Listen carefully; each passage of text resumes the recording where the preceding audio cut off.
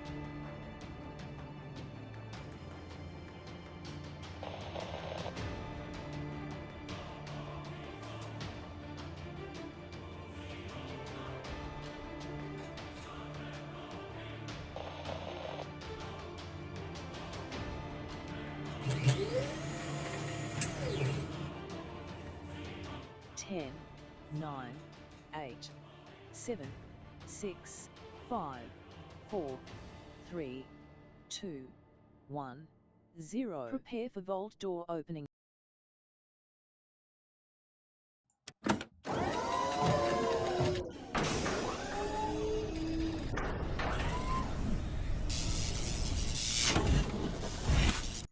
Hello and welcome to the stream, everybody. I put a 1 in the chat if you can see and hear me. My stream deck is completely and utterly useless right now. Sadly, it's fully broken. Everybody, sorry for the lateness, but it just refuses to work. And I can't get it to work, so screw it. Screw you, Stream Deck. I just spent the last hour and a half of my life wasting my time trying to fix it for YouTube. YouTube is so darn clunky, everybody. It is so darn clunky that I tried to get it to work. I tried to update it. You know how it goes, everybody. You spend all this time trying to do your thing, and you just want to stream, everybody. You don't want to sit here and screw around with this for an hour. You just want to play some games. That's what we want to do right over here, and I'm going to try to get into it. I'm just going to have to limp through the stream because this Stream Deck software is just, I don't know, it's every single stream, everybody. Every single stream. It used to be rock solid, no issues with it, perfectly fine. But now every single stream, it's got to be something else that I have to work with. It can be quite frustrating. Thanks for the follow. Appreciate that. Right over there. Appreciate that big time. Let's reset that timer. All right, there we go. All right, now we're getting somewhere. Oh, God, all my Polypop stuff doesn't work either. Oh, boy. Now, this tells you how much I rely on my Stream Deck to, be on point. But it is not on point today, that's for sure. Oh boy, I'm gonna do all this stuff manually. Let's see, what can we do here? Let's try to get you guys in here. Maybe I can just press this button and it would work. No, that'd be too easy. That would be way too easy. All right, let's try this over here. Let's try to bring in the game screen. All right, there we go. Game screen in. All right, that's good. Now we're getting somewhere. Let's see. How about this one? Ah, there we go. Oh, but it doesn't have the, that's right, it doesn't have the YouTube chat in there. All right, well, at least we got the Fallout 4 thing in there. Put a 1 in the chat if you can't see it. Hear me, everybody. I can't actually see the chat over here. I wonder if I can highlight the chat. Does that at least work? Yes, okay, that at least works. Here we go, everybody. We're going to get this going on. This is a LOVE-A-THON, and I have updated with, I think, some super fun stuff. Let me go ahead and get that over here as well. I've been working on this for hours, everybody. It's so frustrating when you just waste so much of your time on little crap like that, like my Stream Deck not working. It's just really annoying. Really annoying to have to spend all that time trying to get something to work. And one, it doesn't work, but two, just taking the time to do it when I could have been doing a ton of other things instead. All right, let me get that over there and see if we can get this updated over here. All right, now we're getting somewhere. Let's see. Is it done? Oh, still copied. Oh, man, what the heck? Taking forever to copy. I just can't win, everybody. I just can't win. But we're gonna have some fun playing some Fallout 4 anyway. Man, it is quite the struggle, everybody. A massive struggle to keep this stream going. But let's see, we got it. We got it. All right, there we go. There's the new one right there. We've lined up a ton of fun stuff in this particular round. Now we got one more round to go here on the LOVE-A-THON, and I'm just going to keep going as long as I can here. Streaming every single day. So we're streaming yesterday. I had a lot of fun with my team on Valheim. And then today, of course, we're starting a new round of LOVE-A-THON here. I think this is actually round 4, not round 3, of the LOVE-A-THON. Now, some of the fun things that we're going to do, if we do get a $10 donation, we're going to start with a nice dance party. Then we're going to get Kismet the Viking up in here. I also added a new one called the Wheel of Misfortune, which I think is going to be fun in our playthrough, as well as a Love Train conductor, which is some fun I have lined up. And also a temporary tattoo in there as well, a Kismet Rampage, a little bit of bending the rules. So we're going to be fooling around with that, and I'll show you guys some fun with that. Even a new one called Armageddon, which I think is also a fun one that we'll add. As well as a whole Baldur's Gate game pack worth about $200, and also a Neverwinter game pack as well. And the RoboBrain statue is up if we reach that top level. Now remember, you can also unlock stuff in Fallout 4. That means you can unlock love from the chat at the same time. By the way, as we hit those milestones, you also unlock your ability to also be in the game, which is pretty awesome. You can actually name a settlement, found a settlement. You get a robot named after you at that location. And, of course, you get your name on the mega build. You can even unlock that Tycoon crossplay, which I think TDK did. So we're going to do that. He also finally sent me his info. He's taking over Spectacle Island as well. And remember, everything's at 2 times. So if you do donate, it actually extends the stream up to 12 hours. Which is pretty awesome. So if you want to see more of that, you can check it out on my social media over there on Twitter, but I don't have any ability to put that in the chat because my Stream Deck has completely died on me, and I'm sure I'm going to spend about 5 hours after the stream trying to get it working again. But I'm just going to try to limp by here on YouTube for now and see if we can go ahead and at least say hi to everybody. Yeah, here we go. Going to get it going on. There's Tardis. What up, Tardis? Thanks for the ones in the chat. Hey, Rotisserie G, always good to see you. It's not my problem. The important thing is that you are there. I know, right? Yeah, that's the toughest thing. There we go. Still love to drop in to get involved with your energy. Well, thank you, Ian. Thanks for coming in and dropping in. I appreciate you big time. We're ready to get it going, everybody. We're ready to get it going. I don't have my transitions or nothing. Let me just go ahead and turn on my transition automatically over there, and at least we can do a little bit of that maybe. All right, let's give it a try. Here we go.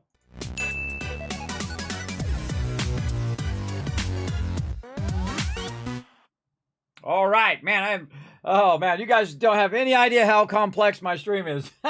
Everything is run by the Stream Deck, and I've been trying to get it to work, and it just will not work. I mean, everything is run by transitions, jumping from screen to scene. Everything is tied to that. But we'll just we'll run lean today. Now again, you see that One Last Wave project has reset. Now again, you can't help support the stream. One Last Wave project. If you'd like to know more about it, I think I could just manually type it in here. Let's see. One Last Wave. Let's see if my bot's working today. Or maybe I haven't moved that over yet. No, I did. All right. Yay. There it is. All right. So it is in there. That's how you tip the stream. Oh, and it's also a timer's in there as well. I see it now. So you can follow that link right there. It actually will show an alert here on YouTube toward that goal. And of course, it's shared between YouTube and Twitch. Now, sadly, because YouTube doesn't have the capability of Twitch, I'll be doing all the giveaways. A lot of shoe leather since I joined the Minutemen. Well, thanks for sharing there, Preston. Oh, there he is. Oh, so creepy. He appears out of nowhere. Yeah, so since I can't do that giveaway stuff today, we'll move that till tomorrow and do that. I'll do all that stuff on Twitch. I'll probably, now that it's not working on my YouTube one, it's probably not working on my Twitch one. So I'll have to fix that later as well. But for right now, let's just forget about all of our cares and all of our worries, everybody, and let's just play a game and escape ourselves into some Fallout 4. Now, we are doing run number 10, the Mega Run, the one to rule them all, and we are absolutely crushing it. As you can see, we've got some peeps already working here. We're at Tapping Boathouse, of course, right over here across from Covenant, which we've taken over. We've got some other settlements to expand our Tycoon empire out here to get these running. Now, you can see that we've got all of those connected, including Tapping Boathouse, which means we can utilize our resources to push it forward. We're going to check in and see how we're doing here. Right now, we've got 3, 6, 24, 3, 24, 18, and 30. What does that mean? Well, we got 3 people. We got 6 food. We got 24 water, 3 power, 24 defense, and 18 beds right now. You see I've got 1 out here for me for saving because I am playing also in the hardest mode, the hardest way you can play. Now, I'm going to go ahead and see if I can just grab this person off the top of here so we don't have to look at him. And then, I don't like dead people sitting on the top of my settlement, so I'm just going to take this person and walk them over here, because you can totally do this, everybody, because this person will actually stay in your settlement. And you just drop them in the water, and hopefully they just float down river, like so, and then at least you can't see them because of the bushes from over here, instead of them just laying dead on top of your settlement. That's a bad omen for anybody who's coming into your settlement. Look up and go, wait a minute, why is there a dead person up there? So what I've done is I've added a bunch of water and a bunch of other resources to this area. Now, one of the great things about Tapping Boathouses actually starts with a roof.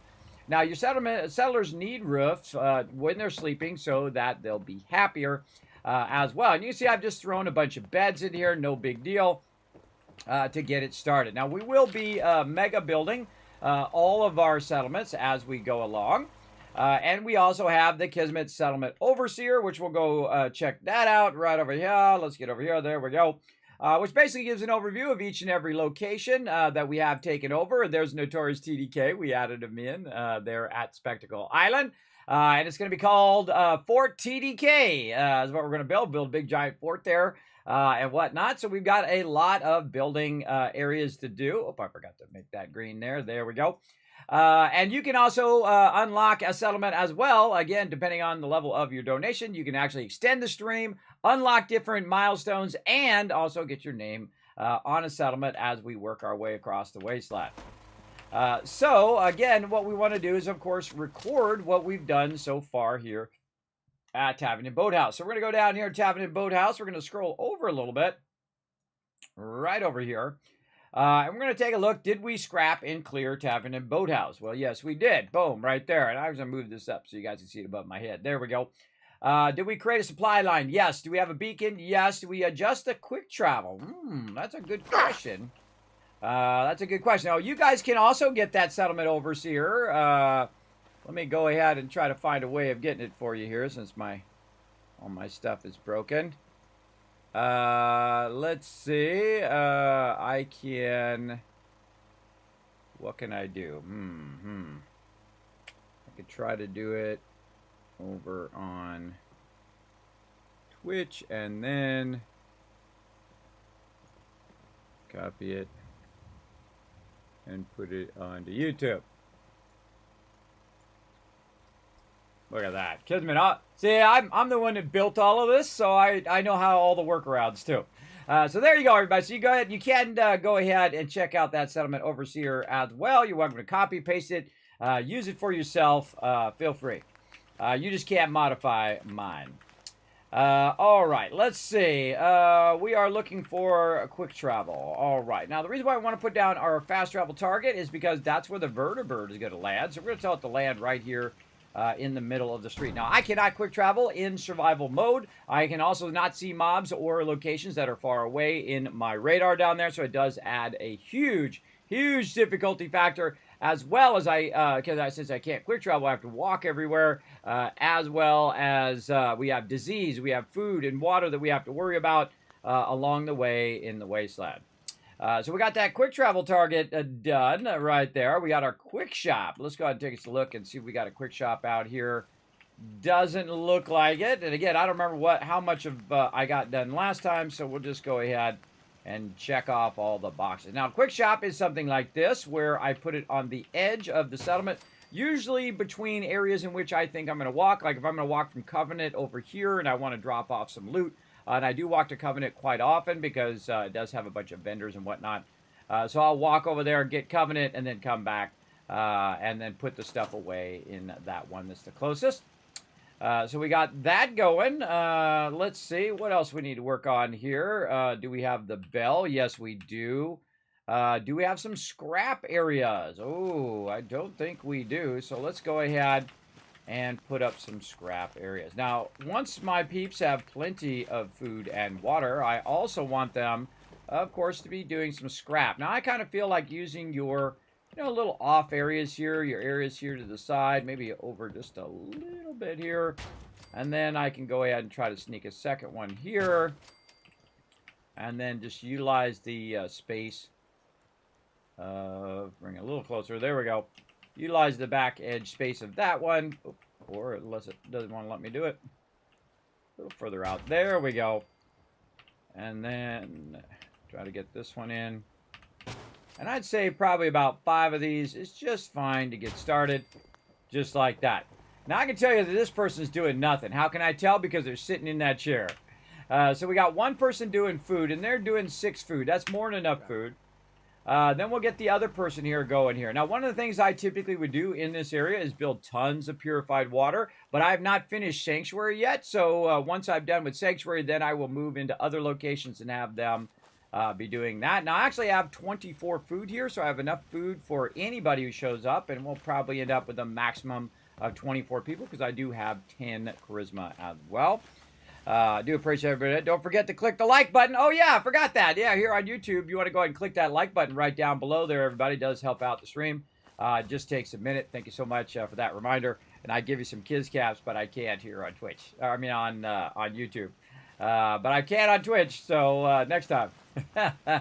All right, so we got that started. Now, again, this is the Mega Run. We are doing stuff way beyond what we've ever done before. So we've got that going. We've got our scrapping going, looking good. We got some troughs going. Oh, that's another good one.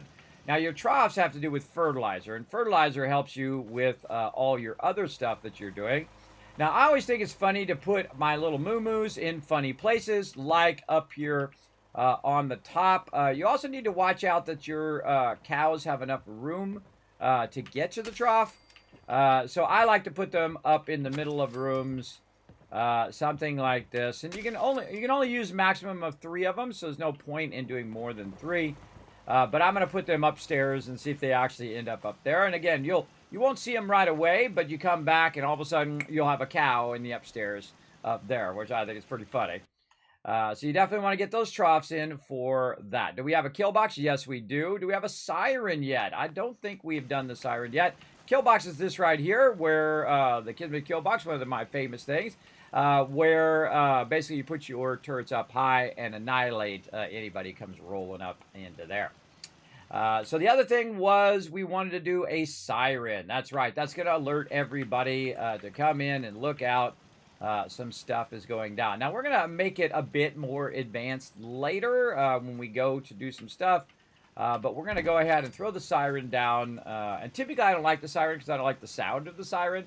Oh, Rotisserie G coming in. Apparently, I've been a member of 8 months. Time flies when you're having fun. Yes, Rotisserie G. Yes, that's when I did my very first YouTube stream about 8 months ago.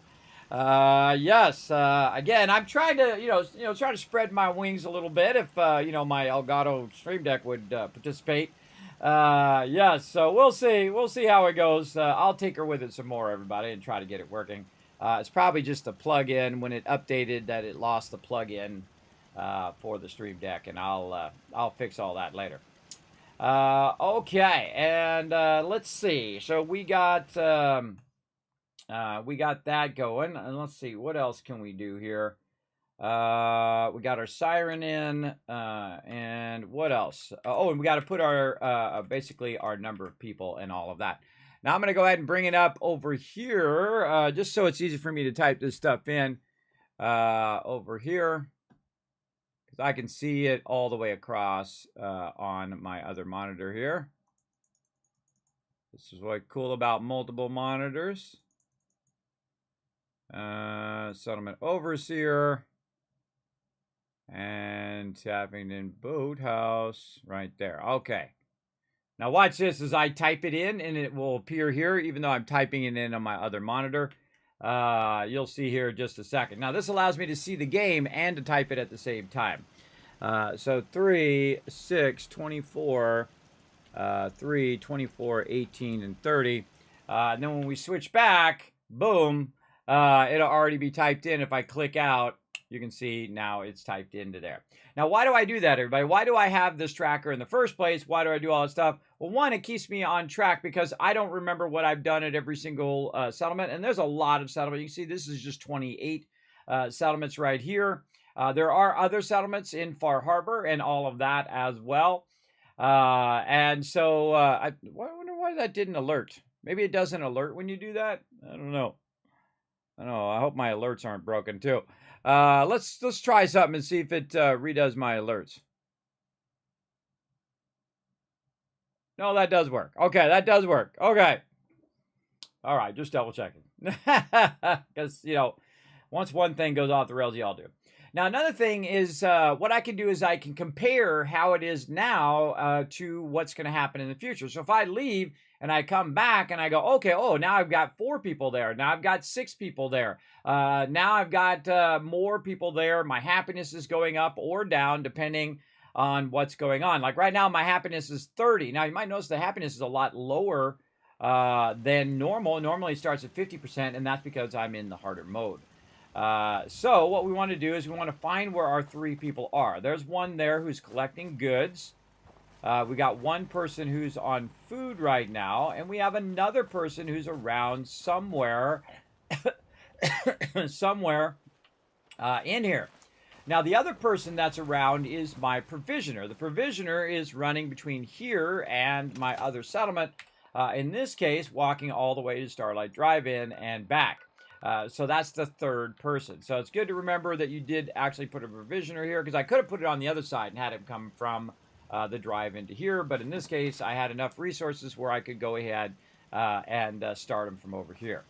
And really, you want to decide which is more valuable. Is it more valuable for me to have a person working at Starlight Drive-In? Is it more valuable for me to have a person working at Tapping and Boathouse and burn the extra person over there? It's really up to you. Now, one of the fun things you can do with the Automatron update is you can build your own robots. So you can just build a sentry bot, which is your provisioner, and then send your sentry bot back and forth. That's always super fun, especially if you got them with, mini nukes and, rocket launchers and all sorts of stuff. Always find that to be super, super fun to do that. We'll get to that eventually. But right now, we just want to get this to be a stable income, and we want the happiness to be going up. Very important to have everything that they need when you have the resources to just keep rocking and rolling, right? Now, as new people come in, they will actually automatically go to food, and eventually I will have to come back and queue them up and tell them to go do some things. Now, for right now, though, we need to go over here, and there's some stuff in here we need to work with right over here. So let's dive right in. Wow, got that first try. Yes. I'll have to keep in mind that you can do that.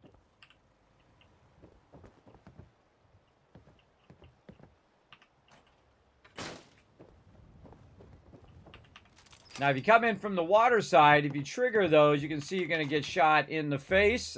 So I come in through the doorway and disable it. Right over there. And then also, if you disable these laser tripwires, you see that you actually get some fiber optics and steel there, which is great for later in the game. Also, I can go into build mode, and I can just go ahead and scrap those and also get the fiber optics.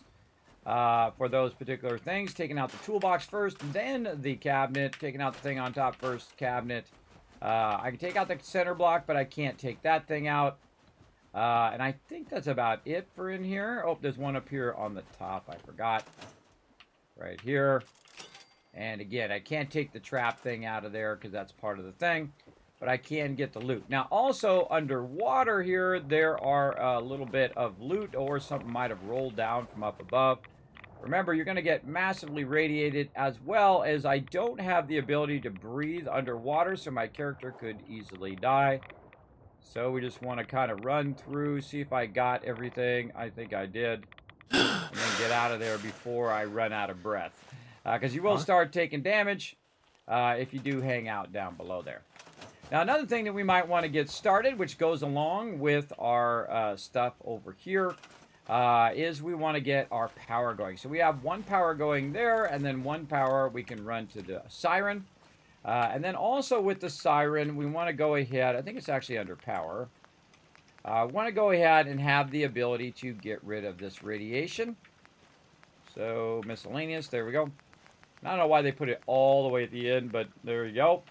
And so we can also put a nice radiation arch here. Now the problem with the radiation arch is it actually takes two to run. But here's the cool thing is that most of the time, this is actually not going to be working. So what I can do is actually take that line out there, do this, and then connect this over here, and then you would think this would work. But it doesn't, because it prioritizes the siren over the decontamination arch instead. So let's go ahead and run it from the decontamination arch. Actually, let's turn the decontamination arch on first. There we go. And then go ahead and run it now to the siren. Now, what happens if we go ahead and turn the siren on? Nothing, right? Nothing's going on. That's because this is, the way it changed is the fact that this changed to this, and then it changed to that. So, basically, this is going to have priority. The decontamination arch will have priority. So, let's try it again. This time, running it separate. And you can see that's now on. The other one's off.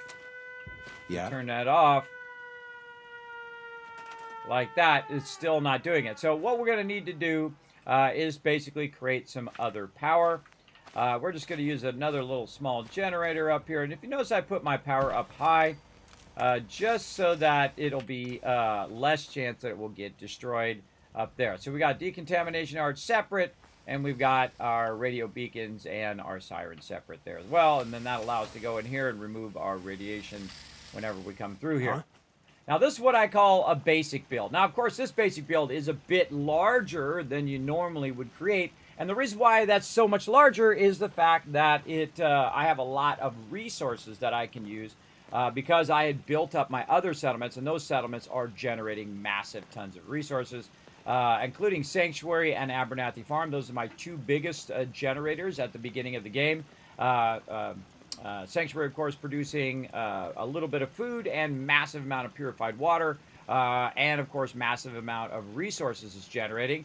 And then over at Abernathy Farm, it's producing a massive amount of food, including tons and tons of mute fruit, as you can see, that we've thrown down for this particular settlement. And that's what you want to do to get it started, because you really don't have that many people to really get things rocking and rolling yet. And you may not have that many resources. In fact, we can go check and see how's my purified water doing at this point. How many could I put down? Well, I could put 18 of the large ones down or 37 of the smaller ones. So that's pretty good, everybody. That's pretty good this early in the game. I forget what level I am now. I am level 23. So, yeah, pretty good at the earlier levels. Now, you might notice also that I've got my power armor here, and I definitely want to save. If I die, then what will happen is I will basically back up to before when I made those changes. So what I want to do here is go ahead and forward the game by about 9 hours. And then what I'm going to do is get my well rested, and it's also going to save the game as well. But I do have a chance of getting a some sort of something. There we go. Right there. So I'm parched from a lack of water. So I'm going to go over here and drink, just like Preston's doing. He's over there getting hydrated. And there we go. I'm properly hydrated now. And I can also go in, see if I have some food. One of the great things about Fallout 4 is your food does not go bad, which is awesome. We got some potato crisps in there. We got some stuff we could actually cook over here. Oh, no, he's on that one. I'm going to create another one of these little cook things just for me to use right over here. Now, the reason why you put down multiple of these cook stations is because somebody might be on it. But you can always tell that person to, you know, get off of there or go stand somewhere else or something. But I find that this works really well, where you just go in, make whatever food you got. And then, of course, get your food going. So, mutt chops, there we go. A little rad scorpion steak over there. Rad roach meat. Probably not the best there. Sugar bombs there. Insta-mash, grilled rad roach. There we go. And now I'm properly fed. A little bit irradiated, though, but if I do it very quickly, you'll see that actually the food that I ate will heal my character up there as well. And that's pretty much it. Now, the thing is, I would like to save right now. But the problem, if I go and I sleep for an hour, what happens? Well, basically, it just put my food and water down just a little bit. But it doesn't show up, but you can go in and drink a little bit. And there you go. Now, also, I have a condition you constantly have. I feel like it's a little too much, where you constantly have conditions all the time down there in one way. Where, like, you're getting fatigued all the time or stuff like that. It actually is a bit annoying. In this case, you require more food and more sleep because of those parasites that are going on right now. But that's okay. I can go ahead and fire up my power armor here, and we go for a little walk here. There we go, to get us started.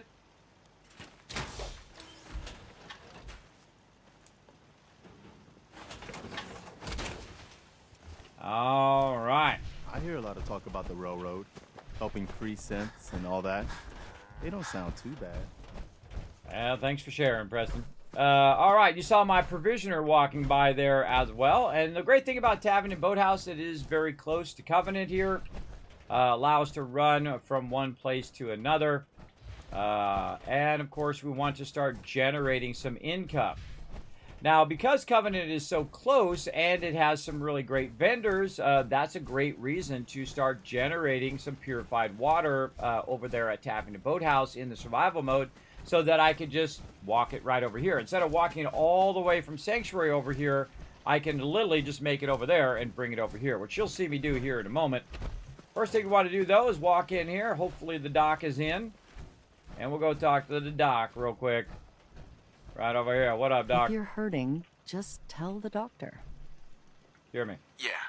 Now go over your... Now I can just click through here just to kind of speed this up a little bit. I can left-click it to skip through the dialogue. All done. Any other complaints? Nope. No, we're done. All right. Uh-huh. And then just click through that, and then now you can see my condition is no longer down there. I've Enjoy also got your stay. Penny here. Now, one of the problems with the original version... Hey, Brando! One of the problems with the original version of Fallout 4 is if I did have the targeting HUD on, all of these people would aggro on me. So watch out for that. Penny. You here to You shop? definitely want to use the unofficial patch if you are going to be using that targeting HUD. Let's go ahead and barter. I'll take a look. Take your time, sweetie. Now, one of the things I'm usually looking from her is going to be the 308 round. She's also got Justice. Now, if you start to go a little postal up in here, I highly recommend that before you do that, that you buy out all the legendaries from whatever vendor you're about to go postal on. I would buy out Justice here. I would buy out the Destroyer's Helmet, which is one of the best things in the game because it gives you charisma and intelligence. So I feel like I'm just going to buy that right now. Let's just go ahead and get that going. and so on and so forth. You get the general idea. Now, under aid, I want to go ahead and get the antibiotics. Now, it's going to cost me $650. Let's go ahead and see if there's anything that we can sell back to her. We got some laser pistols. We got a double shotgun. We got a pipe rifle there. We could get rid of all of that athletic outfit. I think I'll still... Did I get my fashionable glasses? I did. Okay, so I can get rid of those black limb thing. Checkered shirt and slacks. No, I can get rid of... That's charisma 2. I have my clean striped suit. I can use that. My hat here, I have a little chef's hat. Well, here's the cool thing. Because I'm getting both in charisma and intelligence, I never have to take that off. So I never have to use a hat anymore for charisma.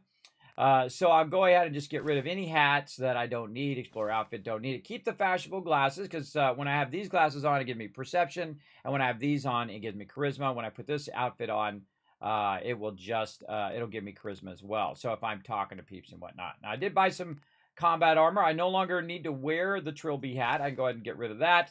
And of course, that brought the overall cost of what I'm doing down. And then we can also get rid of some other stuff that we might not need or we're not going to use, like maybe bourbon there. Let's see, I'm not going to be using any jet or Med-X, I don't think anytime soon. Get rid of those melons. Sell this mute fruit, some psycho. See, the rest of this stuff, you know, I might use this in a recipe. So some of this stuff I do want to keep in the long run. Now we're down to 209. And I think I can go ahead and just supplement the rest of this with ammo. Let's see. Let's do some 90, do some 10 mil there. Down to 133. All right. That was pretty fantastic trade. So basically everything that I just traded, including a legendary, cost me 133 caps. Basically in there. And that was pretty good. That's a pretty good trade for anybody. Now what I'll do is go ahead and head out here, get out of the power armor. Like so. Now, just in case this place gets attacked, always take your fusion core out. It should be a second nature after a while. Speaking of fusion core, we definitely need to go in here and also get some fusion cores from her. But we need to go in and work on our armor here as well, which I forgot. So we're going to be back here in a minute. So I'm just going to leave my power armor there. It'll be fine. Hopefully. And we'll come back. Now, the great thing about being out of your power armor is that I can use my action points to run, and it doesn't burn up my fusion core. And you're going to see me do that a lot. Now, in this game, unlike in Fallout 76, you cannot pick up your power armor and just carry it with you in your inventory. Now, it seems a little game-breaking or a little immersion-breaking that you can do that, but it's actually a really great feature that I like. In Fallout 76, it makes your power armor less tedious. You don't have to run back to it every single time. I actually like that feature, even though, you know, it's not super realistic. Because, you know, some people, they get all hung up with it being super realistic and all of that. I don't get hung up on that stuff, everybody. It's supposed to be about the fun. I didn't mean to craft there. I was trying to do transfer. All right, there we go. Hit T to transfer some of that stuff in there. Don't need the 308 round for right now. Let's see. We need to go ahead and modify our armor here. Okay, so we'll go ahead and get ourselves an armor station right over here. And I suggest when you are doing your armor and stuff like that, that you put it in a location where you're not going to get shot. At least that much. So maybe on the inside here is a better place for me to craft so I don't get shot. Now, I've got reinforced combat armor right here. I can't get to the polymer armor yet, but this is actually, I can already start there. And this is basically reinforcing this. So this is a 12 of 12 helmet. Right now, I can go ahead and back up and take a look at what I'm using right now, which was... Where's my helmet? Which was an army helmet I was using before. I don't know what happened to it.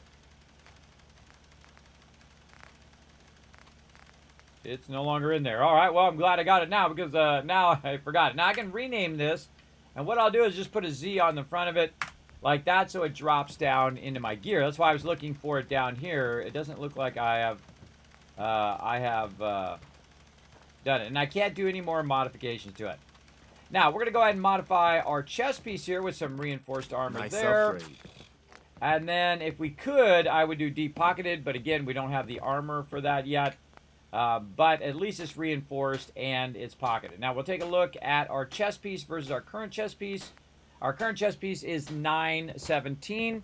And I'll see if I can move myself down to the corner here. This stuff is difficult without my thing. Move myself down here. All right, there we go. Maybe move myself over just a little bit.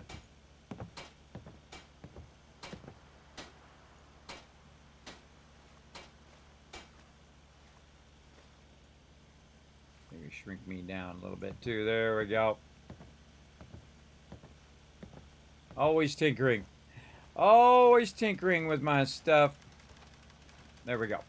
All right, so this allows me to be down here, and you guys can see all the numbers. All right, so 917 right there, and then my current one is 1717. So basically, I just gained a bunch of points in just my chest piece. And this is what you want to do as you go along, is that you're going in and basically modifying. Oh yeah, the other side of the screen. I'm still working on my ability to move around on the screen as well.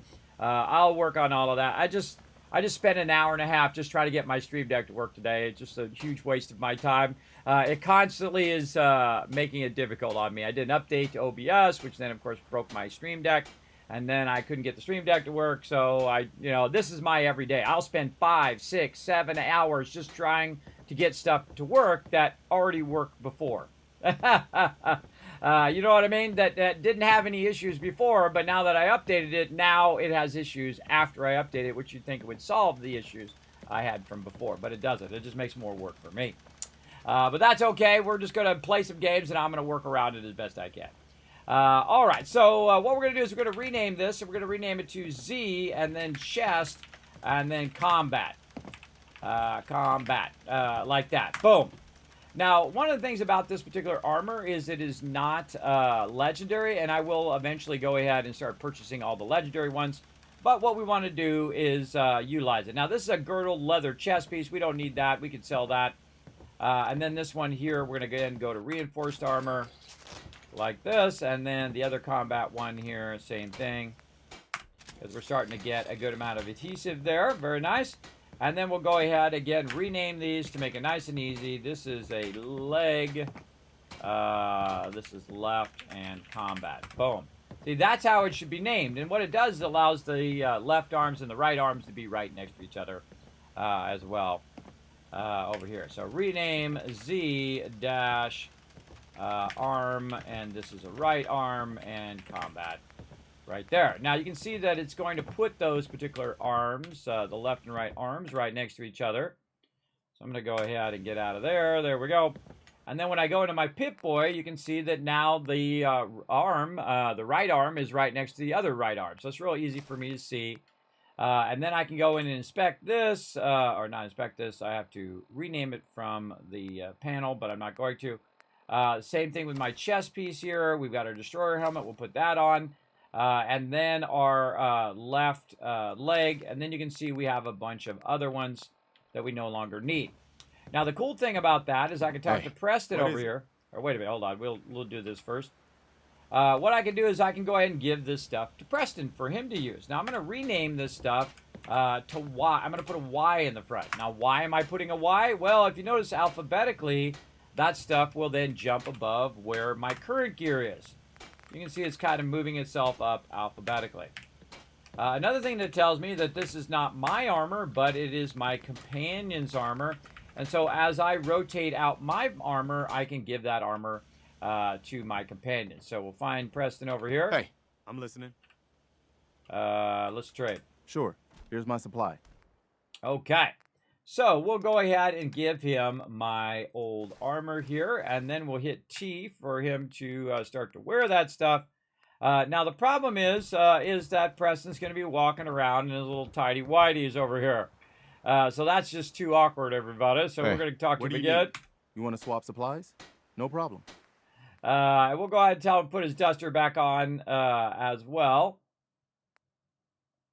Oh, wait, I actually took it out of his inventory.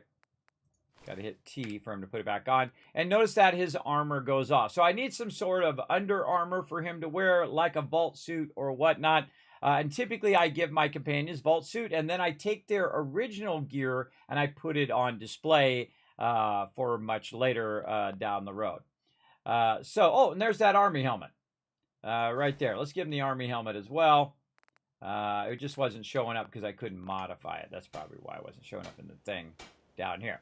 Now, I can only modify the name of an item in the bench, and they actually changed that in Fallout 76, where you can modify any item right in the Pip-Boy. So again, a lot of things that they added to the game that have made the game better, but you know, it doesn't get credit for it typically. All right, I'm gonna go ahead and move myself back over here, like so. There we go, back up here, away from the interface, so you guys can see that health and all that other stuff. Okay, so we got that done. Now that we got that done, again, we'll want to save the game. Right over here. Looking good. Okay, now we probably want to go ahead and start generating some cash over here. For that reason, again, we got Mary Sutton here. We can go ahead and run her down the way here.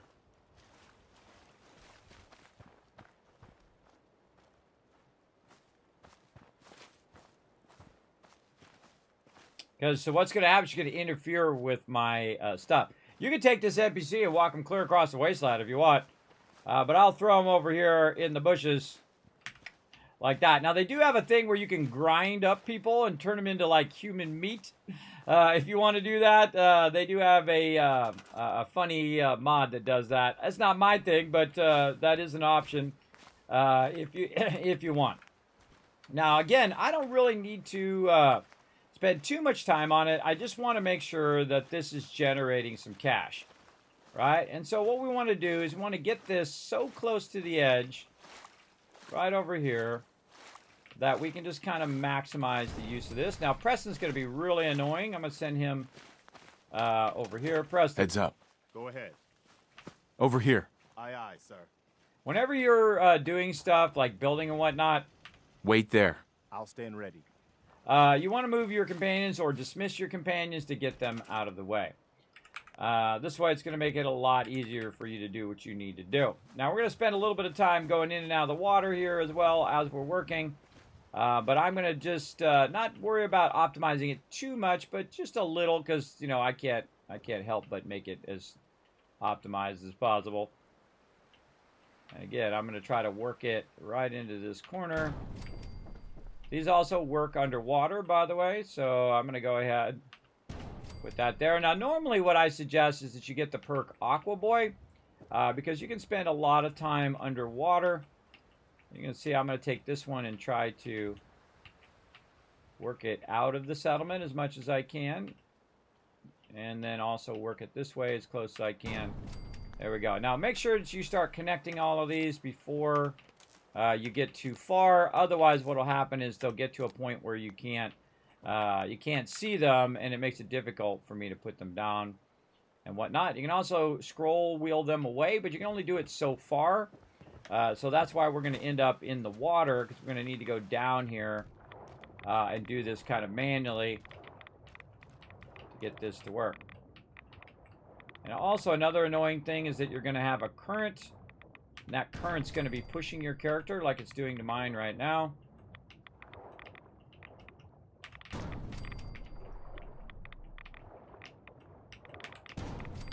And then you'll want to go up for air. Makes me breathe every time I do that. And then we'll go in, of course, attach these back ones. Now, Aqua Boy is one of those ones that I typically will get early on for this reason of me working under here. Now, you can get radiated to death doing this, which I have done earlier in this particular playthrough.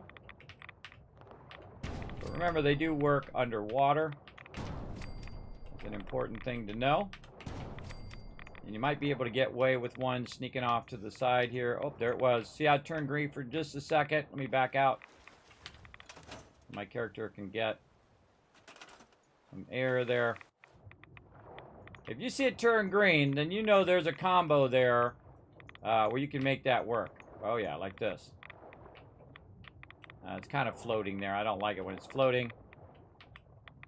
But you can tinker around with it and try to get that edge one to work. It doesn't really matter at this point because my character is going to be getting a massive ton of water here. So we'll just go ahead and just work it forward. Again, make sure we've got all of these connected. And maybe even a little cross connection there. This one connected to that one. And as you're moving forward, you'll want to connect them so you don't block your ability to connect it afterwards. And it's not perfectly optimized, but, you know, we do what we can do in the time that we have. And I will definitely come back and optimize all of these, absolutely. When I go to Mega Build here, we will optimize every last one of these over here. Good, and see, if you tuck it back like that, then it will give you the opportunity to add maybe one or two more. And we'll connect those across that way. And how many more we got left? 4 left. All right, might be able to get those in. Let's put this way off to the side. So 1, 2. Number 3. Oof, sideways. There it is. 4. All right. Nope. Then we'll go ahead and again connect all these together.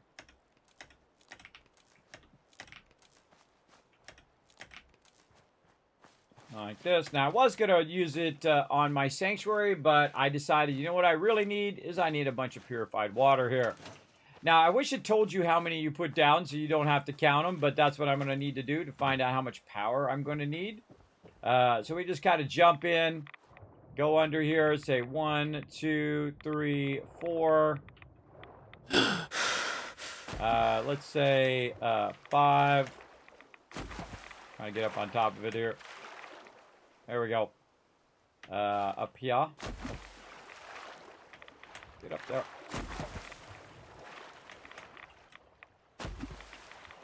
Oh, it's being annoying. All right, there we go. All right, let's try that again. 1, 2, 3, 4, 5, 6, 7, 8, 9, 10, 11, 12, 13, 14, 15, 16, 17, 18. Let's call that 19. Yeah? Now, had I remembered how many I could make in the very beginning, which I think was 19, then I could get that going. Let's say some purified water here. There we go. And then if you notice, I'm using some purified water to heal my character back up as well. So there we go. Now we're producing that. So that's 19. Now, each of these need a certain amount of power. And our biggest problem now is going to be the fact that we run out of oil, because the power also uses oil as well. So we need to find some oil and come back and get this running. Now, each of it takes 5. So if we say, hey, Siri, what's 19 times 5? 19 times 5 is 95. 95. So we need 95 power, or basically 100 power here. Now, we haven't unlocked the ability to do the higher end power, though that would be awesome right over here. We got to have Science 4 for that higher end power. So basically what we need is we need 10 of these large things, and we have 9. So we could get started on it big time by making a bunch of these. Now, the biggest problem with these is these are going to be down below, and I definitely don't want to do that. I don't want them down where mobs can just come along and destroy them really easily. So what I'm going to do is go ahead and just make myself some stairs over here. Try to be less awkward stairs. They're not floating. Okay, it's going to be like that, I see. Let's go over here. Use the high side of this. And then maybe make another one. There we go. And then put my power up high here where it's going to be above my thing, because you can build up over the top of this area, right? So you can just build your own thing. Now, Wood is not something I'm having trouble with. Steel, I definitely could use a bunch more of that. And you'll see us eventually go to Diamond City and get a bunch of that going on. Oh, and there's level 24. Now we got a level up to do as well. Very nice. And let's see how many of these power things we can get in there. Right over here. So we'll start here in the back. There's number 1, 2, 3, 4, and number 5. So we'll go ahead and do this. Now, I like to do things in easy groups, so usually groups of 5 is really great. Then I'm actually going to go ahead and bridge it across this way, like this. Put this right on the edge because we're going to want to run this down below here in a minute. And that's going to be 2, number 3. Things are so loud too. Number 4, and sadly no number 5. So we're going to have a trouble keeping all of our power running, but this is a good amount of power. We might also want to siphon into some power over here just to tap into the rest of the power, and then go ahead and try to run this down to here. Now you notice that I can't run it that way, and that's because the thing is blocking it, but I could run it from up here now that I have the power run there, and now I am producing 704 purified water. Not kidding. Look right up there, everybody. 704 purified water being produced right there. That's almost as much as I'm doing at Sanctuary. Sanctuary, I'm doing 730, and I just basically did the same amount over here, so I doubled up my purified water generation there. How many did you just get in there? Good grief. Yes, 19. Yes.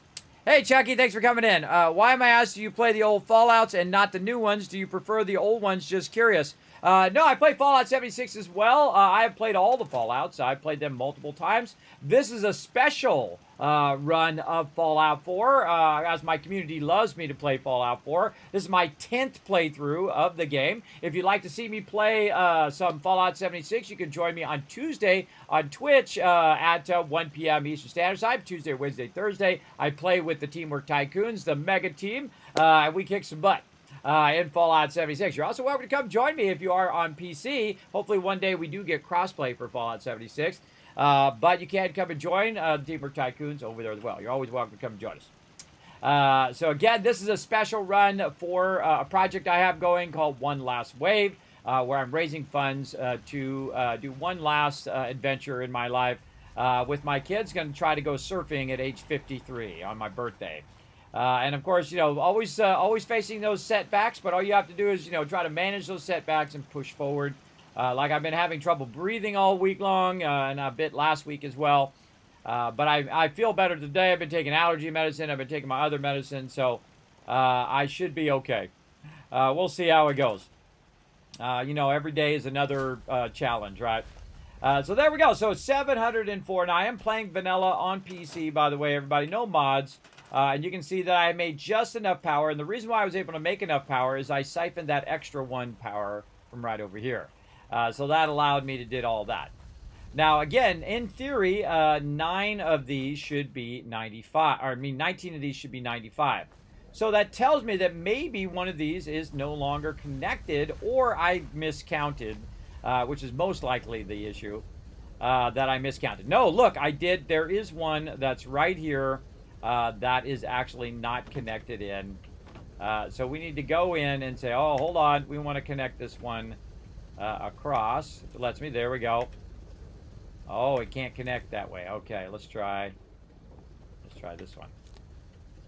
There we go. Okay, so that one's good. So what you want to do, I did count correctly in there. You want to go around and highlight all of your stuff and make sure that it does show green and not red like that one did right over there. Now notice that my purified water went to 744. That's more purified water than at Sanctuary right here in this one location. You're like, well, Kismet, why don't you go back and do it at Sanctuary? Well, I've been kind of setting this up the whole time because the reason why I don't want to do it at Sanctuary is at the very beginning of the game. And as you move forward in the survival mode, know that you cannot quick travel. So what you want to do is... oh, why is my map not coming up? Oh, uh-oh.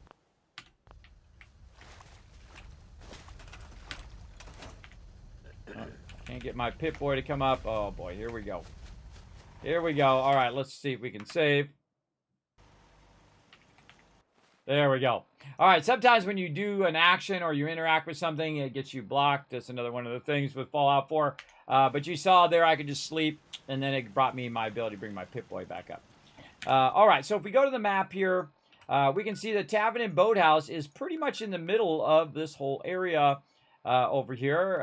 Starlight Drive-In is in the middle of this area, and then Tavern and Boathouse again radiating outwards, and so on and so forth. So I do want to move my production forward. I still wanted to produce a Sanctuary, because when I go back to Sanctuary, man, it's going to have thousands of purified water, because it's going to keep pulling it out of the workbench. Now, of course, if we did it at Sanctuary, of it pulling it out of the workbench, guess what we want to do here at Tavern and Boathouse? We want to do the same thing. We want to go ahead and have it pulling all of that purified water out of there so it never stops generating purified water for me. So what I'm going to do is go ahead and head over here and utilize some of my Contraptions Workshop. If I can remember where it's at. Contraptions under power. There we go.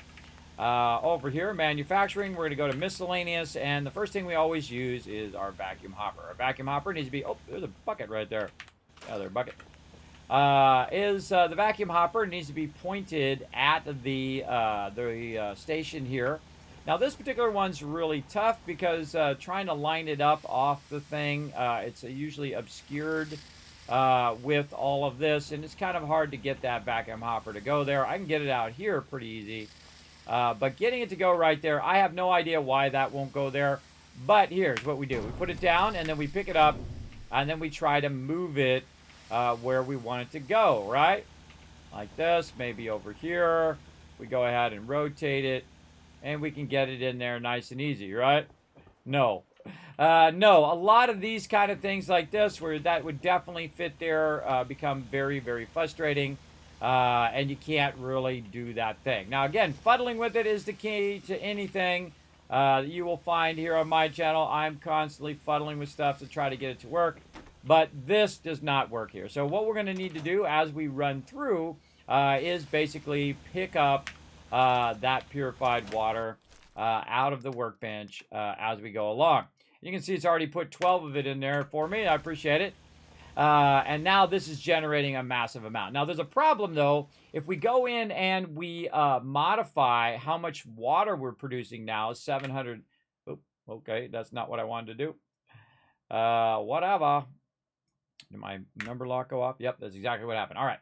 So if I change the water now to 744, you can see that my minimum defense that I need is 750, so this particular area doesn't get attacked. Now, I actually like it when they attack the settlement, because it's just like free loot, because especially when I have the Kismet kill box up there, it does help me out. Though, because I'm running around, I won't always remember or know that I can use the Kismet kill box. Now, on the other side of this thing is this bed right here. We're going to go ahead and move that bed out of the way like this. We'll just put it outside for right now. But it gets the outside feel. By the way, this is still covered on the outside, so you can't put their beds on the outside. Now we're going to go ahead and grab this vacuum hopper, which still does not want to go right here, like this, and run inside. And then go ahead and try to put it on the inside. Now, I've got a lot of beds here, so I'm going to go ahead and try to move these beds up out of the way here. Kind of move them away from the area in which I'm working. And just throw them out there for now. And again, we'll try to get our vacuum hopper. And we'll try to put it inside. Now, again, if it turns green, you know you got something going on, right? All you need to do is see it turn green for just a split second, and now you know you got something, right? Now, can we take this and put this on the inside? Well, it's obvious that you can, just like that. So, maybe there's a way that we could work around this to get this working on the inside and not the outside of the building, simply by trying to get this angled in here and get it close enough to where it can extract from that workbench. I just hit tab to put it back like that. Now these beds are going to be in my way, so I'm just going to go ahead and store them in the workshop, and I'll pull them out again later instead of moving them around. Now again, finding that perfect point in which it will actually extract the resources is going to be your toughest thing. Now this takes 6 power right here, so we need to go ahead and give it its own power, but as we'll see, we're going to need some more resources here. Over here, here we go. We're going to need some more resources. Now I've got 5 power. I can generate 5 power here as well. And I can make 10 of those. So I can go ahead and say, you know what, let me see if I can work some of these up on top here. Maybe another one over this way. There we go. Tie that into my central power. Like this. And then go upstairs here and try to run that power into the house and down. Or I can go down below and try to run it in that way. I could try to run it in the window. A whole bunch of different ways you can do it. For me, the easiest way is for me going to just be put a little thing right here next to the window and then try to tie this into something. Now, if I tie it into this, that's not on, so you don't want to do that. You want to actually tie it in, and let's put it on the other side since there's a post in our way here. Like this. And notice I'm kind of angling as well. I just move this over. And there we go. All right, so now I've tied it into the window. And then we're going to go ahead and tie it from the window inside here. Probably a good idea to put another one up here on the wall, just so that we can try to tie it up to there. There we go. Let me turn my light on as well. And then go ahead and tie that down into the vacuum hopper. Now the vacuum hopper right now says, hey, you don't have enough power, bro. So again, we can go ahead and add more power.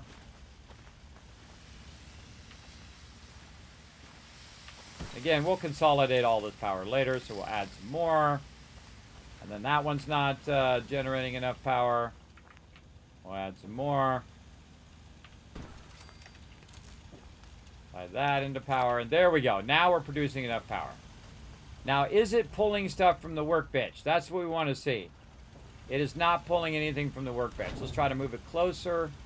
Let's try to angle it a little bit and find that magic spot where it's actually going to pull it from the workbench. Right there. Okay, we got it. Now, the problem is I need to put a storage on the back of this. So what we want to do is we know that that works right there, but we need to angle it in such a way that we can go ahead and nudge it forward there. And then we'll take all this stuff out here.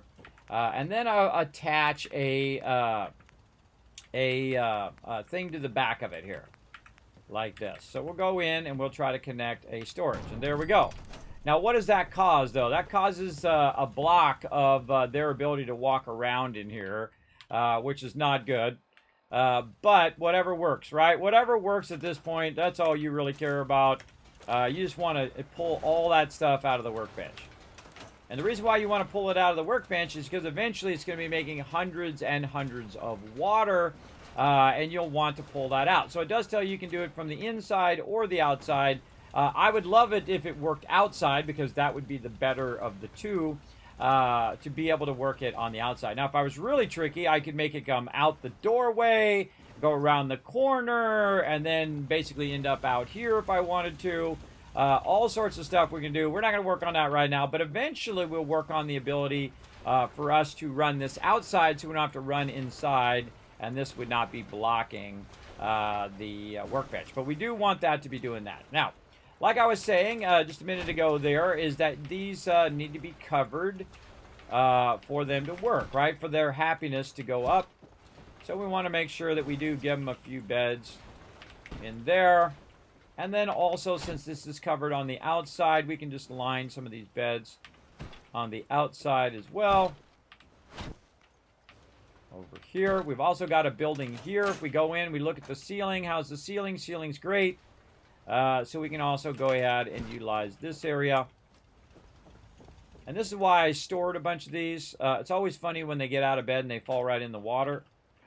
I always find that hilarious, by the way. And then again, they got to be able to get to the bed though. And they can get to that bed, I think. Oh, let's see if we can turn it like this. Yeah, there we go. Make sure they can actually get to the bed. And I like to use this small one because it's a lot easier. If you can't get to it, they can't get to it. Keep that in mind. Now let's go ahead and put it on this side. And that'll give us a thoroughfare through there. The same thing over here. We can go ahead and do this.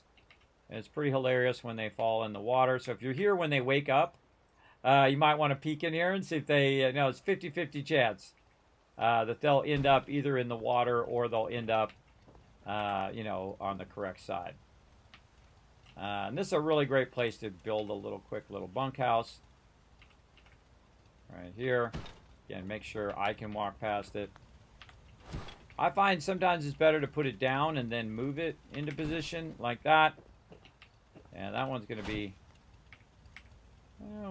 be too close, I think. Oh, no, there we go. All right, we got that. Nice. And then let's put one right here. How many have we got? 14. Maybe make another one in there.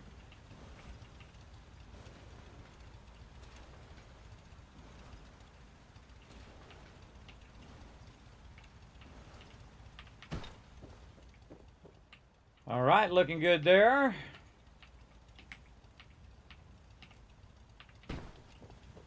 We can get through there, and that's probably good enough. Now, I would take out this door, because this door is in a really annoying spot, and it opens that way, but it doesn't let me do that. There are mods that you can get that'll let you do that. Get rid of that door and stuff. But for right now, it's functional. We're going to go with it. All right, same thing. We're going to look at the overhang here. Now, this one actually doesn't have an overhang, so we're going to take that out of there. Run this down here. That overhang counts as a ceiling. Again, I'm trying to get the happiness up. Really, what you're trying to do is aim for 80% happiness, which is about as good as you need in the long run.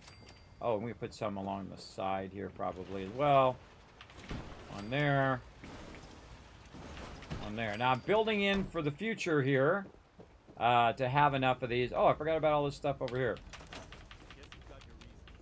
Yeah, I forgot to get that stuff in the back there. Man, I must have walked right past that about 10 times. Well, I'm glad I saw it now. And then bed over there.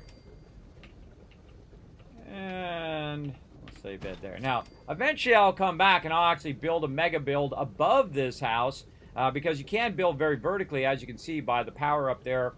But the whole goal is to get this as a functional, cash generating location. Now I've got a lot of resources in here, and I don't really want those resources to be in there, so I'm going to go ahead and pull them all out of there. And I'm going to go find my buddy Preston, who's standing right over here, and he's going to do me a huge favor. Heads up. He's going to carry all these resources for me. Now, I typically give him just the junk. And the reason why I give him the junk is it's way easier to get that junk off of him later, as opposed to gear and stuff like that. He can't carry anymore. Well, he can carry a little bit more. I don't believe you. I think I can squeeze a few more things on you. There you go. Point it out. So now Preston's carrying a bunch of that stuff over there. I'm overburdened. Straight out of bed into the morning bath. Yes, there you go. There you go. Now, one of the things I can do is basically take some of this gear and just walk it over the top of the mountain here and try to get rid of some of it. Now, I could have brought my power armor and used my power armor, but there's also an auto walk function in the game where I can just go ahead and hit X, and then it's just going to auto walk its way across there. Now, in the survival mode, when you are overburdened, you will start to take damage, so very, very important to watch out for that. So, again, I told you several reasons there. We learned a bunch of stuff there at Tavern and Boathouse. We learned that you want to move forward in survival mode and build up your cash generation as you move forward. And then you also want to make sure to try different options. You want to try it from the outside of the bench, from the inside of the bench. You want to try different options when you're trying to use that vacuum hopper and try to find the option that works for you. and works for your settlement so that it can continuously be grabbing resources for you. Let me go ahead and catch up on the chat here. What's up, Shinra? Thanks for coming in, hanging out, just having a good time, playing some 76. Yes. Yes, I do. How did you just get in there? Good grief. Yes, I know. That's a lot, right? Got 19 in there. Does it draw through walls? Yes, I just did that. The Kismet moment there. Yes, it does draw through walls. Straight out of bed into the morning bath. Exactly. Exactly. Now, sometimes I do get focused, everybody, because, you know, I'm trying to finish my point there. And if I don't finish my point, then I forget. Now, you can show the stream some love here just by simply hitting that subscribe button, which is actually the follow button here on Twitter. On YouTube. You know what I mean, on the YouTube. And, of course, you can also become a member here to help support the stream if you are enjoying this playthrough. If you learned something, you laughed, you cried, you have a good time along the way. Consider becoming a member here on YouTube. I do stream every Sunday that I can here on YouTube, the mega run that we're doing. And this is going to be quite a long run as well. Yes, it does. It will count toward that tomorrow. I have to integrate that tomorrow into the thing. So it will count in there as well, AMZ. So don't worry. Don't worry, that's added on the thing. The problem with YouTube and Twitch is that my goals and things are not shared, so I have to manually update them across the two. But we'll work on that tomorrow. That's a tomorrow problem. I spent an hour and a half today just trying to get my Stream Deck to work, and it sucked up all my time to work on other stuff.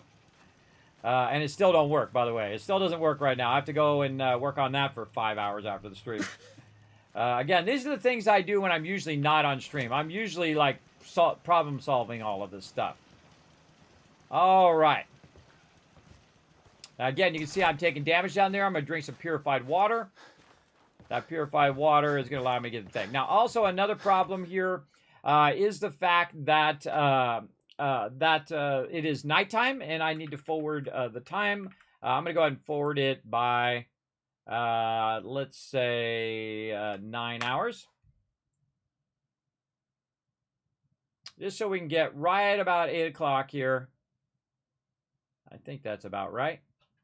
Yes. All right. Very nice. And very well rested. And you notice that I'm going a bit faster. The reason why I'm going a bit faster is using my action points. All right. Now we'll go in here and we will talk to Penny again. Enjoy your stay. Penny. Enjoy your stay. Now notice that she's not saying anything. She's not letting me basically talk to her like a vendor. And the reason why is because it's not quite 8 o'clock yet. Now it's 8:04. All right, let's talk to her. Again, I just moved around so time would forward. Hey, Penny. You here to shop? And see, there we go. Right after 8, we're good. Bartle. I'll take a look. You won't find better quality anywhere. Okay, now notice that she's still got the caps that I spent earlier. The 382 caps there. So what I'm going to do is just go ahead and now get rid of this extra stuff. Does that have a 308 on it? That's a combat shotgun right there. Let's not get rid of that. We'll look at that here in a second. Go to chest piece. What else we got? Some buff out. Mute fruit we can get rid of. We've got plenty of that. All the rest of that stuff we'll hang on to. Keeping all the junk. We can get rid of the 38, the 44, the 50 cal, the shotgun shells.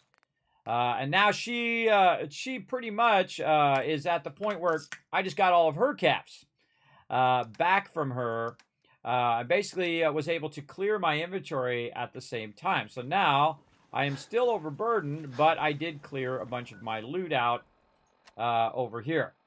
Oh, and we got a level up to do too. Let's do that while we're thinking about it. Right over here. Now I have another thing which is called perk order here on my overseer spreadsheet. Where you guys can see the order in which I picked all my perks right now at level 24. And we're going to go ahead and take a look. Yep, level 24. So we are ready now for our hacker level 2. So we're going to go ahead and go to hacker down here and get it so we can do those expert terminals. Very nice. And then we'll go ahead and mark that one off. Right over there. And again, you guys can see this on my Overseer spreadsheet. Let's see if I still have it. Or I can paste it into the chat. Yep. Return. There we go. And again, you guys can follow that spreadsheet. You're welcome to copy my spreadsheet here. It's got a bunch of tabs at the bottom of the different games that I play. You're welcome to go in there, copy, paste it, build your own perk order for whatever game that you prefer to play. So, all right. What else we're doing? Oh, and also getting back to that question of do I play any new games? I also play Hogwarts Legacy, Valheim. What else are we playing? We played a brand new game that just came out of early access called Occupy Mars. I literally play hundreds of different types of games. I'm the ultimate variety streamer, as a matter of fact. If you want to see more, you can go and check it out on my social media. You're welcome to go over there and take a look at that. I'll go ahead and somehow try to find a way of putting that in the chat since all of my buttons are no longer working. Right over here. And then I'll go over here and see if it lets me do that. Oh, yeah. Always something I have to fix. Let's see if it lets me put it in there. Too much, too much.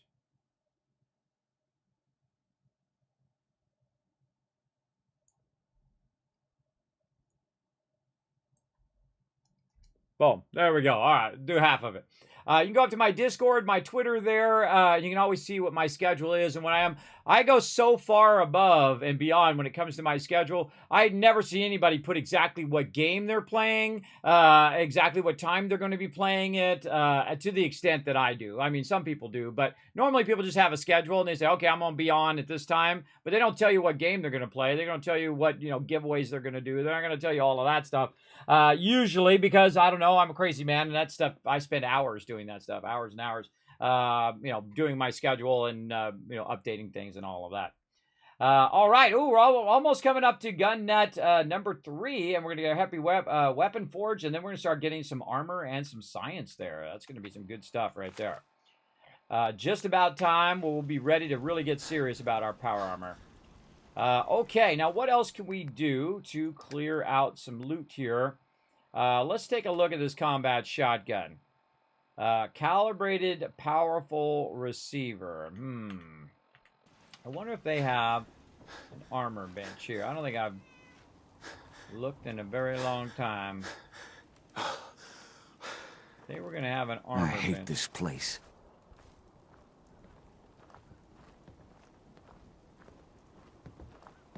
It's good to see a new face around here. Uh-huh. I don't think they have an armor bench here. That's okay. We'll use our power armor.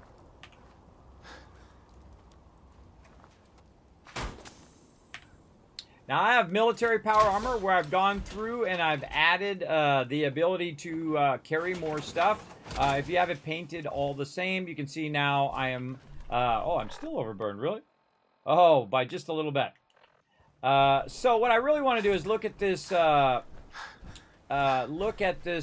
weapon and see if I need it. But you know what? I'm just going to get rid of it. It doesn't say it's 308, which would be the normal one that you would use. So I'm just going to try to... Enjoy your stay. Hey, Penny. You here to shop?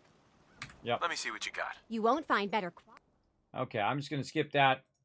And we're going to try to sell this and see if that gets us down below. Now, also,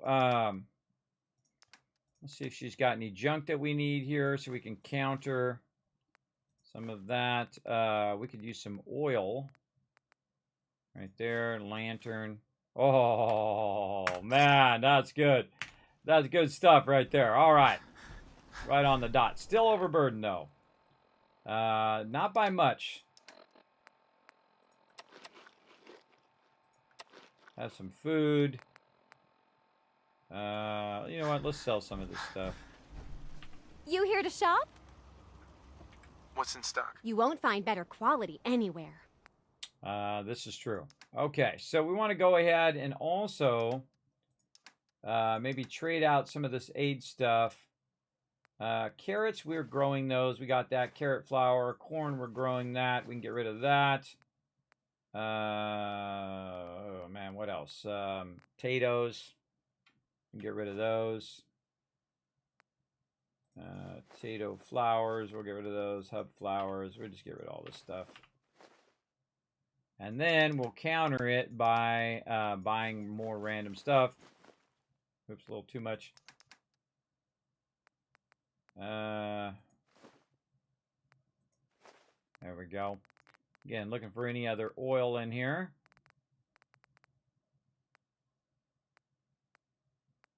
I don't see any other oil in there, but telephones are always good. For circuitry,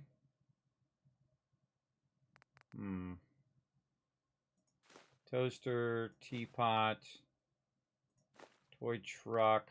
All right, that'll put us right there. All right, now if I do want to get her last thing, usually I'll go ahead and use some sort of ammo. Like right here, 10 millimeters, going to give us 1 cap. Oh, we forgot to, I forgot to do my charisma boost. Oh, it's my bad. It's my bad. I could have just got that stuff for cheaper had I used my charisma boost. Wow, still overburdened. Oh, I got overburdened because I got more of the junk. Yeah, so I traded the junk, which actually made, because I traded the food, which actually made me more overburdened than before. That's just the way it's going to go. Here we go.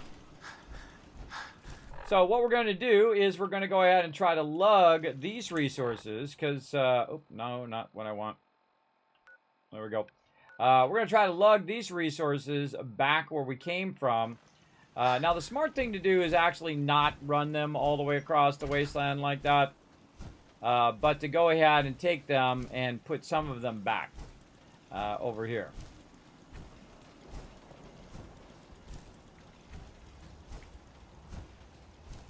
Oh, it doesn't work in your power armor, I just noticed. That my my fast run doesn't work in the power armor.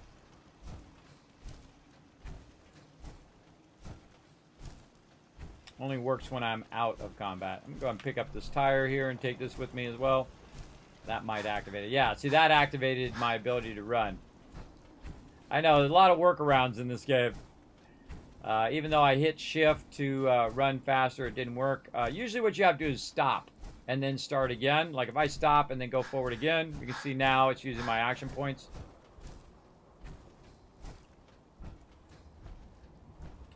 Another thing I can do too is hold down R and throw that sucker ahead of me. Way down there.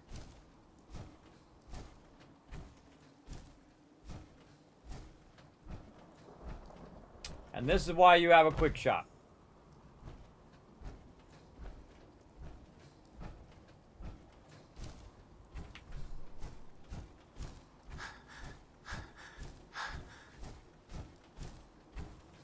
Okay, almost there.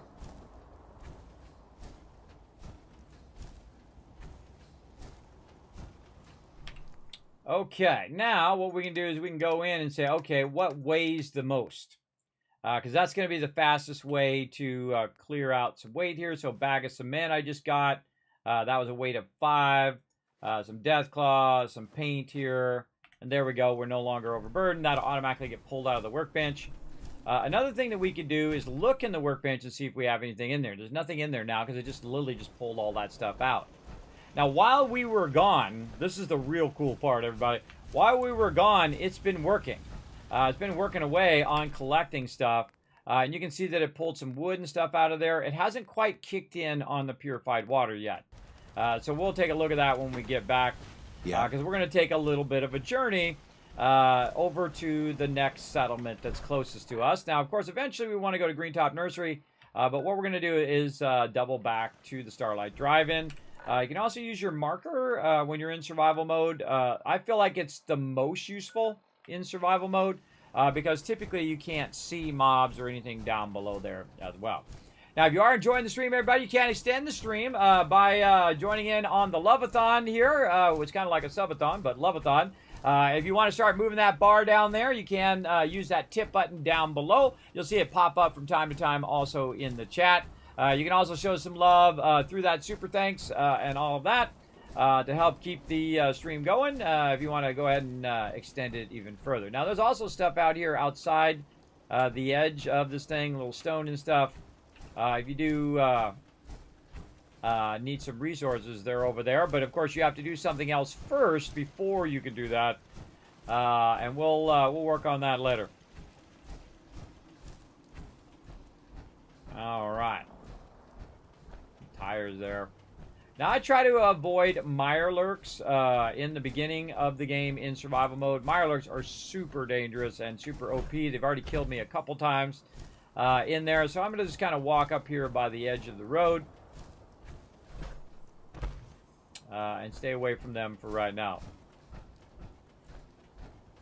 Now, Preston's not following me right now, by the way, because he's way back over there at Tavern and Boathouse.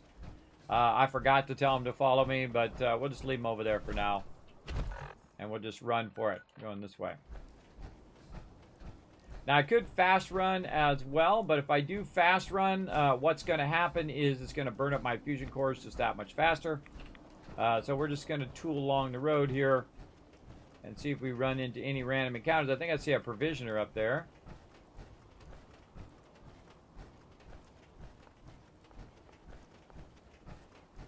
Don't want to pick up anything because I could get overburdened fairly easily. Now, the problem with forgetting Preston is the fact that Preston has a bunch of my resources that I needed to bring with me to drop off over here at the drive-in.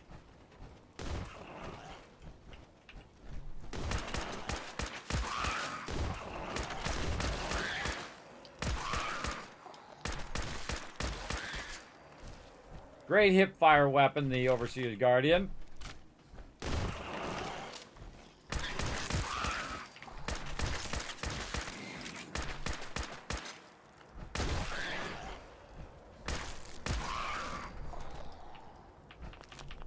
You notice that I'm backpedaling or backwalking there because the only way they can hit me is if they are in melee mode. Dang, tons of these guys.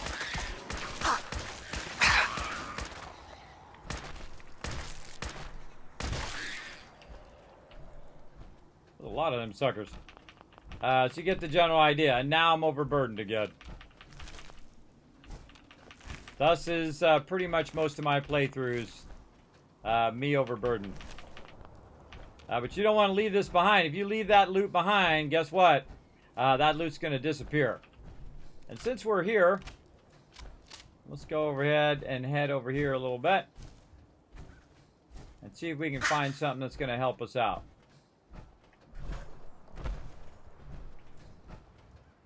Yeah, let's use this desk.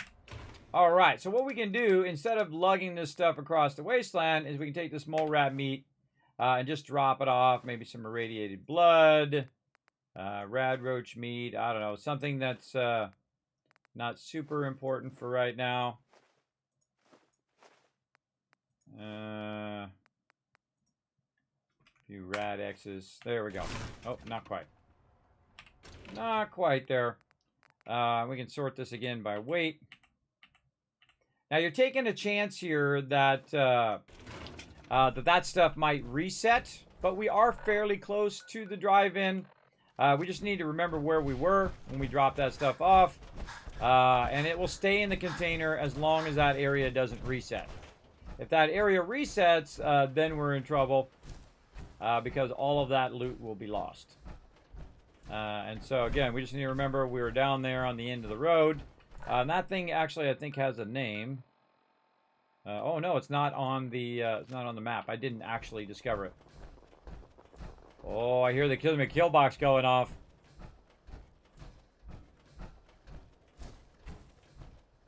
Something's going down over here. Now, a lot of times it'll say such and such settlement's being attacked, but I miss it because I'm doing something else. I'll be paying attention to something else.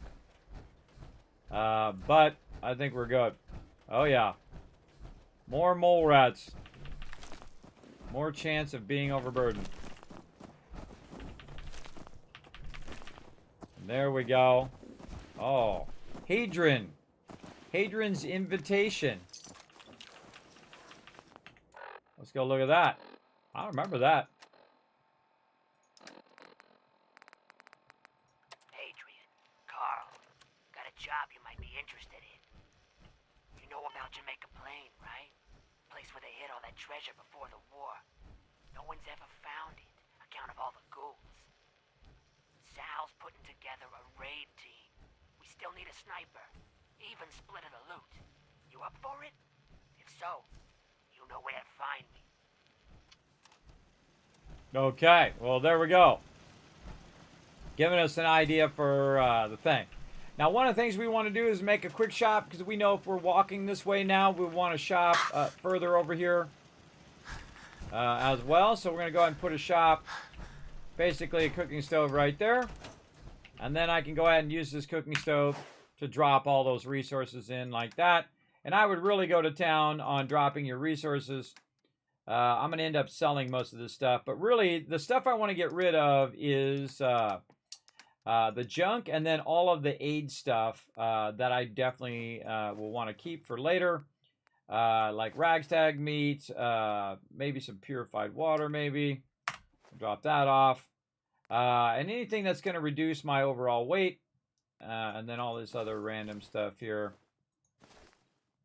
in there. Just trying to reduce my overall weight of resources. Fusion cells, don't need those. And there we go. Now we're down about 99. Maybe put the sniper rifle in there for now. We can always sell that later. Jet. Just trying to figure a way of getting down as minimum as possible. All right, there we go. Now, again, we didn't bring Preston, so we got a little screwed on that one, but such is the way it goes. And then I'm going to go ahead and take my power armor and run with it because I have no choice. Because I can't just pick it up and carry it over there, and I can't fast travel. So now we're going to go ahead and reverse our direction and run back.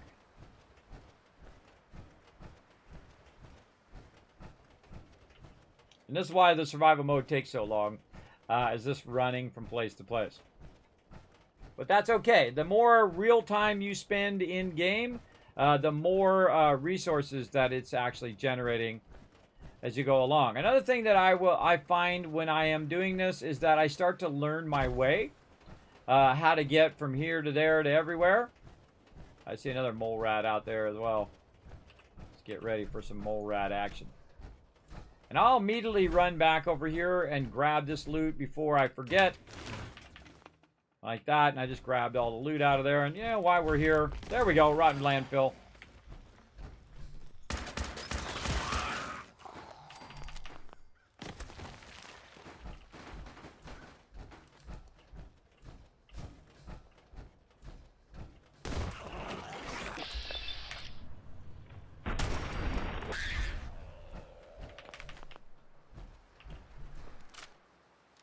Good time for a reload. Nada. All right, you can see that some of my power armor got damaged there. My my arm got damaged. You can see it actually behind me. My arm is now broken and my leg needs to be repaired. And we'll get into that eventually. But while we're here at the rotten location here, we'll look around. Get out of here, creepy birds.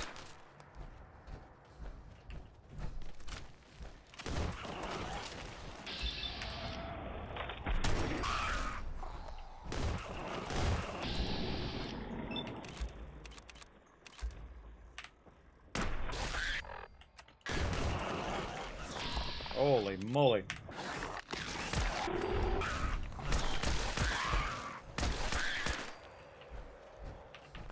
So there was a thing blocking me behind me, so I had to jump over that.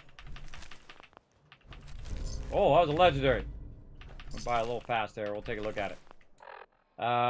Let's see. There was a legendary mob in there that I got. Sentinel's lead pipe there. 50% less damage while standing and moving.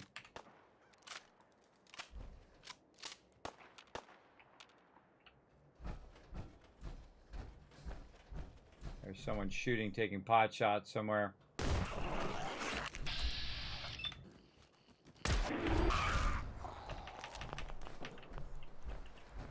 I mean, you're literally point blank range, so Doing that's pretty good. Man, I forget what's in here. Let's go see.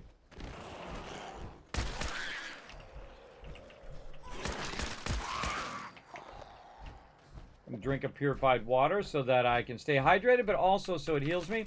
Oh yeah, this is the one with the different different little areas underneath the actual scrap areas. I see. Yeah, it's got a bunch of different tunnels that cut through here.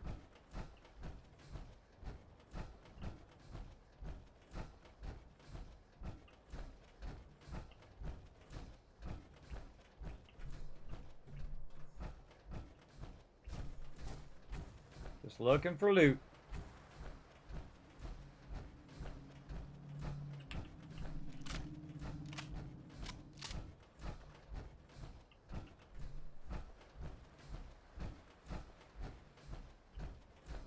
Had some good eating, everybody. A lot of good mole rat food there. Oh, there's the settler. Grab all his stuff. Another one over here. I look at them, see if they have any unique stuff. If they don't, I just grab all their stuff. Okay. Looking good.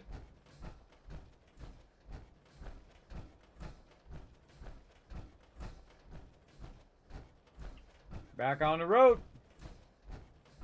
And now we have another point of interest on the thing. I thought that was a point of interest. And we'll grab some loot on the way. Yeah, and I would go right back to the location pretty quickly so that you don't end up with your loot getting destroyed. Oh.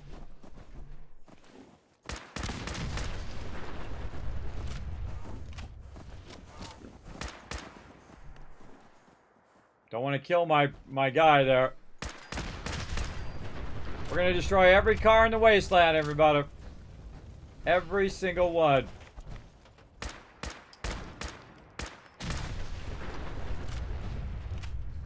They say persistent, by the way, when you do blow up the cars.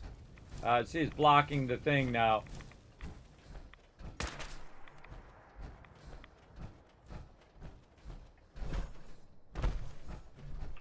And here's our provisioner. Hold up. Yeah? I don't need nothing. Just running by.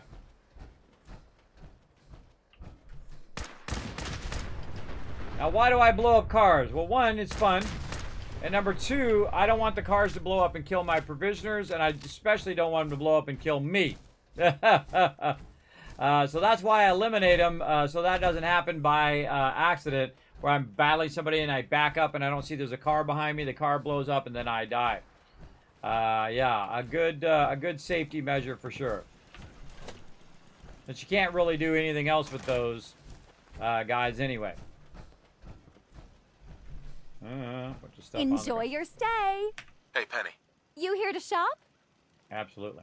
What's in stock? Take your time, sweetie. Okay, so now I can really get rid of some of this stuff that we just picked up. Pipe pistols and shotguns. And so on. Sentinel lead pipe, not keeping it. Cage armor. All this other chest piece items. Shirt and jeans. Oh, I forgot to put all this aid stuff in there. I'm gonna put all that aid stuff in there. Or maybe I just picked that stuff back up again. I can't remember. Over there. All right, 476 worth of loot there. Let's go ahead and get some more of her resources.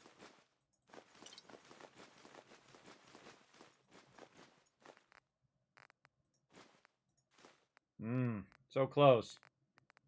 What she got that's fairly cheap? 279 concrete. Quark is 175. All right. What can we do here? Plasma cartridge, shotgun cartridge. Plus 67. You know what? Let's just give her the 67 caps and we can come back later. So there we go. And so there's a bunch of loot here, but if you start grabbing that stuff, they all aggro on you. And sometimes you'll do it by accident, which is really annoying. Doing it by accident sucks. Down to 1 fusion core now. Actually, half of 1 fusion core. Burning up my power armor here.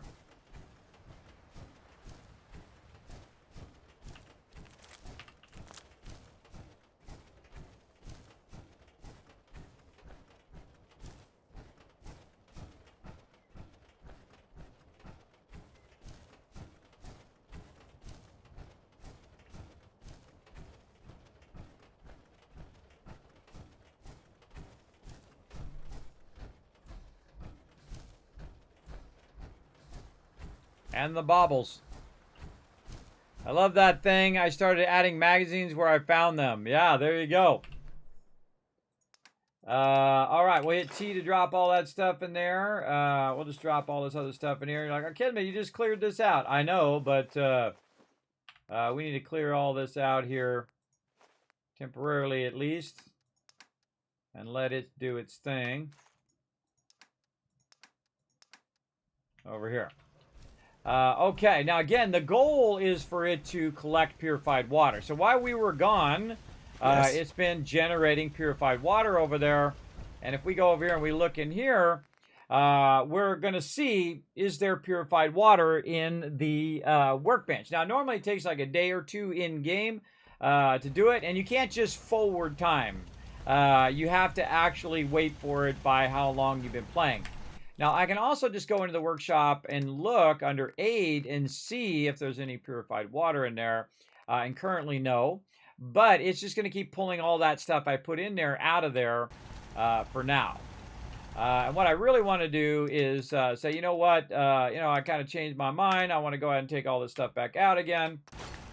Like that. And then eventually come over here and say, oh, I want to get all of this stuff over here, and you can see that I'm now not overburdened. If I go look at my inventory here, I'm just a bit over. If I get out of my power armor, that looks pretty Broken. Yes? notice that my leg is instantly broken. Now, why is it broken?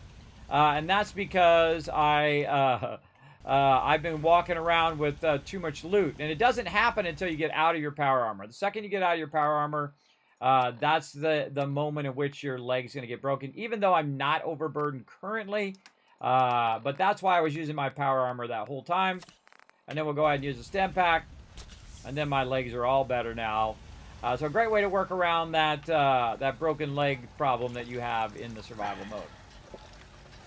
Drink some water there. Now we're properly hydrated. A little glowing fungus there is always nice. So now we're going to do the same thing, but this time we're going to be smart. Hey, we're going to come on.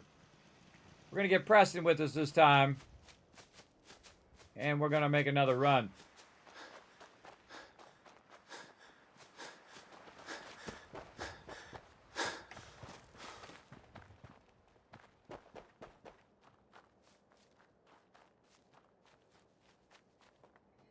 Now, the road is not necessarily the safest place. Because what happens is it does randomize mobs. But one of the fun things is starting to learn where the roads go. Like that road will go to the left there. Will end up into Covenant. I can also go ahead and use my action points without burning up my fusion core. I did not take the fusion core out. I just remembered that. It might be fine. We'll see. We'll see what happens when I get back. And so we'll keep on running along here. And sometimes you're going to forget. You're going to, say, oop, I forgot to do the thing. Yeah, Ted, I can't save unless I sleep in the bed. But we're going to get to that here when we get over on the other side. We're just going to risk it and hope we don't die on the way, because that could totally happen on the way.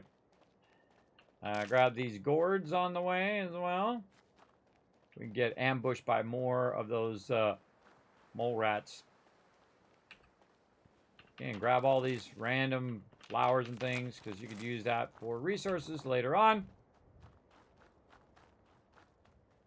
And we also got Preston backing me up.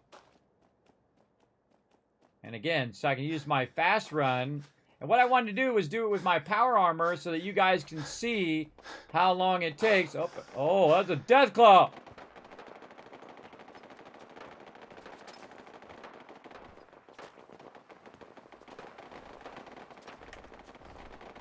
Here we go.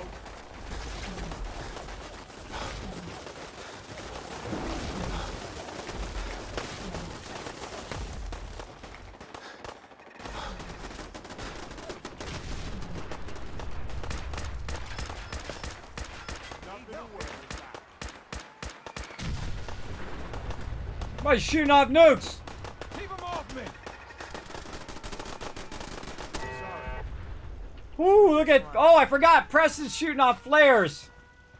Oh, mama, did you see me run in there? I ran in there so the death clock couldn't get to me. Though if he was smart, he would have went in this way. But remember, I'm playing in survival mode, everybody. This is the toughest of the toughest modes. Now, Preston's shooting off the flare, which should pull the Minutemen in to help us. But by the time they got here, it'd already be too late. Woo, mama. Okay, that was some action right there. Always a fun one to take that risk. And if I had died, we'd back up to where I saved previously. Now, of course, I'm overburdened. Like I am every 5 seconds in this game. There we go. Got a raid. Oh, thanks for the raid. I appreciate that. I don't know why it doesn't come up and show me. Thanks so much for that raid. Appreciate you coming in, showing the love. Hope you're having a great day as well. Make sure to hit that subscribe button, aka the follow button, here on YouTube. Now, we are playing some Fallout 4. Of course, this is the mega run, the one to rule them all. This is run number 10. And we are absolutely crushing it here. T to drop that loot in there so I don't break my leg anymore. And then all of this other stuff which we picked up. Look at all them goodies. Ooh, so many good things dropping in there. Right over there. Come here, Preston. Alive. Okay. What am I doing? You are giving me all your stuff. Now, I gave him some armor, which we'll work on here in a bit, but he's also got some other stuff, stem packs and whatnot. And he's got a whole bunch of junk. I suggest to give your companions the junk because the junk is the easiest thing to give them. Max out their weight, and then it's very easy to take back off of them without accidentally taking off all of their other gear, right? You know, like their outfits and whatnot in there. So we're going to go ahead and do this. We're going to hit T again to drop all that in there and look and see if there's anything else that we might want to drop in here. Some sugar bombs. Let's see, 38 round. Oh, I need to give him some flares. We'll take care of that later. Now, if you notice that all the doors are closed here, watch this. Without any interaction from me, I'm just going to sit here and see what happens.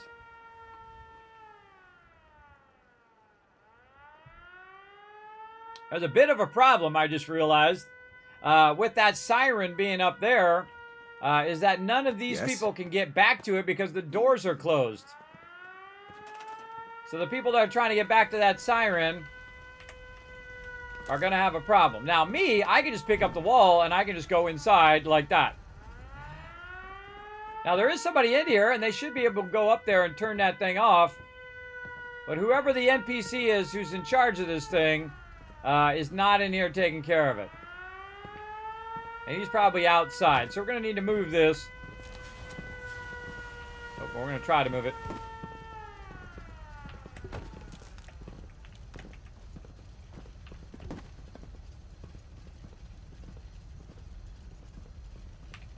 Right out there where they can better control it and turn it on and off as needed. Now, it turned off there, and what I do is I have it tied to all of my doors. So you can see all the doors are now open. So the actual NPCs themselves are triggering the opening and closing or the lockdown of the settlement over here. So it locked down the interior of the settlement where the death clock could not get into the interior as well, which is pretty awesome, I think. Now, also over here, you can see that Crop's coming in pretty good. Thanks for letting me know. And you can see I've got a bunch of peeps over here, and they are working on a bunch of stuff. Complaining a bit about the bed situation. Well, don't worry, I'll take care of it here in just a moment. Seems to be growing well. So we're going to go through, and we're going to go ahead and pick up all of this stuff that we've been working on. Let's trade. I don't really need to trade. You just happen to be in my way. Let's trade some things. Sure thing. I'll do that. Another time. Just trying to get I'd like to trade some items. I don't want to trade nothing. I don't want to trade a thing. I just want to produce a bunch of plants. Mute fruit, we're not going to worry about. All right, there we go. So I just went in and I picked up a bunch of resources there. What we can do is we can check in on Red Rocket. Now, Red Rocket is one of the greatest places in the wasteland to collect your resources, right? And also recruit people to get there. And the reason why is just because it's so incredibly massive that you can get that going on. Now, I've got 11 beds over here, so let's take care of the bed situation. I do have 78 happiness, so that's pretty awesome. But what we're going to do is we're going to put some more beds down here. How many we need? 15. So we'll put some down over here for right now, just to make sure that our happiness does not continue to go down like that. Okay, now another thing that we need to do is we need to add more production of our food. Because this production here is from, is for me making antibiotics. So, what I want to do is look at what it takes to make antibiotics, which I think I wrote down up here. Let's see, yes, I need glowing fungus, purified water, stem packs, and acid. Now, on top of that I need to produce, which basically that's stuff you collect, including purified water, I also need to make some adhesive and other items as well. Now, if I go to the cooking What are you stove building? and I go under utility, we can see that vegetable starch, which actually ends up as adhesive right down here, needs corn, mute fruit, purified water. It needs all of these things. But I can bet you right now I got a bunch of people walking around doing diddly squat. The first way to tell what they're doing diddly squat is to see if they're sitting in a chair. Or they're just wandering like this without their weapon out. So there we go. We've got 3 people right there that we already know are doing nothing. That's a provisioner there. See that guy over there on the stove? That guy ain't doing nothing. Let's go check him.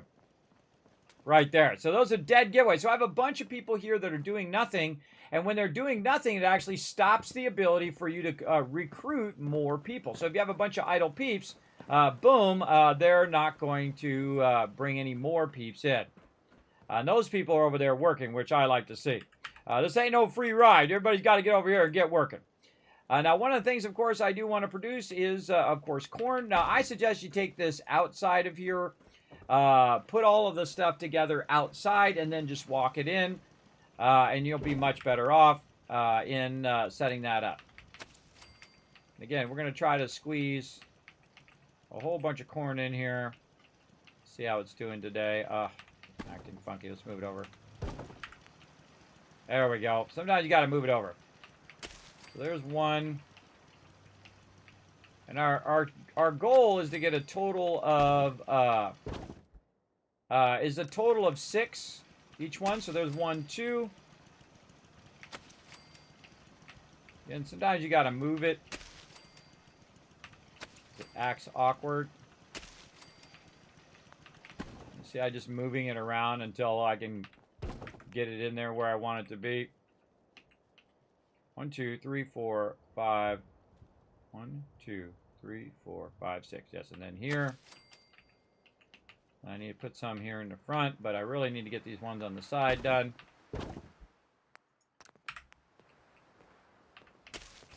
Again, it's sometimes a little touchy. But there we go. So basically, for every 2 of these, it equals 1 food unit. So I need a total of 12. And of course, we got this lady over here who's just immediately went to it and did not let me finish doing it. Out of my way, lady. Now it's not letting me grab it. There we go. All right, now I grabbed it. So I got a new lady, and that lady immediately went to trying to farm that resource, which is kind of tripping me up, but that's okay. I managed to grab it.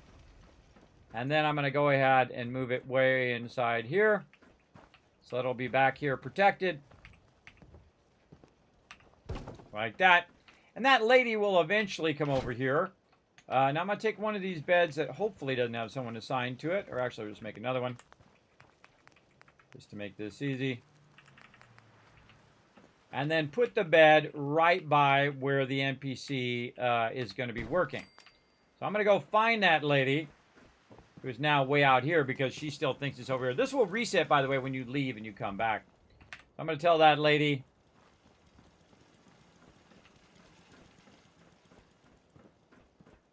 that this is her bed. And then eventually she'll reset where she ends up over there. And that's why I usually try to get this stuff done before the NPCs show up. Let's go check our resources again. Where's our cooking thing? There it is. What do we need a bunch of? Mute fruit, we got ton. Yeah, corn and potatoes. Corn and potatoes. All right. Well, let's work on mainly corn, and then we'll work on potatoes in there. So again, this place is just going to generate food. Specific food for adhesive. That's its main goal. All right, so let's go ahead and do this again. We can't do it in the same spot because it still thinks that that food's over there. So I'm going to run over here to this side and see if it lets me do it over here. So basically, I collected the corn, and I'm reusing the corn to generate more corn as well. See that? Oh, it doesn't quite do it. It's really frustrating sometimes. Really frustrating, but we do what we got to do.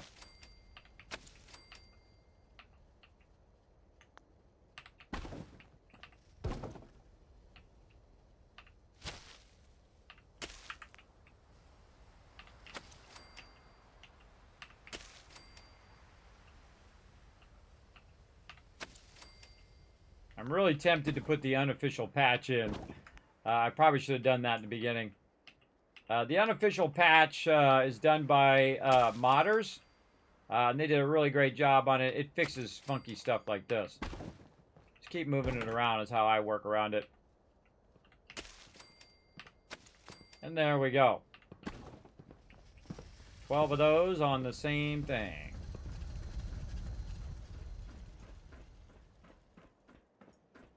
What up, Lord Winter? Good to see you. And don't forget to like the stream down below, everybody. Appreciate you. You've arrived and smashed the like button. All settlers prepare to work like you've never worked before. Exactly. Remember, we're trying to rebuild the wasteland over here. We're not, you know, fuddling around. All right, another bed. Move this bed over here. Right there. And I don't know who's working on that. But somebody just kicked in automatically. Now, I prefer to manually put them on those so I know who's doing what and then assign them to a certain bed and all of that. But again, we'll just keep doing our thing over here. Definitely worth your time to do all of this. Definitely, definitely. To get in here and get this going.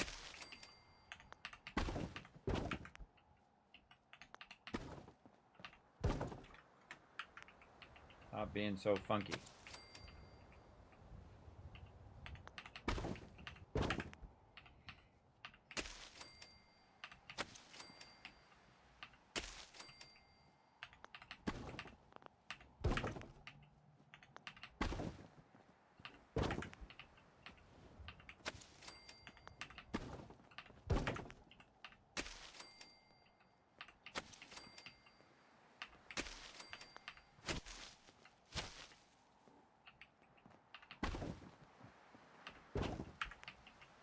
This is also caused by NPCs trying to farm this while I'm putting this down, by the way. If you're wondering why it's being so awkward, that's another reason. Because they're automatically kicking in on that food, and it's making it more awkward for me to manage it. Usually that's what's great about doing this before you have too many settlers. And we'll come back and we'll fine-tune all of this later on. And we'll grab another bed, and we'll rework everybody here eventually. So they're lined up. Let's see how much we got left. We got 5 left. All right, we're just going to leave those 5 in there, and then maybe make a little bit of adhesive here. Right over here. Make some vegetable starch. There we go, and then we'll take that vegetable starch, and we'll just throw it in the thing here, and if we go look, scroll way down. Scrolling sometimes feels like forever. Way down here. Especially when you got lots of resources like me. Where is it? Vegetable starch right there. Now, if it runs out of adhesive and it needs adhesive, it will just automatically go in and adjust that. So, good to go. Yes, no mods. No mods. I think it says that in the title, doesn't it? Did I not put that in the title? I'd have to go look. Yeah, survival PC, no mods. I did put it in the title. All right, just double guessing. I don't mind if people ask me either. I just make sure I did put it in the title. Okay, now the other thing we want to do is eventually go here to the chemistry station and also make a bunch of cutting fluid, which is going to make us some oil. And really, the biggest thing about this is bone and acid, but I have so much purified water. I have 1,197 purified water that I can literally just go to town.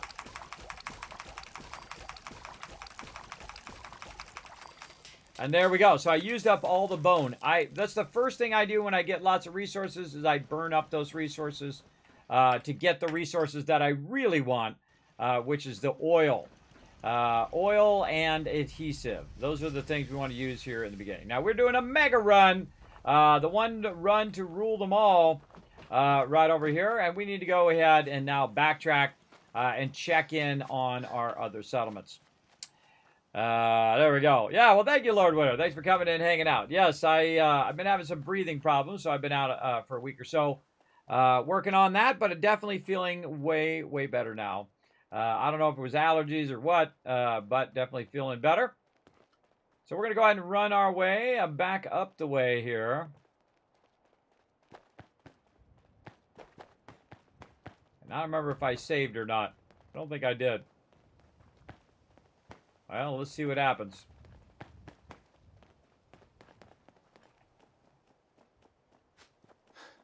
This is also why when I am playing survival mode, I'll usually go heavy into action point regen early in the game. Go ahead and have me some purified water here, which is going to help me a bit with that regen.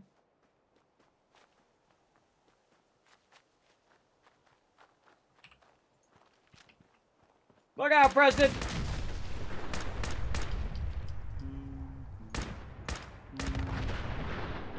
Evil cars all over the place.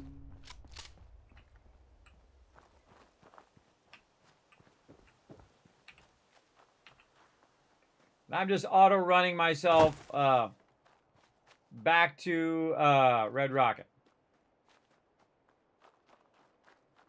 You're like, yeah, man, why don't you quick travel? Well, that's because I can't quick travel because I'm in the survival mode. He's humming along. Yes. Well, we know what happened to the guy in the suit of armor in Hogwarts Legacy, so watch out with that humming. If you guys never seen that, it's real super funny. I'll be playing some Hogwarts Legacy on Tuesday night, so be around for that. If you want to see what happens when you hum too much. All right, let's stop by the mighty Red Rocket. You can see we built out a little bit. We built out up there on the top. We're also doing corn out here. Let's grab Seems some of to that. be growing well. Yes, all right. Go first person. There we go. Grab some of that corn on our way through. That's how we got our corn started. And then up here we have a bunch of different workbenches. But what we really want to do is work our way over this way and see how well that Sanctuary is doing. Now, Sanctuary is my big money maker in the beginning, everybody. It actually is going to switch to tapping in Boathouse here in just a moment. But this is typically my giant money maker. Now, if we go look in here, we can see that we have a bunch of bottle caps, which we'll take out. But we also have 369 purified water ends without an empty because of all of that. Lost Now, track of how many I'm going to be blisters I got. scaling that up even more so later on. But right now, what we really want to do is expand our empire. So we have a bunch of that as well. Last Wave Garage. That's right. That's right. Well, I haven't named it yet. So when we get to it, when we get to naming everything, we're going to do it. We're going to do that soon. Don't worry, everybody. Not much, but it's something. Now, if you notice over here, Grey Garden, you should go. Whole place is run by robots. let me mute this. I'm going to talk to you a lot. If you notice that there's a whole bunch of stuff in here, that's because it's been collecting resources this whole time. And right now, it's pulling out purified water out of there as well. So it's got a ton of resources there. I got my girl right here, Trash Can Carla, hanging out. So what we're going to do is go ahead and grab a bunch of this. And we can also speed this along simply by going to transfer and transfer that purified water and those flares, which we'll give to Preston, right into my inventory. Another thing that it loves to do is drop stuff on the ground. And again, we'll get all of those. Oh, what you doing, Preston? You okay? Preston broke his leg. Did you break your leg? I don't think I've ever seen companions break their leg. Yeah, his leg is broken. Oh, Preston, I don't know what your deal is, bro. It loves to drop stuff on the ground, so every time I sweep through here, I got to figure out what's, you know, what's been thrown on the ground here constantly. While we're at it, let's not pickpocket Trash Can Carla. Let's talk to my girl, my favorite NPC in the wasteland, because she likes to trade with me, everybody. Let's talk, Trash Can Carla. Yes, I'm here to trade. Oh, turn the sound back on. Over here. Sure. Let's take a look. Always happy to make a sale. All right, now I'm going to show you guys something amazing right now if you've never seen it before. Right here, this is around 5,166 caps if I trade with her as is. Now, what I want to do is go ahead and get out of there. I want to go ahead and boost my charisma by wearing my clean stripe chute, my fashionable glasses. I've already got a helmet with +1 charisma. So now if I talk to her again for the same amount that I did before. Business?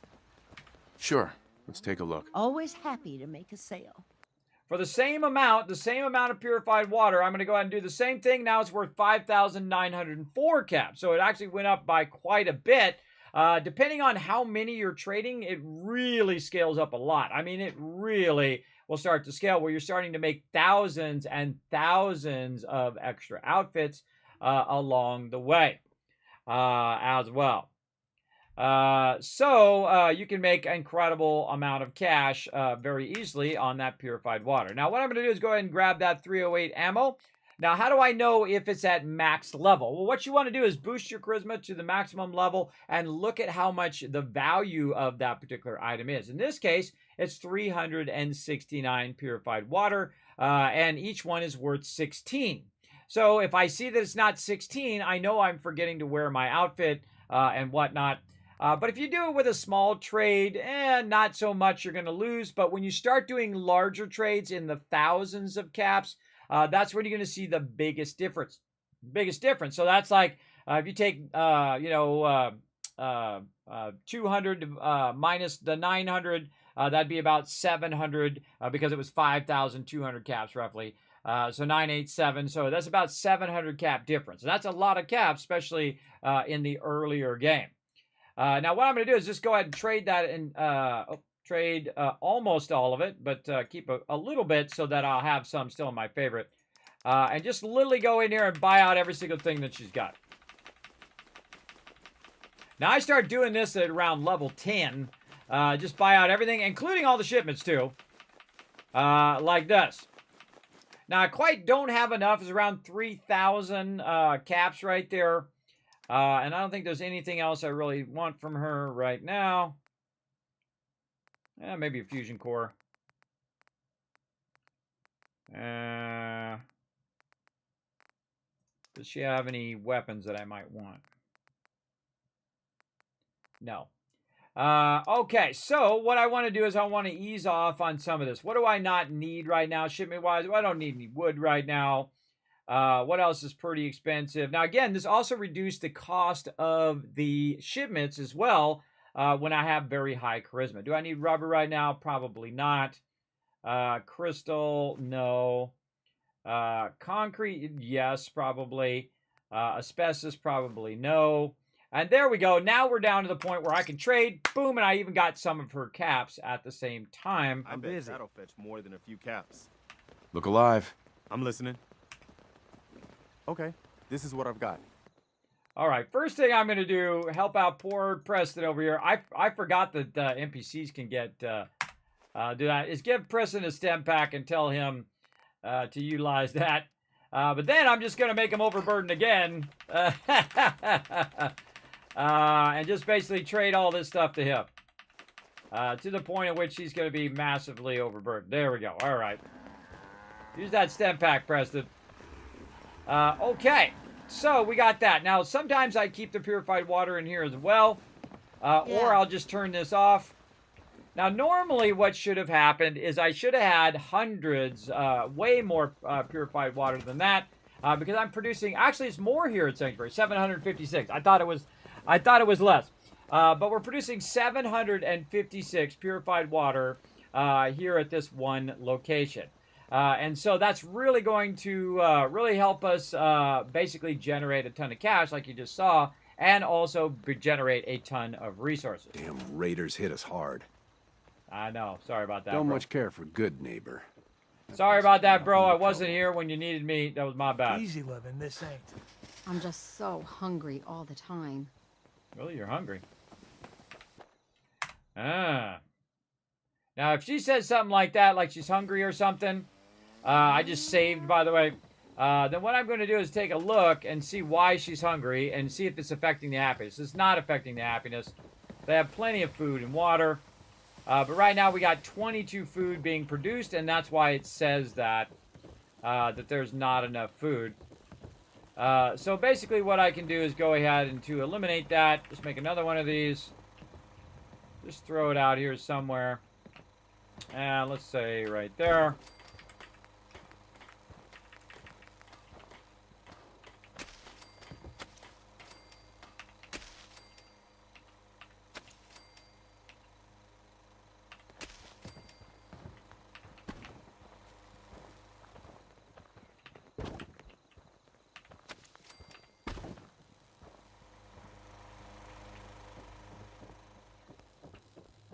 See if we got any room in here. Ooh, man, it's packed in here.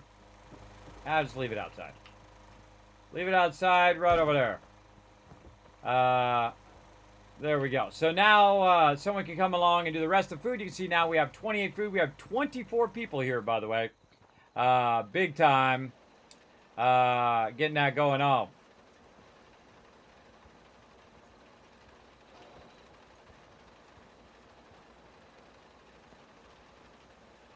Huh. Just started over there. All right. All right. And we also need to look and see if any of these people are not doing anything. To do that, we can go ahead and hit this bell. Go ahead and sit in the chair here. And then I can just go ahead and forward time for an hour. And then, poof, all the peeps appear right by the bell. Incredibly great use. So you're not wasting your time. Damn raiders hit us hard. All right, hit that bell again and run around and see if we see anybody who's not doing anything.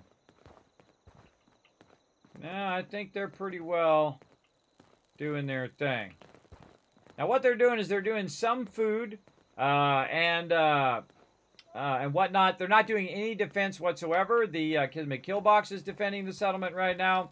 That's that thing right up there, and we're gonna make more fancy stuff here. Eventually, we got, of course, a cool junkyard dog, and my favorite companion, the mighty dog meat. He just gets to chill at the camp, everybody. We've got Cogwarts, who we've already utilized. Cogwart doesn't really do anything. If you try to assign him to something... Sorry, can't do.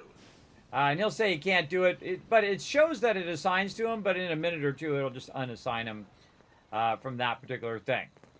So this is my powerhouse of a settlement. Now remember, I got this going around level 10. And this was generating thousands and thousands of caps. And will continue to do so infinitely for the rest of the entire game. So that's why you want to get that stuff going early. Now, it's kind of dark right now, so we'll go ahead and forward time by about 7 hours. Now, 7 hours is the minimum in survival mode to get your well-rested, which is your bonus XP buff. So we're going to go ahead and do that right now. How are we doing on time? Holy mackerel, 2.5 hours went by like it was nothing.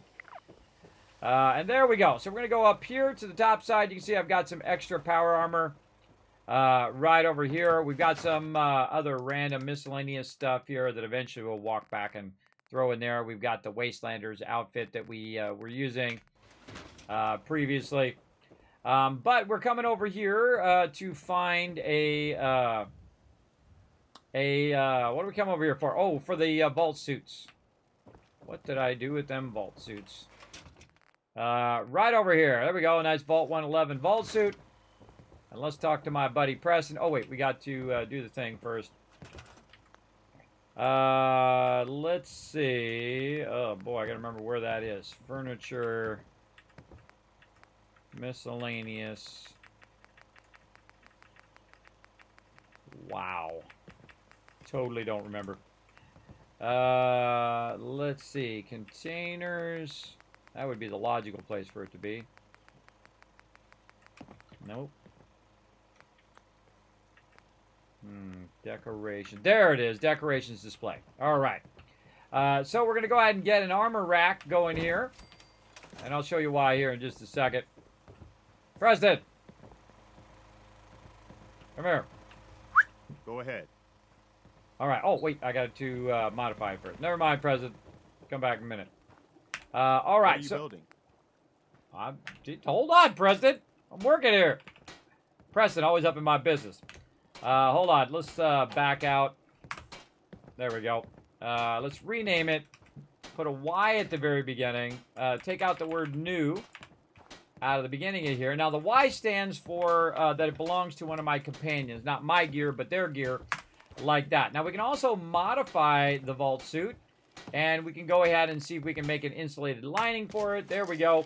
And that's going to give it a bit more. Instead of 510, it'll be now 1010 over here. Now, I typically start doing this where I'm making vault suits and stuff like that when I start to talk to and start to work on my companions. So let's go ahead and work on Preston. This is what I've got. Okay, so Preston isn't running around in his tidy whities here because if I put him, oops, not wanting to do that. And again, you can see I have Ys on all this outfit over here. What I can do is tell him to start to wear this armor, but he's going to run around in his tidy whities. So I don't want him to do that. So I'll take his Colonel Duster out. We'll put him in the army helmet. We'll give him the vault suit. Now he's in a vault suit. So now he has an army helmet. I've got his Minuteman hat out of there. I've got his Colonel Duster. And then what I do is I go ahead and put that immediately onto something like this. And then basically it's like a keepsake for Preston. And I'll do that with all my companions along the way. I'll put their original armor up in kind of an armor museum along the way. And I feel like this is one of the things that makes Fallout 4 so incredible. Because you can have like a, basically a kind of record of your journey of what you've done and where you've been in the game, which I think is super cool. And now Preston is starting to get geared up a little bit over there. Now, of course, I need to, as I rotate out my gear or get new gear or I find gear that I might want to give him, I'll just start handing him that stuff. Now, great example. Got it. You want to swap supplies? No problem. Another great example is we'll want to give him maybe some glasses. Now, I don't want to, neglect myself. But we'll give him some glasses here, and we'll tell him to wear the eyeglasses. That'll give him more perception. Another thing that I'm doing that's really funny with Preston is he's shooting off a bunch of flares because he has the flare gun. So he's not really helping me when it comes to fighting mobs, but he's shooting out the flare gun to try to call in the people from the Minutemen to come and help. So there we go. We've got Preston geared out. You can see that I'm in my Charisma outfit, again, for the better trade rates. And now we're going to go ahead and head over this way.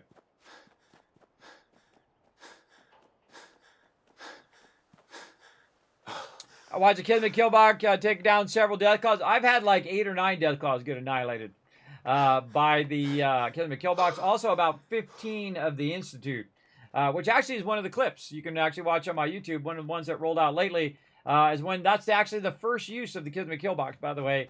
The first time I used it, and it just annihilated everyone. And since then, it's been a gold standard in the ultimate protection in the Wasteland.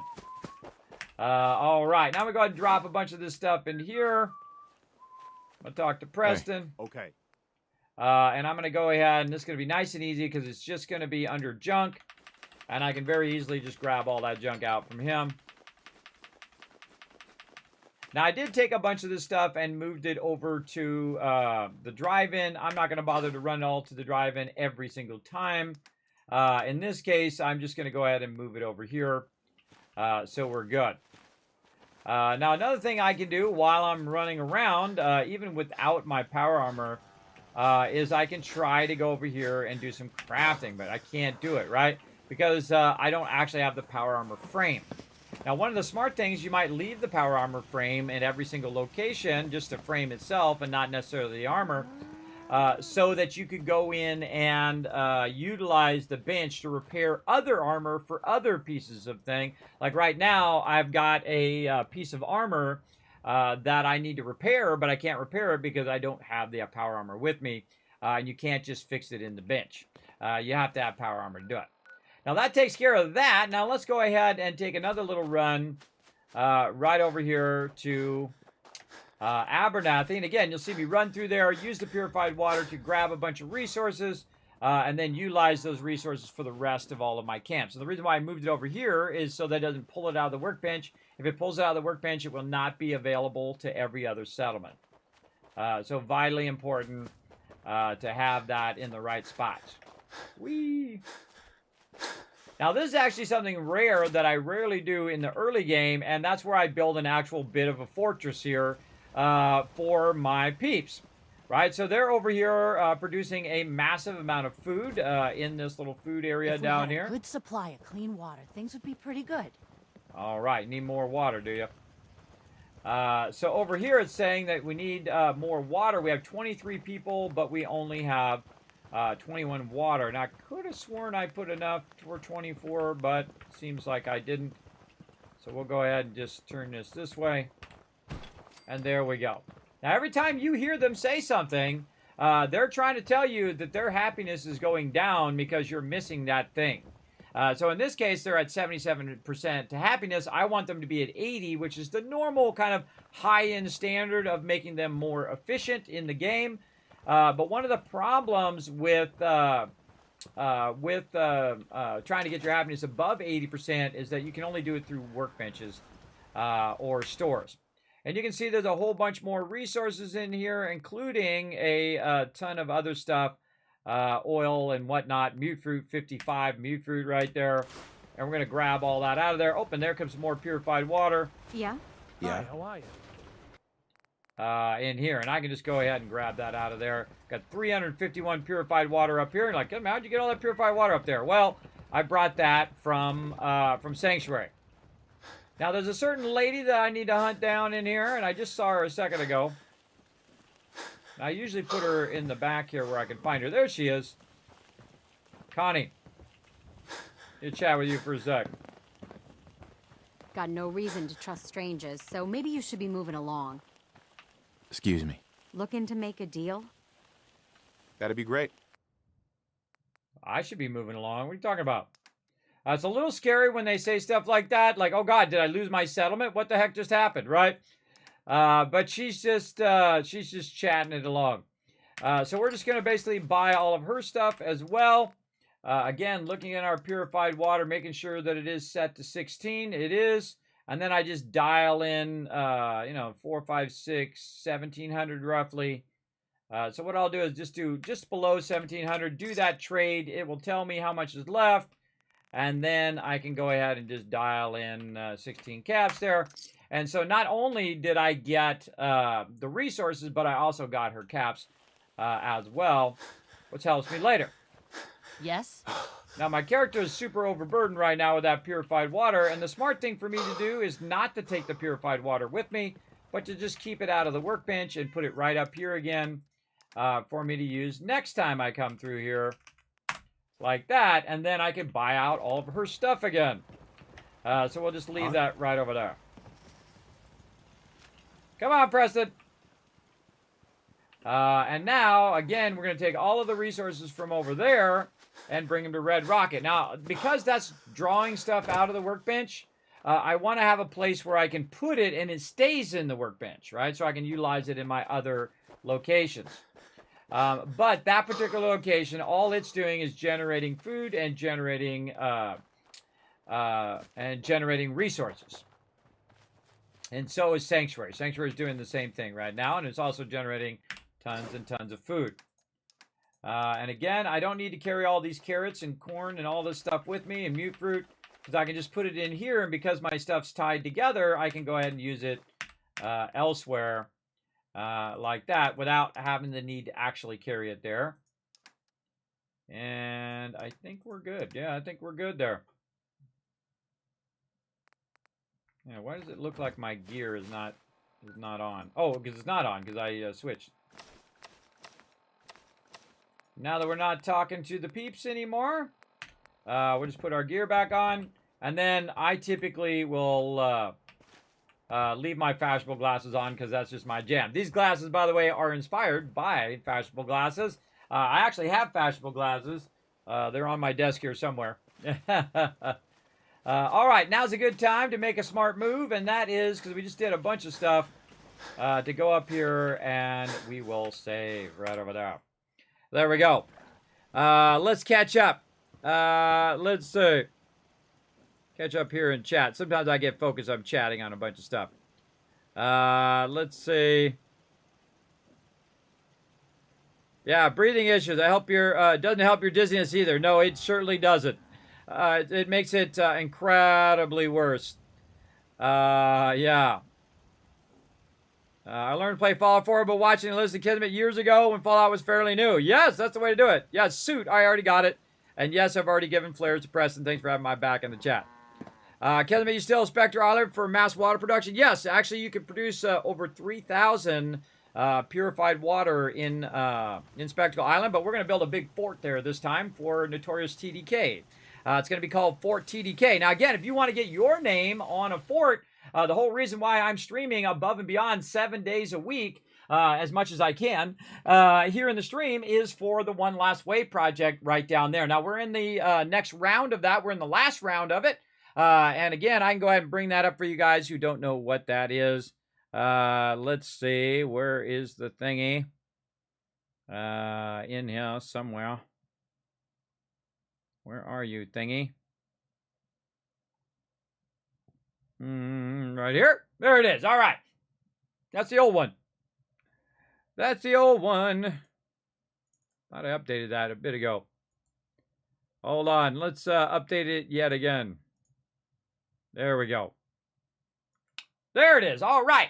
Now, again, you can start the fun with a $10 donation. We're going to have a dance party up in here and get that going. If you want to see Kismet all dressed up as Kismet the Viking, we also have an awesome new function I added called the Wheel of Misfortune, where something goes horribly wrong in my playthrough, like I will have to use my controls backwards, or I have to run around and punch all the mobs. Fun things like that. So as we unlock those different milestones, all sorts of funny things are going to happen here in the stream, including some massive, awesome giveaways, including a RoboBrain statue worth 125 bucks. I have it around here somewhere. Oh, it's sitting way over there. And of course, $200 in games. We have Steam giveaways. Also, more LEGO streams to unlock. Kismet rampages. All sorts of fun things to unlock, as well as you unlock stuff in game. You can actually name a settlement and also get your name as the founder of that settlement, name on a robot, and so on and so forth. You can see it right there. Now, if you want to see more of this, you can see that up on my Twitter and whatnot as well. You can see it. You can click on it and make it larger. You can also see it on my Discord. Also, if you do donate to the stream, it does extend the time of the stream. Now, the last donations are going to carry over till tomorrow, by the way, so I will add an extra hour to tomorrow. So we'll be going 5 hours at the base, as opposed to 4 hours today, because on Twitch, I can do more things than I can over here on YouTube. But hopefully YouTube catches up at some point. So we'll see how it goes. But that's why we're here, everybody. If you are enjoying the stream today, please take a moment to consider donating to the stream, showing the stream some love as part of that One Last Wave project. We got one more round to go to try to cover those travel costs. And I'm going to go ahead and put it in the chat here. One Last Wave. And see if it pops up. Come on, bot. There we go. And that one's actually the one for YouTube. So if you do click on that and donate to the stream, it will pop up here on YouTube. So I do appreciate all of that love right over here. Yes, I use the Kismet kill box on every one of my settlements, though my isn't a box. It's more of a Kismet kill fence. As I put the auto turrets around the borders of my settlements. Yes, it's actually smarter to put it around the border, and you'll see me do that eventually. It's actually smarter to put them out around the edge because they can fire way outside and also turn around and fire into the inside. And you'll see me do that when I start making the more advanced turrets when we get the vault-tec stuff unlocked later on. But all we want to do right now is just make sure that we saved. I don't even remember if I did or not. Let's just do it again. There we go. Now, it's a little freaky because me and Preston kind of look like each other now.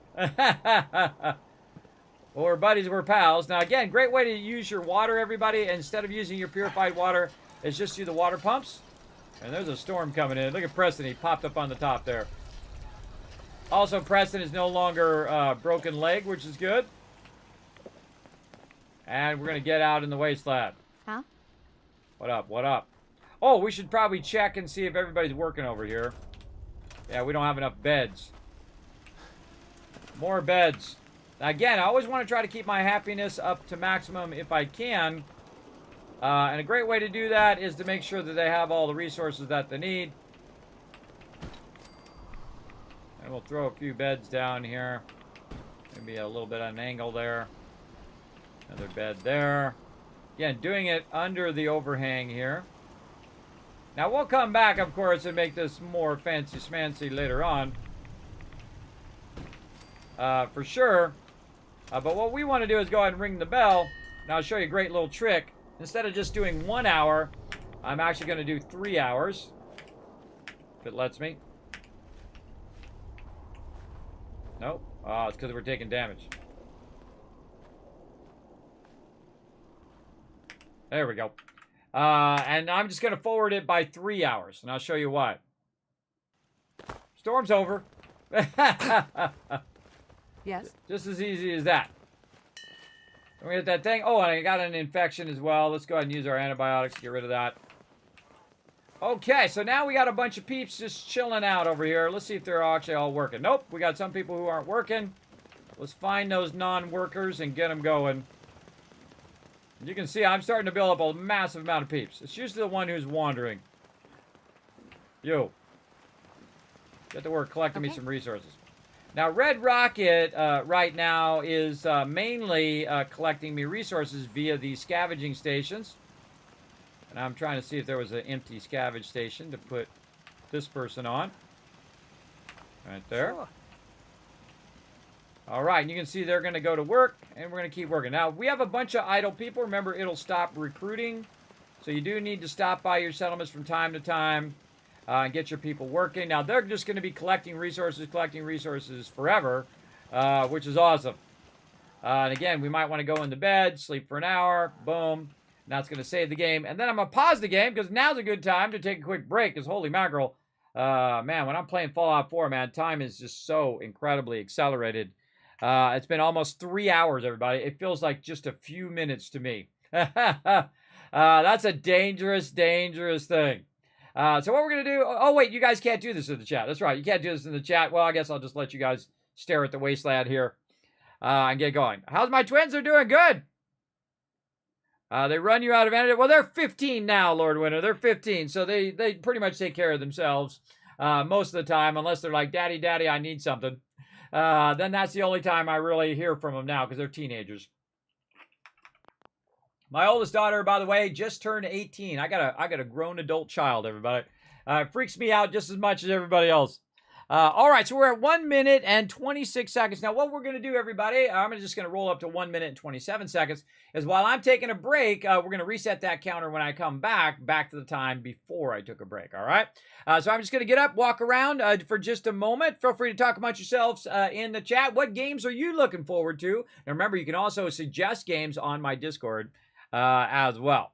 All right, I'm going to vanish, and then I shall be back in just a moment.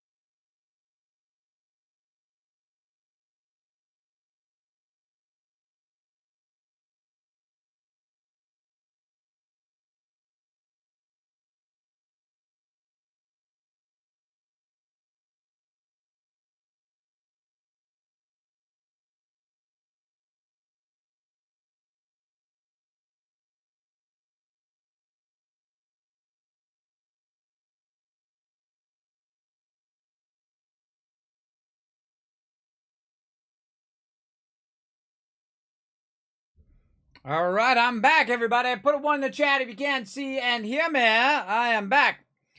The age of daddy, give me the car keys. They are, yes. They're both learning to drive. I've already taken one of my twins and taken her out several times to learn to drive. Absolutely. And that's one of the great moments as a kid, by the way. Because, you know, when you're young, you, of course, have to walk everywhere. And most of the time, your parents are carrying you wherever you are when you're really young. And then as you get older, of course, you start to be able to do further and further, like you get on a bike and you can go much further. And then eventually when you get a car, you can go anywhere in the world because you can just drive yourself to the airport and then fly there. Or whatever, or drive yourself across the whole United States or whatever place you live. You can go ahead and drive across Europe or, you know, South Africa or wherever you're from. Again, that gives you that bigger and bigger freedom to travel and have a wider scope in the world, which I find is pretty awesome. So I don't mind teaching my girls. I'm a very calm teacher. I say, okay, this is how you do this, and this is how you do that, this is how you do that thing.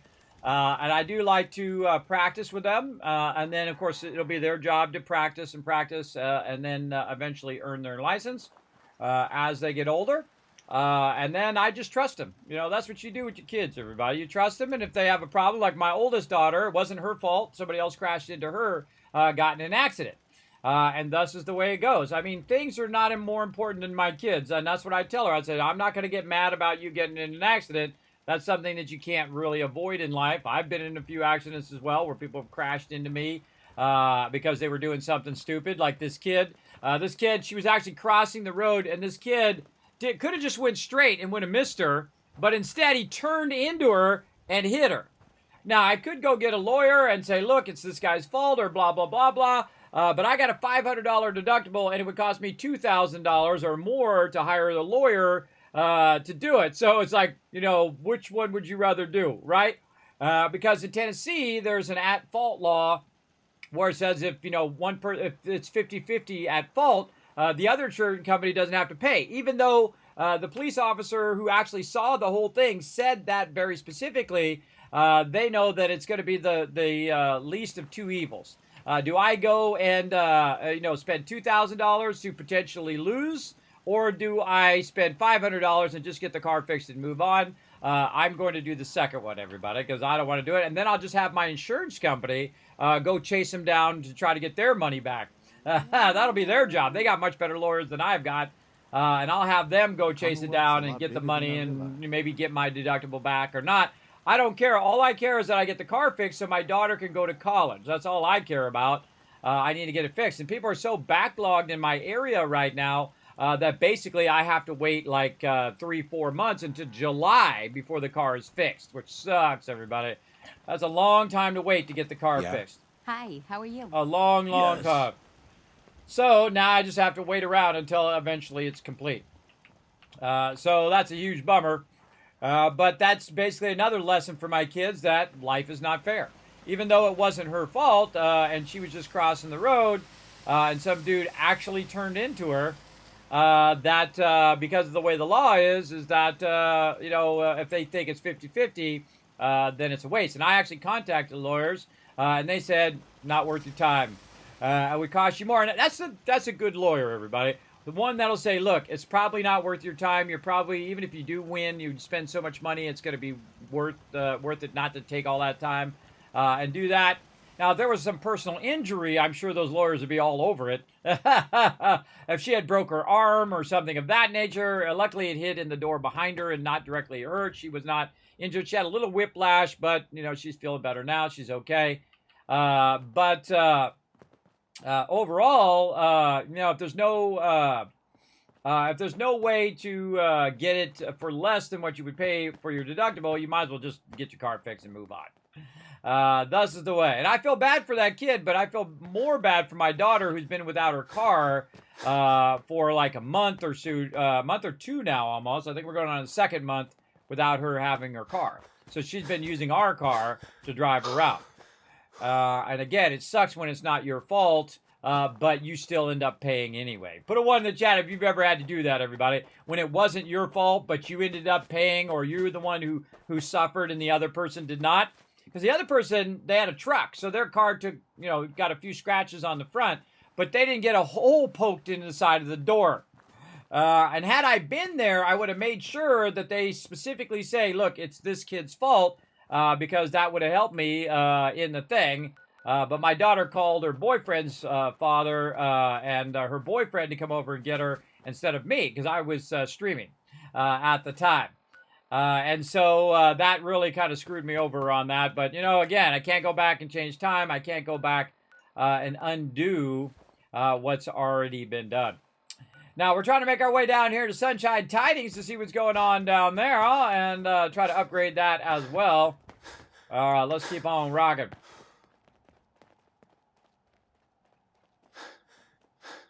Let's get it. Oh, yeah, AMZ knows what's up. Yeah, I got the raw deal on that one. You know, I'll just do what I'm doing a lot right now, which is just throw it on the credit card and hoping to it works out in the end. Hoping I get my money back. Considering it wasn't my fault. And it wasn't my daughter's fault. We'll see. I'll keep you guys updated as we go along. Actually, I think it's this road. This is the road we want to be on. Over here.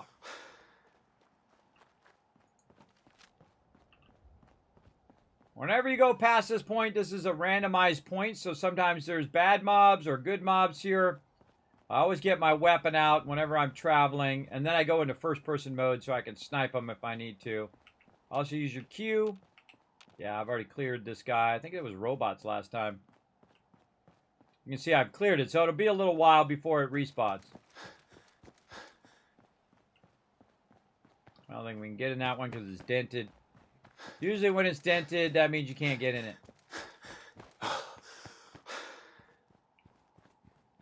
All right. This is the mighty Sunshine's Tidings. I wonder if we should go tempt fate and pull our little friend in over here. Where's he at? Oh, he's way down there. He's way down there. No, that's not it. He's right here. Down here somewhere.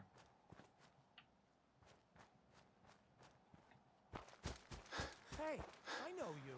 You're that Minuteman, Gavi. I really look up to you guys. Thanks. It's good to know. Remember to support your local Minuteman. You guys are great. This is for you. I hope you can find a use for it. Every little bit helps. We'll be sure to put this to good use. I don't know why he's handing to Presser. Presser ain't doing nothing. He's just shooting off flares everywhere I go. He's not doing nothing. All right. I can't remember which direction he is. There's a big bunch of fun down there we'll get to eventually. All right. Now, you slacker, let's get to work here. I see my provisioner there. I can tell because usually I give my provisioners some stuff. Oh, and we got another person while we're running over here, too. All right, how are we doing on this food? We're at 12 food right now, which means that we have a bunch of people on food. Let's just go ahead and put this guy on food as well. Got it. We got one provisioner and 3 people on food. How do I know? Because if I look at the number of food there, it's 3 times 6, 18, which tells me all 3 people are on that over there. Happiness is rising at 53. We've got our radio beacon running up there. And this area is good. Let's go ahead and save. Now, also, in here, we do have a bunch of various resources and things that we can use, either to give to our peeps or use for ourselves. I'm going to keep that stem pack there. Some bottle caps in there. We'll grab that. Bobby pins. And then we'll just leave all the loot and stuff in here. Maybe the 308 we'll take out, and 38. Take that out and move that somewhere else. And that's it. So I just kind of ran over here and stopped by, make sure everybody's doing something. We got 4 people, which tells me that everybody's doing their thing.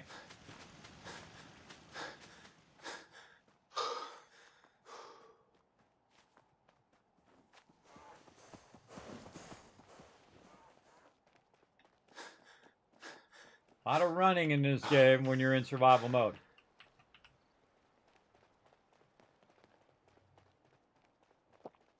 some of my purified water while I'm at it. Keep my action points up.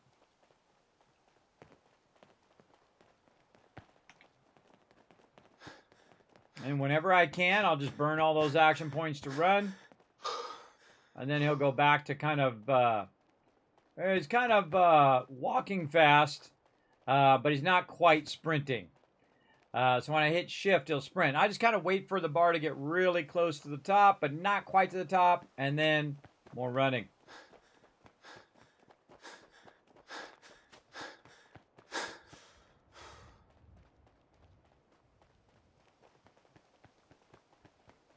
Yes, won't buy a car more, newer than 1989. Really?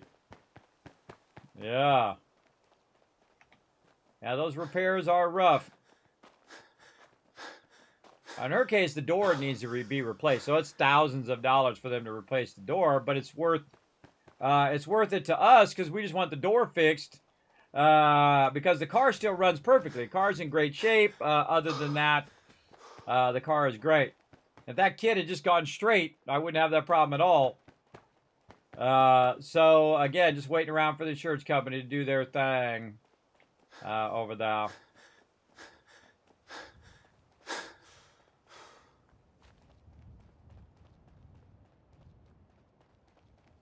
And I just go from settlement to settlement to, you know, keep all those settlements running.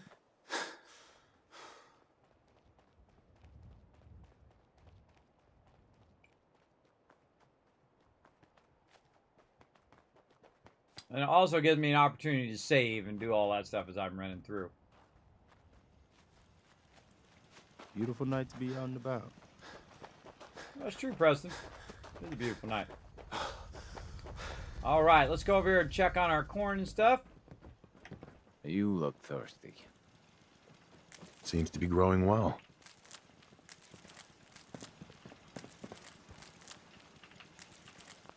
Thirsty for some corn plants. Maybe some potatoes as well.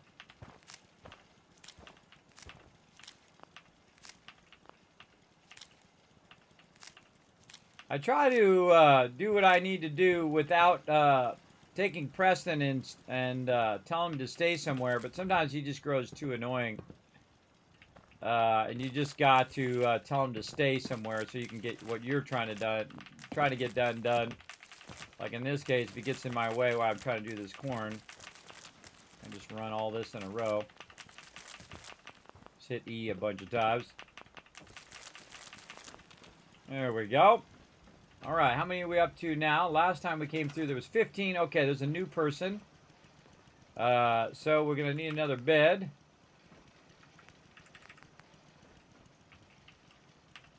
Put it right there. And more of our garden plots. Again, the more I do this, the more it is doing all the work for me when I'm not around.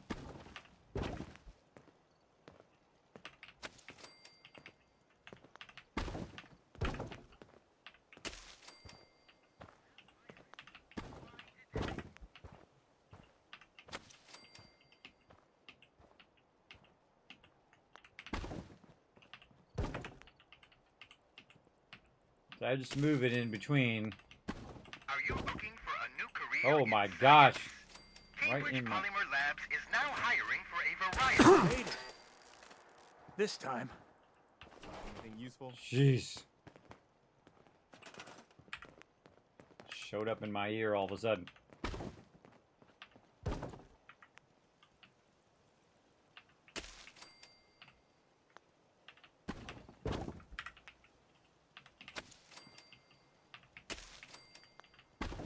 Very tempted to install that unofficial patch. This stuff is janky. Janky at best. All right, there we go.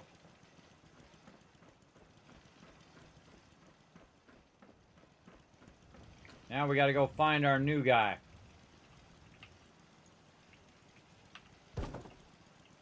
All right, new guy, where are you at?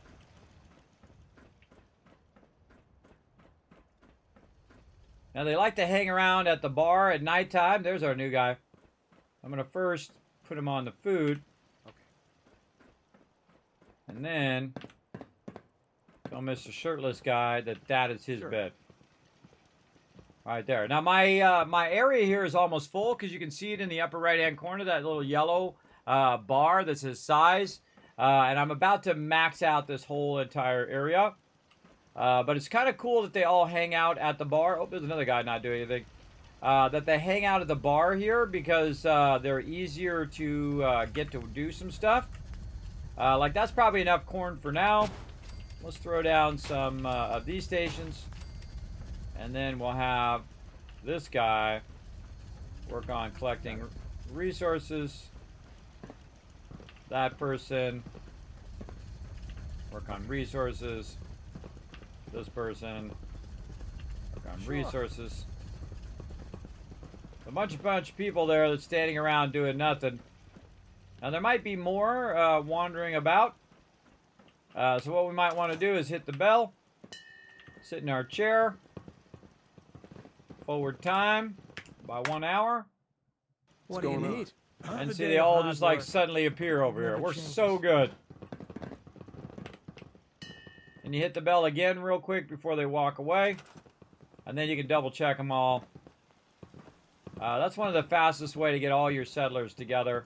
You just kind of look at them, make sure they're not red. Nope, they all look good, except for Preston there. And then our provisioner over there. All right, looking good. Everybody looking sharp. And that settlement is rocking.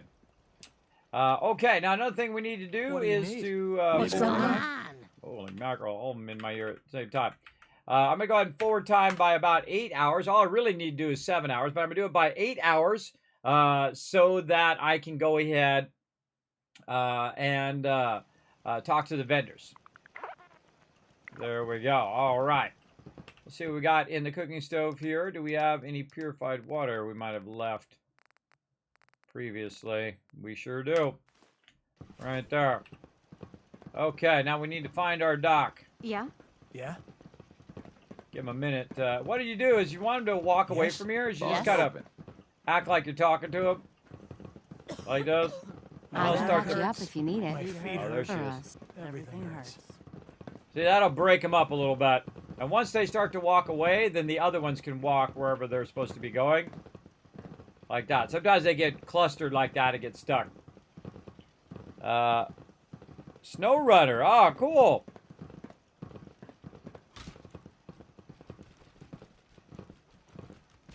This is true. Yes, they don't have computers in it. The computers do cost a lot extra Not to many fix. doctors around these days. Should let me take a look at you. Barter. I need some supplies, Doctor. Let's see what I... Uh-huh. All right, what you got? You don't got any antibiotics, which is a bummer. What else you got? 38 round. You ain't got nothing except for a big chunk of caps, which is what I want. Oh, let me get out of there, though, so I can switch my outfit to this one. And I already got my glasses on, and I already got my helmet on, so I'm good. Excuse me. If you need fixing up, let's get a look at you. I need some supplies, Doctor. Let's... Sure. And I just want to get her caps. And I'll show you why. Right over here. 623 caps. And I'll give her an extra cap. All right, looks good. So now you can see I've got the general store, I've got the clinic, and I've got the bar. But I want to get some other settlement items as well, and I want to get the max level stores. The other thing I would probably start to do is think about either clothing, weapons, or armor are the ones left, because I've already done the clinic, the food and drink, and the trader. So I would probably go weapons, because I'm looking for a very specific weapon. So I'm going to go ahead and put weapons down here. And I'm going to take one of these people I put over here, and I put them over here on purpose just so I could find them, and put them on the weapons trader. Now that just used a bunch of my caps, everybody. We just used 3,000 caps to put that weapons trader down.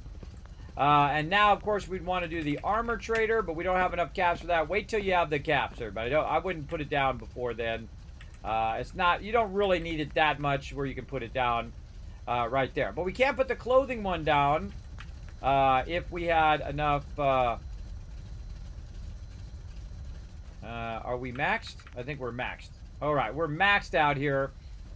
So we need to think about maybe scaling this down a little bit. So we're going to go ahead and scrap this. There we go. And now we can put the clothing one in. Right there. Take this guy. Put him on the clothing one. And we have to take some stuff out to add more stuff. And so what I'll do is I'll take out all of these other things. Now, I might have some stored in the workbench as well.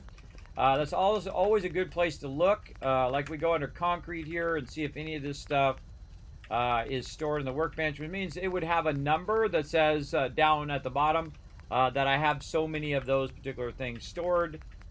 I don't see anything in there right now. Oh, there we go. There's one. I got 2 concrete roofs stored in there. Now, to get rid of those concrete roofs, I need to have the ability to put them down and then scrap them. But for right now, we'll go ahead and leave it as is, and then we'll go ahead and, you know, work a bit more on this particular one. Again, it's producing a massive amount of food back there. Look how much corn it's producing back there. That's a lot of corn.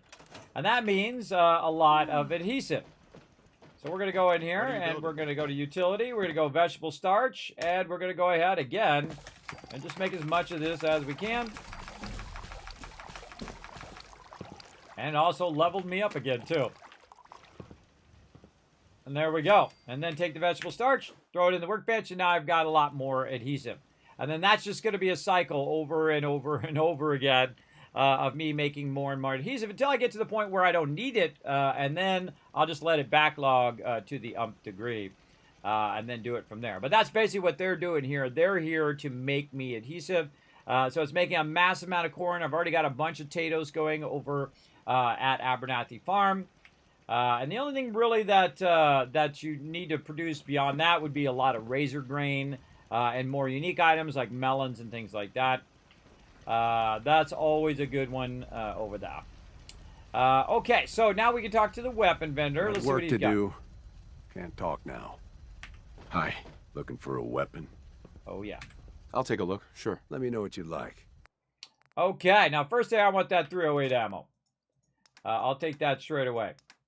I got 197 purified water. My value is 16, so I know I'm at max charisma right now. Let's see if he's got a combat shotgun with that's 308. Powerful hunting rifle. Hunting rifle.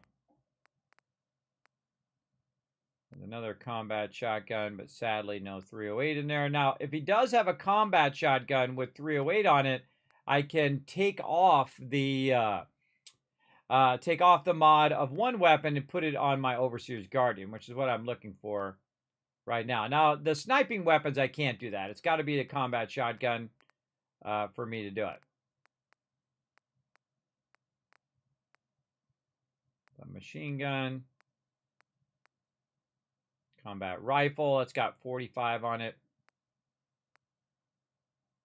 That's actually what I need right there. Combat rifle. Not combat shotgun. Combat rifle. Another combat rifle. Combat rifle. Oh, man. That would have been awesome if one of those had the 308. Now, once I get the 308, everybody, I'm going to be doing such massive damage. Forget about it.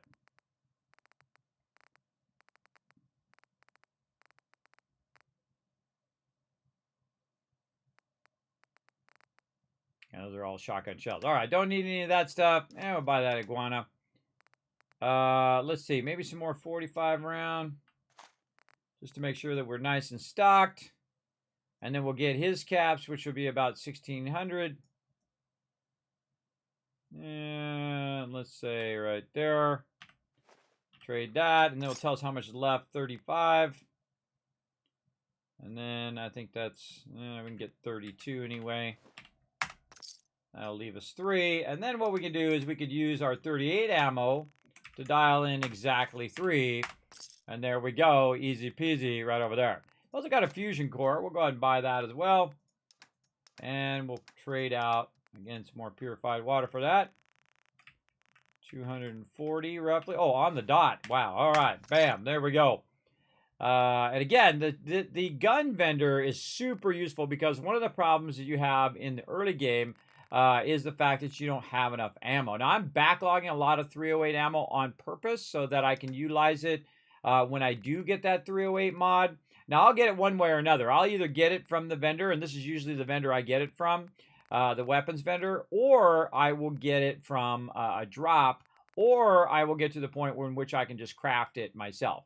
Once I can craft it myself, then forget about it. We're going to throw down up in here. Now, we also have the clothing vendor. Hey. You looking for something to wear? Let's see what you got. Let me know what you'd like. Okay, so he's got a bunch of stuff. Now, you're like, well, Kismet, what the heck is the point of all of these people? Well, one of the points that I used it for when the game first came out way back in the day is the fact that I would buy different clothing and I would put the people who are doing different jobs, like Greg's example, the farmhand clothes there.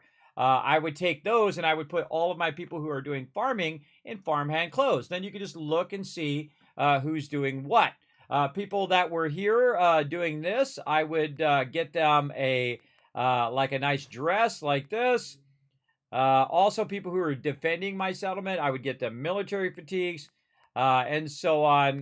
Get you a general idea, as well as I would get like suits for my peeps as well. But what I really want is I want this guy's caps yet again so that I can put down that other vendor. So I want to go ahead and dial this in. So 575 plus 23 is roughly around 600. 569 there, and that leaves 6 left. What can we sell them? Some potatoes, maybe. Yes. There we go. All right. Now I've got a nice dress. Want to go ahead? Not many doctors around these days. Oh, wait. Should let me take a look. I should have got her a doctor outfit. Hey there. I think I've got something in your size. Let's see if she got Sure. Let's take a look. Let me know what you'd like. Okay. Is there a lab coat? Yes, there is. All right. Awesome. All right. And trade out some more potatoes. This time 2 potatoes. And there we go. Now, this lady right here, the clinic lady. I can patch you up if you need it. For a small fee, of course. But notice that she does not have trade. She's one of the only vendors that does not have trade. So basically, you need to work on that big time. Oh, where did I send that unique vendor? Where did I send? There was a vendor I sent over here. Huh? Where is that vendor? Can't remember the last time I had clean fingernails. Oh, man. What did I do with my legendary vendor? Need to get back to Diamond City one of these days. I think it's this guy. Biggest town I ever saw. Hi, how are you? Yeah, there's a guy who is supposed to be over here working one of my settlements, and I forgot. Oh, man, I have to go back and look at who that was. Because you get unique vendors that you can send to your locations and use them on the vendor thing. Oh, man, he might be out here. I can't remember if he has a unique name or not. He wouldn't be over here. Ain't looking for trouble, I hope. Always. Yes, I forgot about my unique vendor. Don't much care for good neighbor. We'll work on him later. This is nothing but trouble. Okay. Yes? Who's this guy? I'll look that up. Okay, so what I want to do is I want to forward time until after they're out of the vendor. So I'm going to just go until around 8 or 9 p.m. here. And I think their thing stops around 5. But I'm also going to get my well rested while I'm at it as well. Just make sure it's really far past. There we go. Hi, how are you? Now if I talk to her. Up, let's get a look at you. Oh, she's still in the vendor. Still in vendor mode. Yeah, one more. I think it's 8 p.m. Yeah? Huh? I just want to trade a few things. Okay. Now notice that's after 8. Now I can trade stuff with her. Like in this case, I want to go ahead and give her the lab coat. Put her in the lab coat and then grab anything else that she's got. So now I know which one is my doctor. The last time I had pretty cool, right? Fingernails. I think that's pretty awesome. You can dress them all up and give them armor and all that kind of stuff. But I find that this kind of stuff helps the most, so you can visually see who's doing what. Very, very useful, I think. Okay, so that's good there. We're ready to roll out of here. I think we got everything done over here that we want to get done for now. Oh, we got to level up. Let's see what we're doing next. I think Gun Nut we got next, right? I think that was our next one. Let me get out of there. Let's see. Let's go our thing here. Yes, Gun Nut level 3. So we'll get our heavy weapon forge as well as we'll be able to mod up our weapons some more. So let's go ahead and do that. Gun Nut over here, number 3. Nice. And then we go modify our Overseer's Guardian up a little bit more. All right, so now we can go way down here. Notice that my powerful receiver right here does 131 damage. Right here, 131 damage. Now, if we go up even higher, what we're going to do is still have 131 damage, but it's going to have superior damage and better critical shot damage and overall accuracy as well. Well, at least it should, but if we go powerful receiver, we can see that the fire rate's 33. Fire rate's 33 there. 203.80. 203.80. So again, this is more of better critical shot damage and accuracy, but the accuracy is still 80. What I really want is this one right here, which is the 308 receiver, and you can see that it goes to 144 damage per shot, by the way. So if I shoot 10 times, I did 1,000 damage, or more, actually, than that. So let's go to calibrated powerful receiver. Now the same thing here with our long barrels. We could have the long ported barrel, which again is going to help with our accuracy, and it does make our hip fire have a problem. But one of the great things about this one is that it actually makes your recoil a lot less. So we're going to go up to that one. Reincarnate self-select. That's the best one we can get there. I don't like using the sniper. I like just using the reflex dot. I don't like using the scopes on the Overseer's Guardian, but it is pretty awesome. Now, muzzle brake over here is going to give us just a little bit more accuracy, but it's going to come at the cost of range. So, I mean, just to have one more accuracy for the cost of basically 15 range, I don't feel like it's worth it. The only thing that you might find useful is a suppressor so that they can't hear you when you snipe them. But in this particular, I normally use the muzzle brake, but I'm going to just opt out of it for right now. You can see it says muzzle brake over there on the side, but it doesn't really have it on there. All right, we can also upgrade our pistol and whatnot as well, but I'm not going to be using that, so that's only a backup weapon in case I run out of ammo. All right, we also need some food. What food? Never a dull moment. That's true. Let's go ahead and see what food we can cook up here.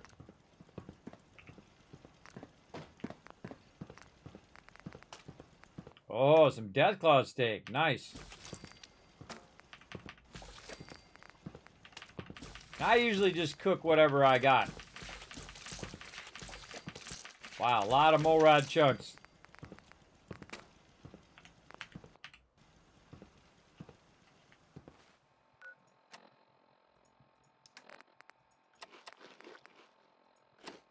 Properly fed now. And then to get your water up, I can use my purified water, but I'm just going to go right over here. And there we go. Now the problem is I need to save, and to save I have to go sleep in a bed. I'm going to find me a bed, I'm going to sleep in it for 1 hour, and then what happens, boom, I've now got a condition.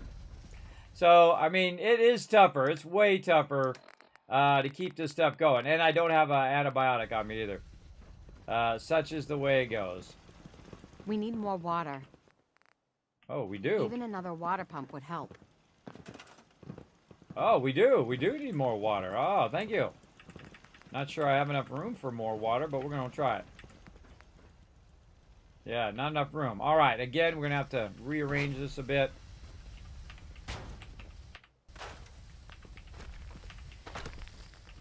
I'm scrapping these now.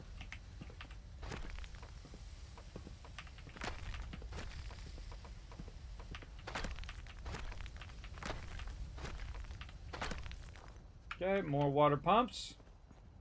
I like to put them over here because they're fairly safe on this side. You know, wherever they kind of pop up and let me put one down. Oh, man, I need to take out even more. All right.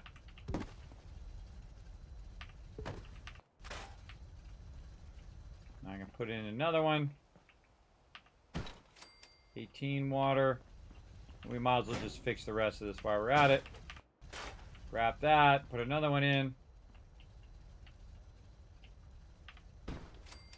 21.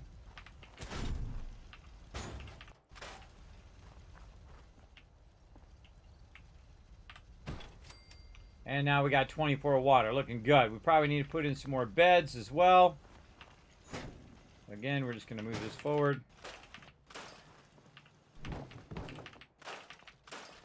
Scrap out what we can. Are these being used over here right now? Nope. Scrap all those out. And then more beds.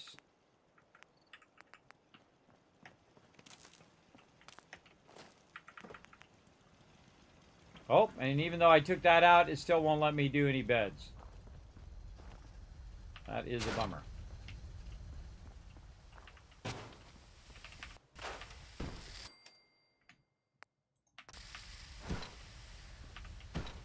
Sometimes you gotta scrap and then put it down, and then scrap and put it down, scrap, put it down, scrap, put it down. That's what I should have done that whole time.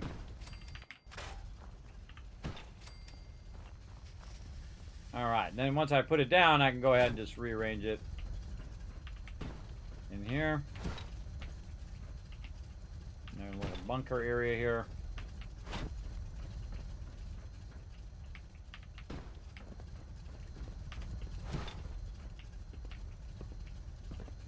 Now the magic number is 24. If you have max charisma, usually in your settlements you'll end up with about 24 peeps. And that's why I put 24 beds down. That's why I have 24 water and 24 food, or actually I have 58 food. But you get the general idea.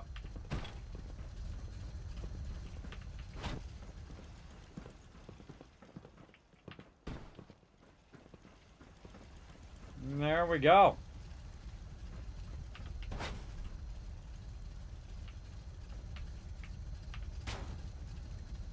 All right, we maxed out Red Rock. Now we're going to tear all this down and mega build this later. And of course, you know, put a sign up and do all that stuff. But the thing I wait for is I wait for the bigger power generator.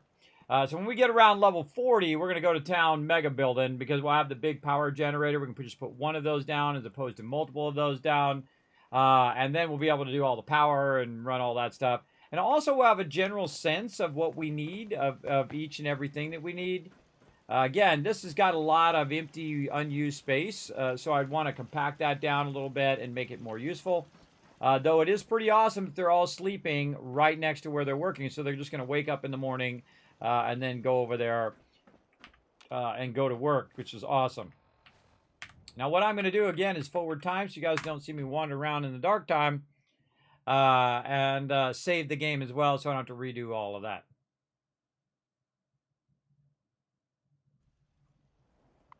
There we go, and everybody's just going to get up and go right to work. Go to work, party people. All right, how are we doing on Peep 16 still? Yeah. Not many doctors around these days. Should let me take a look at you. Jeremy. Yeah, see what's wrong with me. What's feeling? Got rough. Scrape. Yeah, I'm just skipping the dialogue with left click because you're going to do that like 100 times in the survival mode. And that's that. Anything else bothering you? Nope. That was it. Take better care. All right, well, that's not going to happen. All right, so there we go. We got that all done. Now we're ready to go back out in the wasteland. So we want to go ahead and get ready by putting all our gear back on. It'd be awesome to have gear sets in this game. But sadly, you do not. So there we go. Looking good. All right, Preston, let's go. My thoughts exactly. Weapon out. 478 ammo. Looking pretty good on the ammo. Normally I use Scrounger perk, but in this particular playthrough I'm not. And actually not been too bad without it. Because I worked very heavily on my purified water, I have enough caps to purchase the ammo. As opposed to going out and trying to scavenge for the ammo.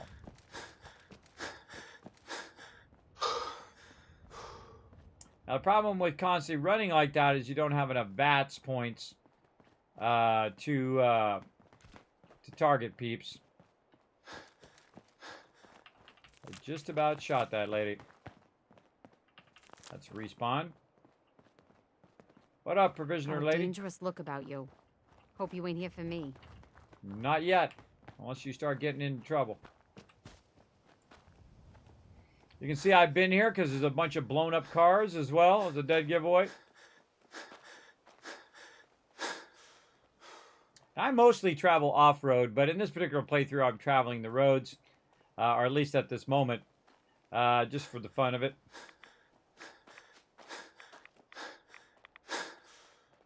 You see my action bar is all the way up there. I do need to get some action point boosts, which I'll get going at some point.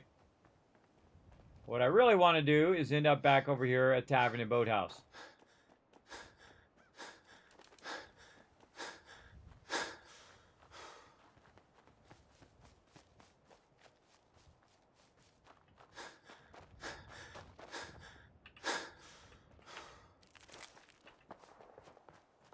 Oh, I hear some action. The Kismet kill box doing its thing.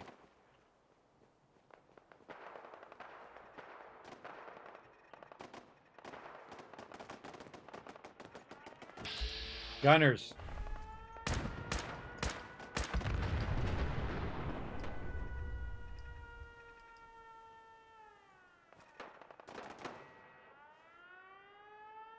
And they flipped the siren on, so people run around. Oh, I see someone running around in my power armor. See them? They're in my power armor because I didn't take my fusion core out.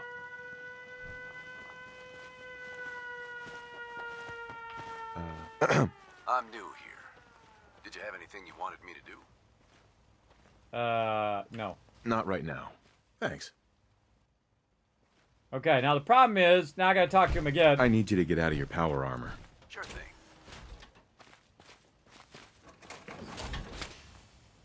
And that is why you take out your fusion core.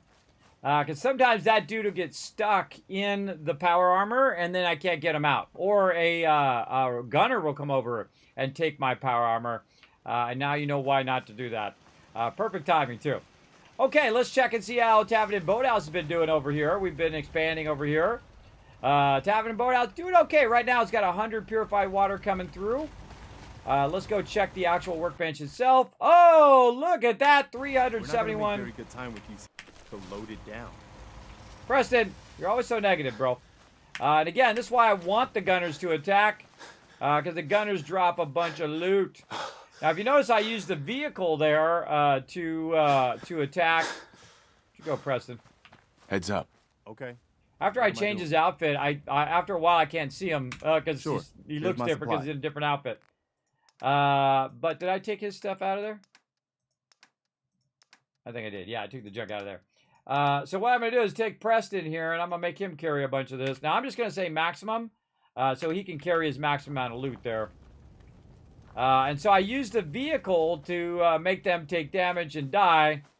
This one right here. So I used the vehicle like a weapon, which is super useful, as you can see. And again, I want the gunners to keep coming in. Now, the gunners have some of the best armor for your settlers. So they're going to have tons of combat armor and things like that that you might run along as well over time. Now, they get stronger over time. As you get stronger, they get stronger.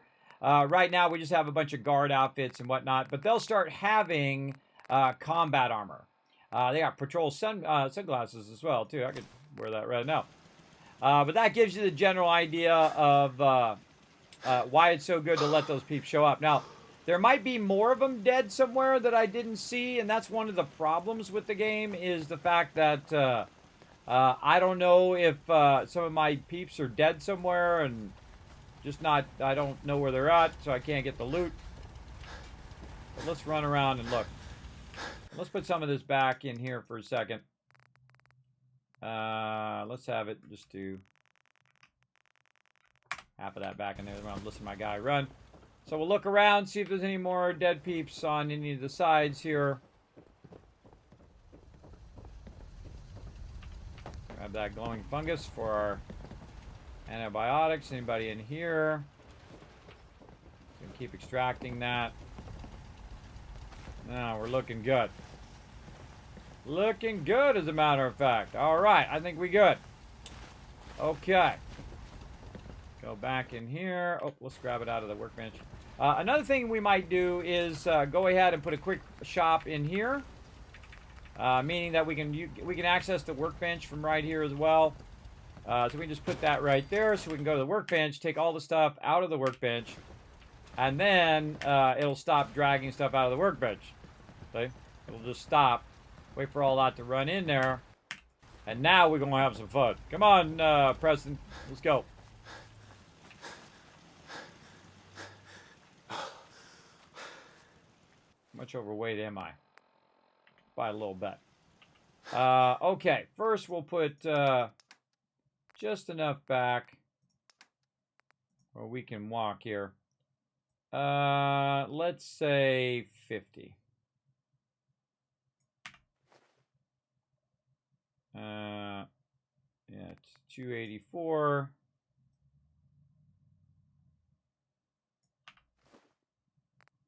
Oh man, quite a bit. We got all this other stuff we need to get rid of too. All right, there we go. And that just means we can run over here using our action points, get there a bit faster, and then we can just always come back and grab that in the future. Another thing that I like to do is to have a sentry bot at each and every location. So if I want to just dump all the purified water on them, I can just dump it on them and they can carry massive sums of resources. We'll get into all of that later on. But right now we're just trying to backlog resources because we need as many resources as we can gather. And the more we do that in the beginning, the more it affects the whole rest of the game. We just create a whole machine for that, basically. Enjoy your stay. Penny, You here to shop? I'll take a look. You won't find better quality anywhere. This is true. All right, 38. Let's see. Do I want justice right now? Oh, wait. Wait. We got to remember to put our outfit on. Things tried soup, fashionable glasses. We got our destroyer's helmet on. All right. You here to shop? What's in stock? Best deal. Okay. There we go. A lot of good stuff here. Let's first clear out all this extra stuff that we have. We could also scrap all this stuff, by the way. But we're going to... Oh, I was going to use that cream dress, but that's okay. We'll get rid of it. For now, keep the patrolman glasses.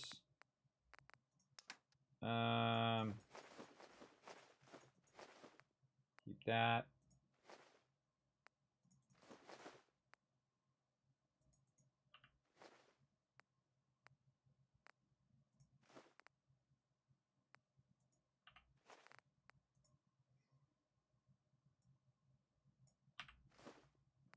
Okay. So just getting rid of some of the stuff that I don't need to carry around. Mods. 38 ammo. Fusion cells. Probably get rid of that 10mm as well. But basically just trading everything that I can to see how much cash I have. Right? How much cash I can go ahead and utilize to get it. Now, she's got antibiotics, so I'm always kind of buying that. Also got other herbal things which help me against certain diseases. Also bobby pins, but really this is what I want. All of her resources.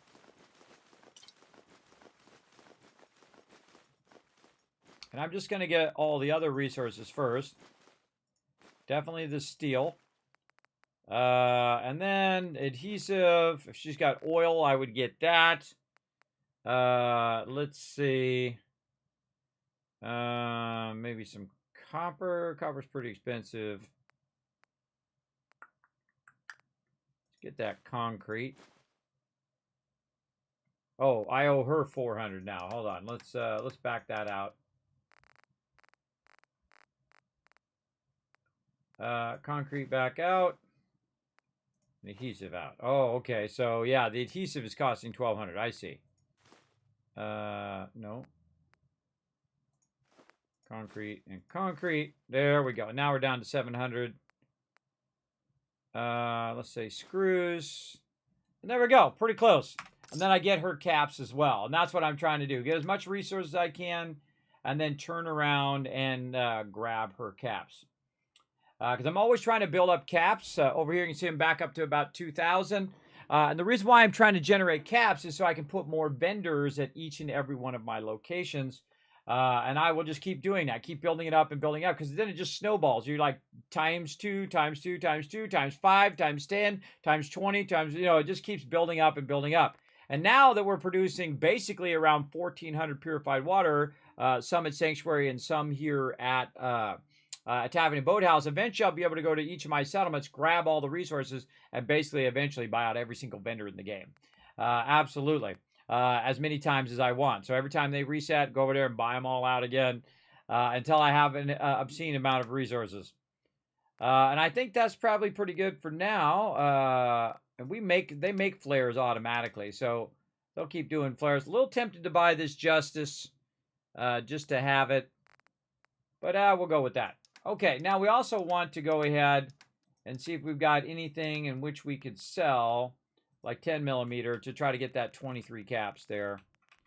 Because you want to get as much of their caps as you can, because they're going to reset at some point. So we'll go 24, give her an extra one. And there we go. So we bought her out.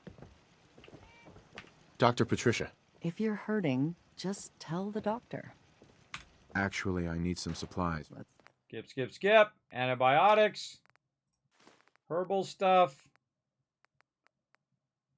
She's got antiseptic, too. Oh, I forgot about that. Yeah, we'll want to get all of that eventually. But again, using some of our ammo. Now, I know so many people have like 10, 20,000 ammo in there and don't realize that you could have been using that for this. Oh, and you know what? I'm just going to sell it all. I'm not going to cancel. Just sell all that. And then she owes me 10 caps. There we go. I'm going to get plenty more of that. Oh, dirty army fatigues. Forgot to get rid of that. There's 10 more caps. We'll keep all that for food. Okay, so we got a bunch of loot there. And again, now I just do that over and over again. And that's why I leave Covenant the way it is. There are some things that you can do. You can follow the Covenant quest lines and a whole bunch of things will happen. But I love that vendor. And so in some playthroughs, like in this one, I'll just leave it as is. And not do any of the quests because I don't want anything to change. I want it to stay that way. So I can just kind of run from Tavern and Boathouse over there, which is pretty easy. Oh, wait, I forgot my buddy. Preston. I forgot I brought Preston. And again, you want to get this done before it gets dark. So that, oh, and then we got the armor trader guy coming in too. Let's see what he's got. Good caps to be made protecting folk.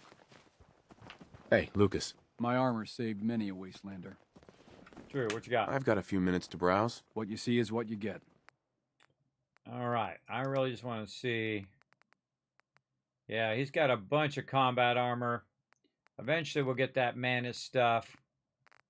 Yeah, oh man. Tons of loot there. But let's go ahead and take Preston in here.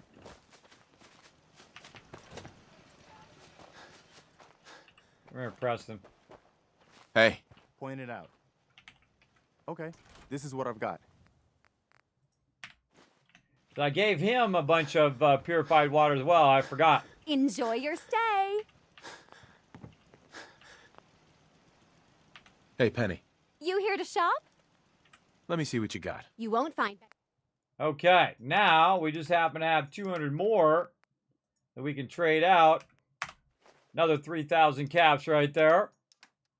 And then again, get more of her junk. Let's see. Adhesive would be nice. Yes, okay. What to choose? What to choose? I'd probably go copper first, ceramic. Man, she literally doesn't have enough stuff. Cork. Okay, now I owe her 50. So I have to sell her something that's worth 50. What do we got under aid here? And now she's minus 54.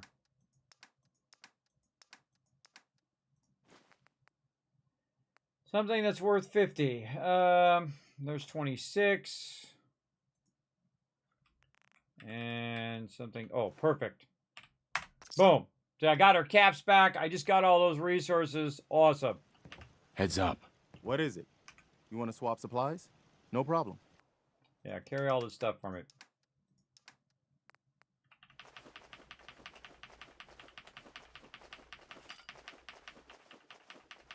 And now I'm going to make Preston carry it all.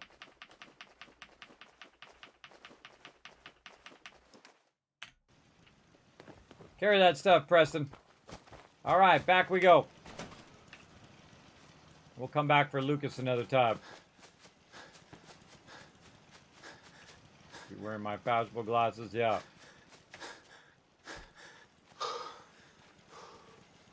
Making them deals in the wasteland, everybody. Put a 1 in the chat if you guys are still there. So you guys are having a good time in the chat. How we doing? 30 minutes left. Now, again, if you want to extend that timer, you can donate to the stream. Toward the One Last Wave project right there in the chat. I'm going to go ahead and throw that in there one more time. One Last Wave. There you go. Right in now. Okay, now on our way back here, we're going to find out that we have even more purified water over here.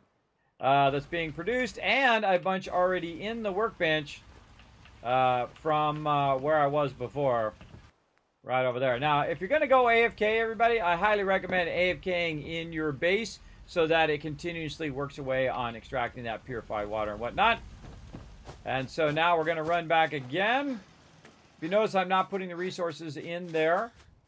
And the reason why is it's just going to run it out into that thing. I'd want to carry that resource to another settlement. And now we'll just run back again over here. Thanks for those ones in the chat. Appreciate it. Thanks for crushing those retweets as well. Appreciate that.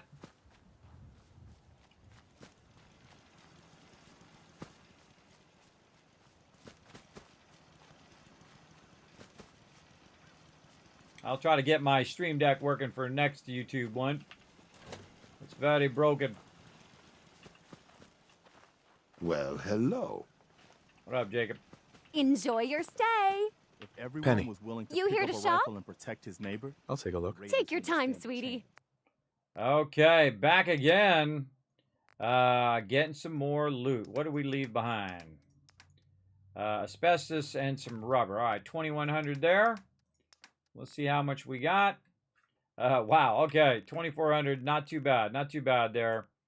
Let's go 2096. 4 caps. What do we got that's worth 4 caps? I don't think anything. I don't think anything. Just use some bobby pins. You're gonna end up with hundreds of these bobby pins. Oh wait, wrong way, wrong way. Oh. That was the other way. All right, I told it to do the trade without putting the caps down. There we go. Get rid of that stuff. Guess we could get more 45 round. Yeah, I think we're good. All right, so there we go. So burned up a bunch of that purified water. Got a bunch of resources. Oh, we should save. There's actually a place to save here in Covenant, which is awesome. The middle bed right here. We can go ahead and sleep for an hour, and that'll auto-save the game. Hello. Hello. Hello there. Go ahead and use their water pump. Now, you got to be careful, because if I had hit that bucket there, it would aggro all of them on me. Why does one tiny settlement need so much firepower? Exactly. Exactly. All right, let's talk to Let me know Lucas. if you want something. Make a move Hey, and Lucas. I'll end My you. armor saved many Wastelander. Oh, man. Let's see what you have. What you I see can is what kill you get. every one of these peeps. I can annihilate them all. Don't be talking smack to me, bro. Know who you're talking smack to. Oh, some cloth there. Oh, I forgot he does cloth. Cloth is a good one. Let's see what we got here. We got enough to get his caps, I think. I would love to get that cloth. I think we'll go with that. We'll get some of his caps and get that cloth, because that's more beds I can make at settlements. All right, Don't take it either easy. Brahmin if you got any sense. I try not to. All right, back over this way. And you can see that we're just using these two settlements to basically get more and more resources. I'm using Preston as a pack mule to carry my stuff around.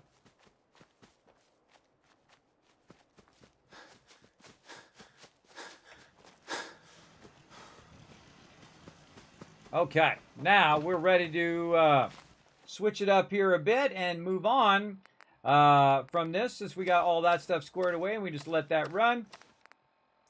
My patrolman glasses back on again. I need to repair my power armor.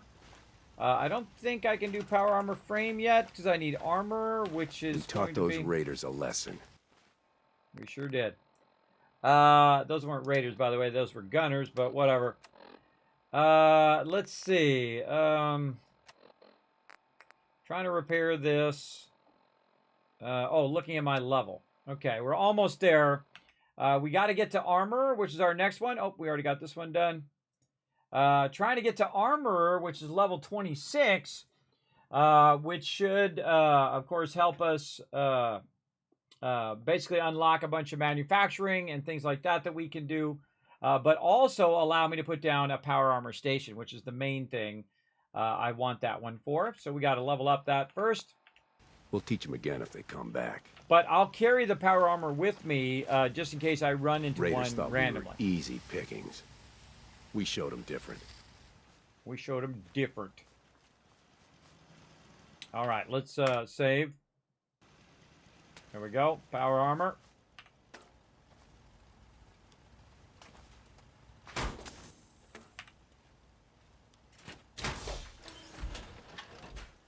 Now I can just sit here and go back and forth and do a whole bunch of stuff. Let's go get some bad guys. I like the way you think, Preston. I can just go back and forth because this is going to start bringing more loot in. I'm just going to let that run while I'm gone. But what we want to do is now push on and see if we can get Green Top Nursery before we run out of time here. So let's get on the road and see what kind of trouble we... Oh, hey, see? Look what I said right here. Oh, it's a legendary gunner as well. Which means that... oh, he should have had a legendary item. Oh, I bet you one of the peeps here grabbed that legendary item. I find that every now and again that I'll go look at my settlers and I go, wait a minute, how did you get that legendary item? Because he'll grab it off one of the mobs that got killed. All right, let's go this way. See what kind of trouble we can get into. Nice day to get it going on.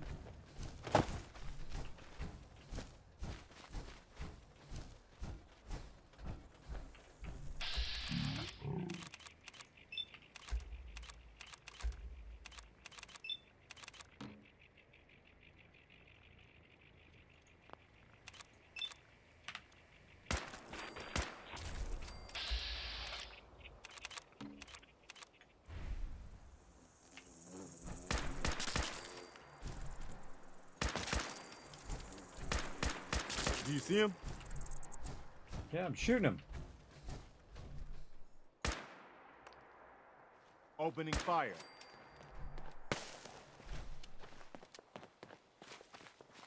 As Shooting his flares. Looks like they're gone. You think? Thanks for nothing, Preston. We'll go down there and have some fun down there later. Now, normally, you can just skip this. You just go running up that way. But I think we're going to sneak in there and do a little damage. Wait, something's out there. There you are.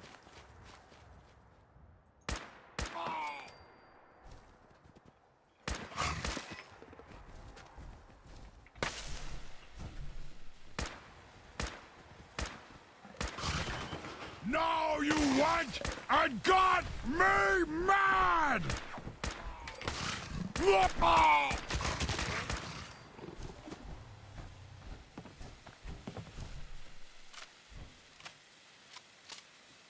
Darn suicider. I was trying to hit him. It didn't look like it was hitting him. Damn it, where are they?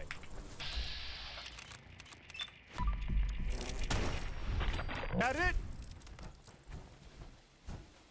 Just when you think you got them all, they sneak up behind you. Did a bunch of damage to my power armor. Power armor even more messed up now. But better my power armor than me. Now, the reason why I was trying to kill that suicider first is he makes things go boom. He's got a nuke on him over here, so you want to take him out first. It's one of the scariest, and of course it's getting dark and raining.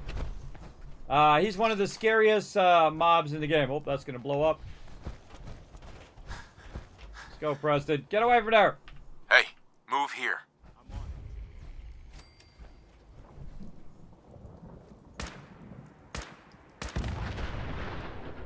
So speed that along.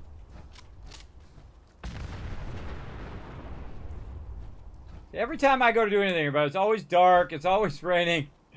I don't know. And I could have circumnavigated that. I could have went up here in this back area where there's not a lot of mobs and just went around it. But I thought I'd see what was there.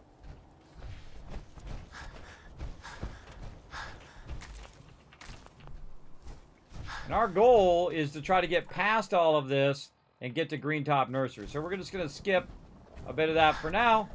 We're going to try to avoid that over there. Have ourselves some purified water. Ugh, stuck on the edge. Again, just circumnavigate the edges of the town.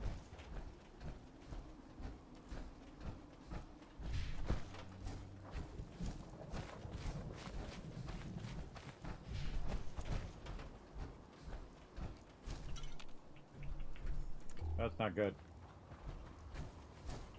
Red flag right there. Oh, come on. Stuck on the trees. One of the things that drives me crazy about Fallout is getting stuck on those trees or stuck on stuff. Man, oh! This must have been quite a battle. Yeah, I know, right?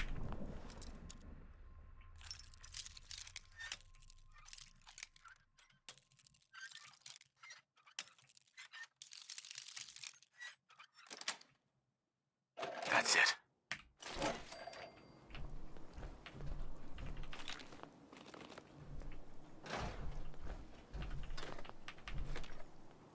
Super loot first, and then we'll do the storyline.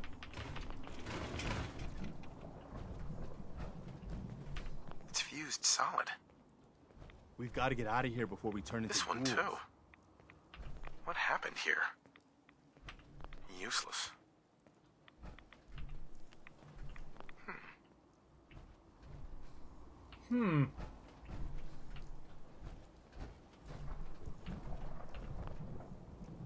Get the loot first,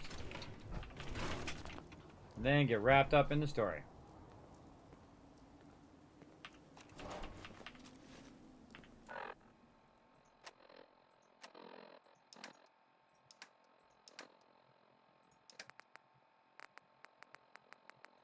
Ambushed on the road. We're outnumbered 5 to 1. Barnum, report. We're down to 5%! We'll have to scuttle the armor. We can't Let them have it. Fire him! Damn it. Aspen set the self-destruct. Ferris, fall back. We'll head for the old military base, then try to make it to our holdout. The code will be our call sign. All right, move, move, move!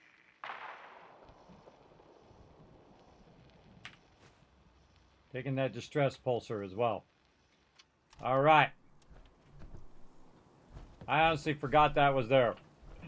I forgot that was there, but I'll tell you good. what's wrong with the Commonwealth. People can't see the big picture. This is true. All right, we're trying to get to Green Top Nursery.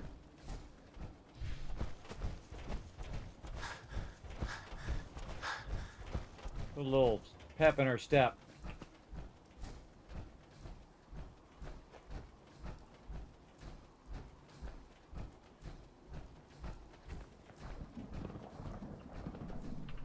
Oh, look at this. Oil. You're like him. I think someone's out there. We've got company.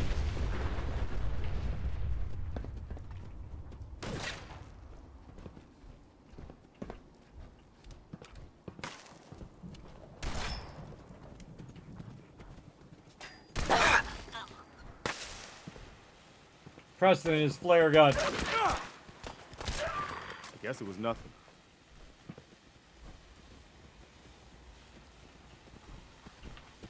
We have a visual on them.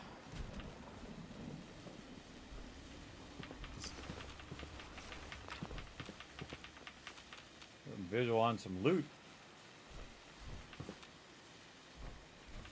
They might notice that the stuff is highlighting.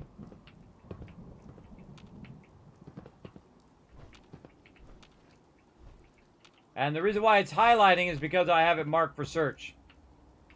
So it's making it easier for me to find it. Which is bone. Alright, there's definitely more peeps out here somewhere.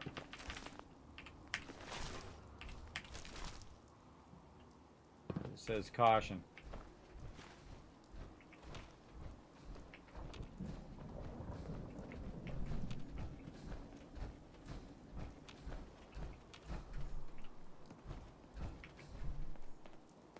No? Apparently not. Good. Mark that.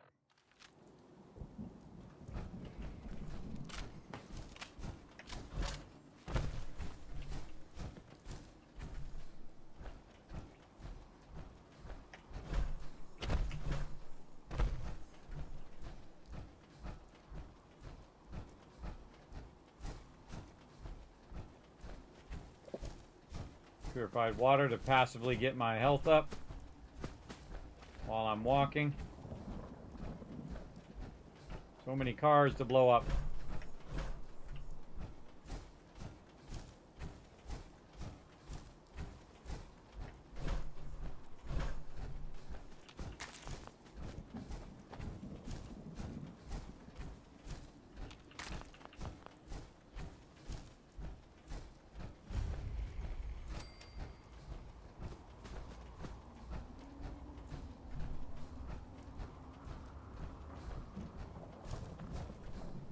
Hope you ain't one of them synths. Here to spy on me. Always. You're with the Minutemen, right? The Minutemen are always happy to help. What did you need? A pack of feral ghouls has holed up nearby, and some of them have started wandering out lately. If more of them start wandering out this way, we may be overrun. We need someone to clear them out. I'm on it. It's as good as done. I'll be glad to have them gone. Preston loved that. Do you have a minute? Oh, sure. You want to have a little moment, Preston?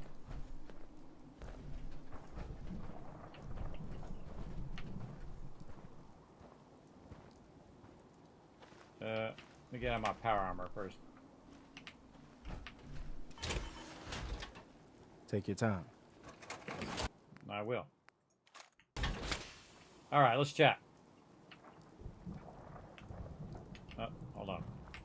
So you can stay in dialogue with them like that, but sometimes it trips you up when you're trying to do something else, like you can't open your Pip-Boy and stuff because you're in dialogue with the NPCs. If you ever have that problem where you can't do stuff, I would move away. Sure, go ahead. When we first met, I admit, I had my doubts about you, but you've done nothing but impress me. You're just who the Minutemen needed to bring us back from the brink. Thanks. That means a lot coming from you. You've probably realized by now how important the Minutemen are to me. When I was a kid, the Minutemen were my heroes. They were the only good guys around, really. When I turned 17, I joined up with Ezra Hollis's company. He was one of the good ones. Really believed in the old-time Minuteman way. We had a few good years there. I felt like I was part of something bigger than me, like I was really helping make the Commonwealth a better place. It sounds like you were really making a difference. I think we were. I know we were. But obviously it didn't last. I'm sure there was a lot I didn't see or know enough to pay attention to. You know, the politics and rivalries and bad blood between the different groups. I guess General Becker was able to keep a lid on it, keep everyone more or less on the same team. But after he was killed, it all came out in the open. I couldn't believe it at first. These guys were supposed to be Minutemen. They were supposed to put their duty to the people ahead of everything else. You probably think I was pretty naive, huh? I guess I was. Still am, too. Even after everything, I still believe that the Minutemen can be what I always thought they were. The good guys. That's why I like Preston. We are the good guys. We're doing our best. And a lot of it has to do with your example. So I guess what I'm trying to say is, thanks. Anyway, I appreciate you taking the time to listen. Anytime, Preston. Thanks, man. We'd probably better get back to it. Very true. Okay, now the trick part is I need to save. So I need to come in here, and there's none in here. I need to save in a bed, so I need to find a bed and sleep in the bed. Well, let's look around and see if you guys see any beds in here. I don't see any. So that's a problem. So if we die, that's it. GG's all around. I don't think there's any power armor frames here as well. No, I don't think there is. How are we doing on our XP here? Nope, not quite yet. So we've got to find another place. We got Finch Farm down the way. Also the National Guard that we got to go. We got Cannery there. Let's go ahead and head toward Finch Farm. Now, where's it telling us to go? National Grain Yard to clear the ghouls? Yeah, we got to go clear the ghouls over there.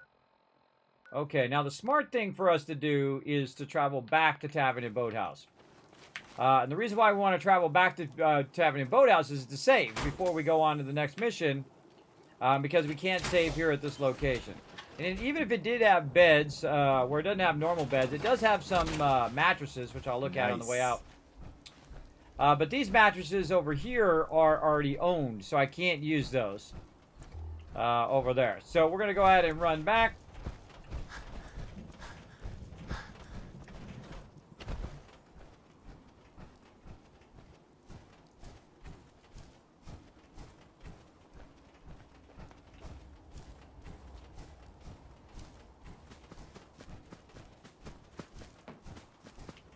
Oh, look at this. Research test tube. A glowing ghoul here. That's not a good idea. And a raider. Bunch of raider loot. Cap stacks, a little chem box. See, they're trying to load me down. That's their trick. Try to load me down. Oh, a bunch of blocks everywhere.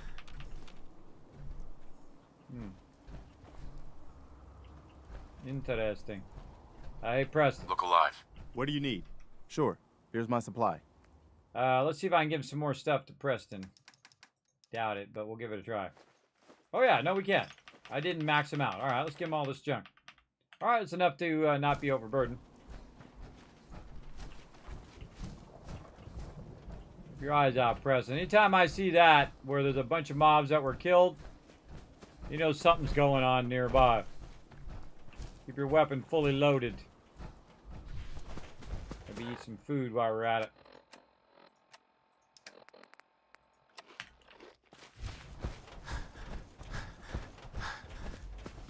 Again, you see I'm kind of circumnavigating the town.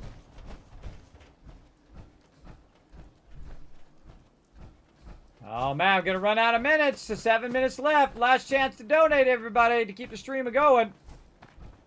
Oh, don't want to activate those ghouls if we can. We'll go in there and we'll go into town and we'll have a good old time. Right now, we're just trying to circumnavigate it so we can get back to Tavern and Boathouse.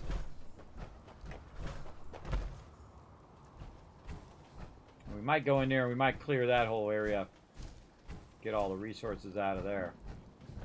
Tempting.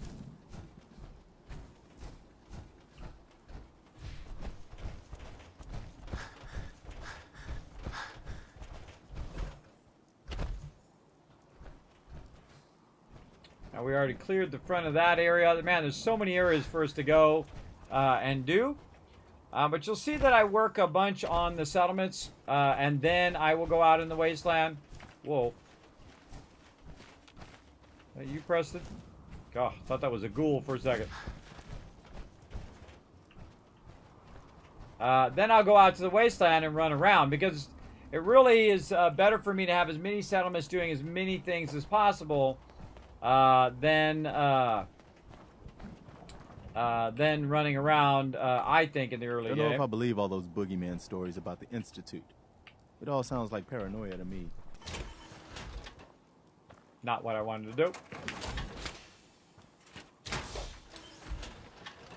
Preston walked right in front of me at the bad moment. Try that again. There we go.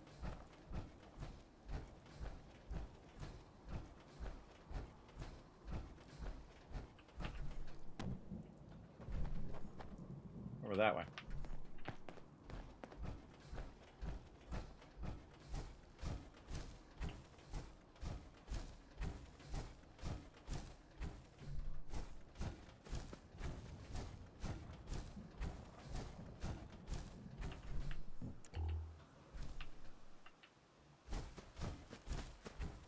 Now, if you're going to walk over here, you might as well walk over here with some loot.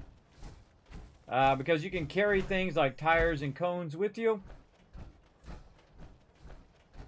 And then just drop them in your settlement. Like that, and then you can scrap it. I also see there's some wood over there I can scrap. And all this stuff I forgot to scrap. Scrap all that stuff, it ends up in the workbench. Okay, back out of the power armor. Let's see how our purified water's doing. Oh, it's at it again. Holy moly, that's a lot of purified water.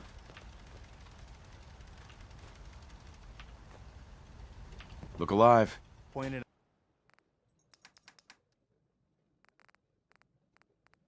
Wow, 553. I don't think you can carry any of that.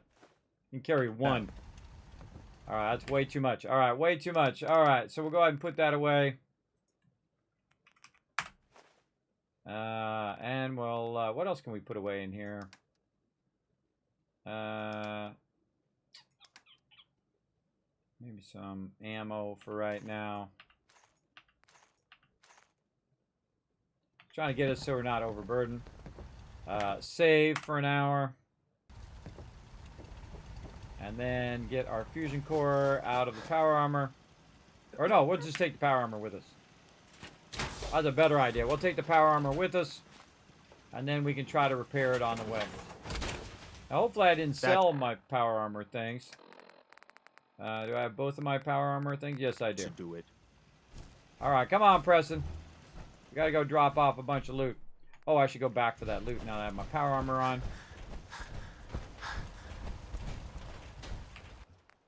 And get this until I'm full.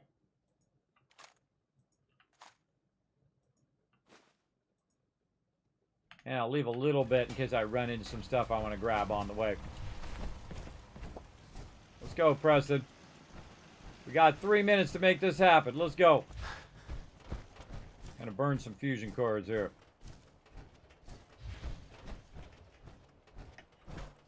I really need a bunch of Nuka-Cola.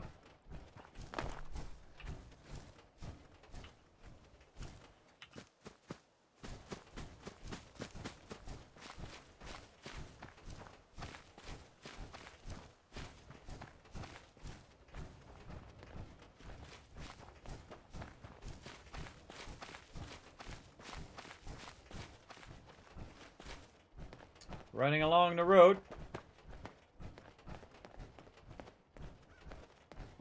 Now, in case you didn't know, I'm being watched right now by the Institute as I'm running along here. And I think they're thinking, why the heck is he not looking for his son? Why is he spending so much time building up these settlements? At least that's my RP for it anyway. It's like he's not even looking for it. He's just wandering around the wasteland collecting loot. Which I think is pretty funny.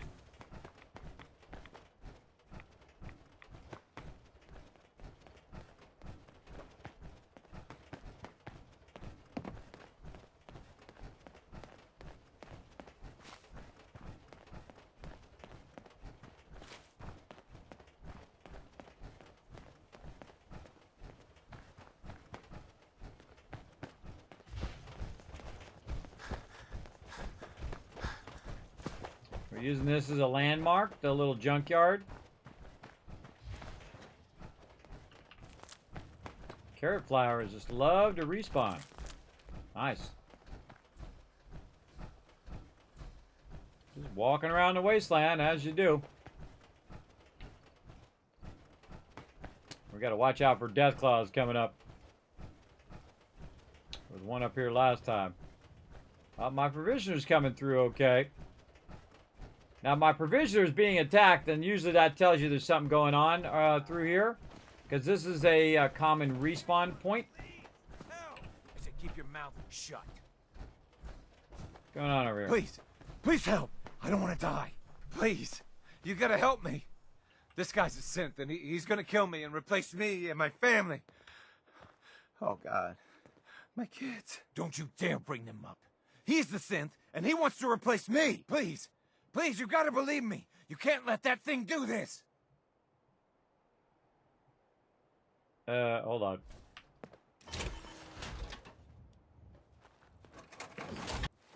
Okay, first thing, take the fusion core out so dude doesn't jump in your power armor. I'm gonna try to stay in the thing, but I'm gonna go ahead and put my outfit on. I've got my fashionable glasses on. Nope. And so what I can do is try to convince him to tell me the right thing. So I'm going to try to interrogate him. Hey, I'm on your side. I just need you to tell me the truth. Then maybe I can help. You're with the Institute? All right, look, this guy knows I'm a synth. So just help me take care of him, all right? Otherwise, I'm going to be in a lot of trouble.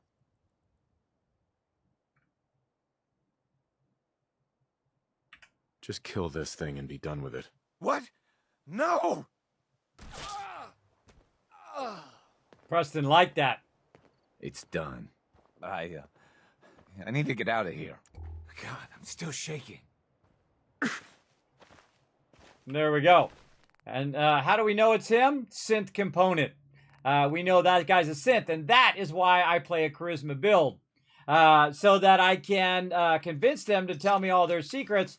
I don't think I've ever killed that guy. Not one time in all 9 other playthroughs have I ever killed that guy that I remember. But in this one, I thought, that's it. We'll take him out and see what Preston thinks about it. And Preston liked it. Preston liked the fact that we took out the synth. Well, now it's confirmed there's synths, Institute peeps. The Institute. They're monsters. Why were they trying to replace you is the question. That's the question. Oh, and that's it. That's it. We're out of time, everybody. So we're going to run over here. Man, we got a lot done today. Holy mackerel. We built up to having a boathouse. We're making tons of cash. We got tons of resources. We're going to take Preston over here. He's going to help me out. I think I have a power armor thing here. Wasn't it along the edge here, way out there? Or did I move it back? I can't remember. Let's go see. What did I have out here? Oh, there's a bed out here. Oh, and a thing there. Yeah, I think just a bed. I don't think it gives you a power armor frame here. But this will be, when I get up one more level, I'll be able to make power armor frames wherever I am at that particular settlement. So I won't have to run back here every time. But it is kind of cool in the beginning of the game that you have all of these cool things that you can do. Oh, wow, I'm 81% happy at this particular settlement. That's pretty sweet. Okay, so we'll have to walk this power armor up to Red Rocket at some point.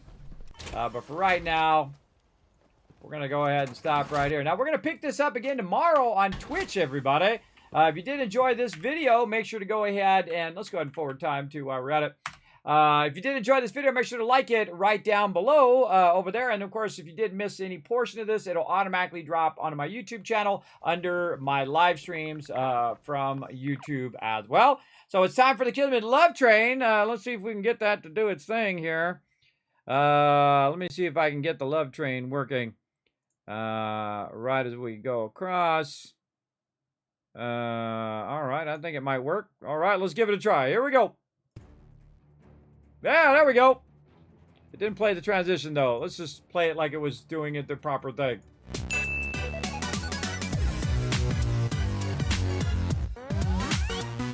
All right, welcome to Kismet Love Train, everybody. Thanks to all those awesome people right down there showing some love. Appreciate all my patrons over there. And this is actually for Twitch. I'm going to definitely fix this eventually.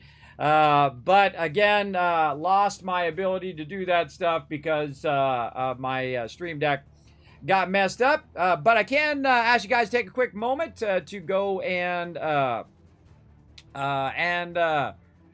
show some love on that social media here. Let me go ahead and grab that. I'll throw it in the chat for you one last time. Oh, maybe I can just type exclamation support in there like this. Let's see if it works. Yeah, there we go. Yeah, follow those links right there. Show the stream some love. Go to those various social medias. Hit that subscribe button here on YouTube. And, of course, hit that follow button over on Twitter. Of course, patreon.com/Kismet is the best way to support the Kismet Love Train. If you enjoyed this video and want to see more videos and more streams just like this, then that's the best place to support. You get your name at the end of every stream and all of that as well. Appreciate you all. I'm going to head on out of here. We're going to head on out, everybody. I will see you tomorrow, 1 p.m. Eastern Standard Time or 10 p.m. We'll see. All right, we'll see you then. Bye, everybody. Hi,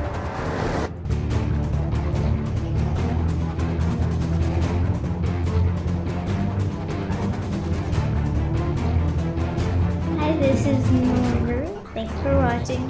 Hit the subscribe button.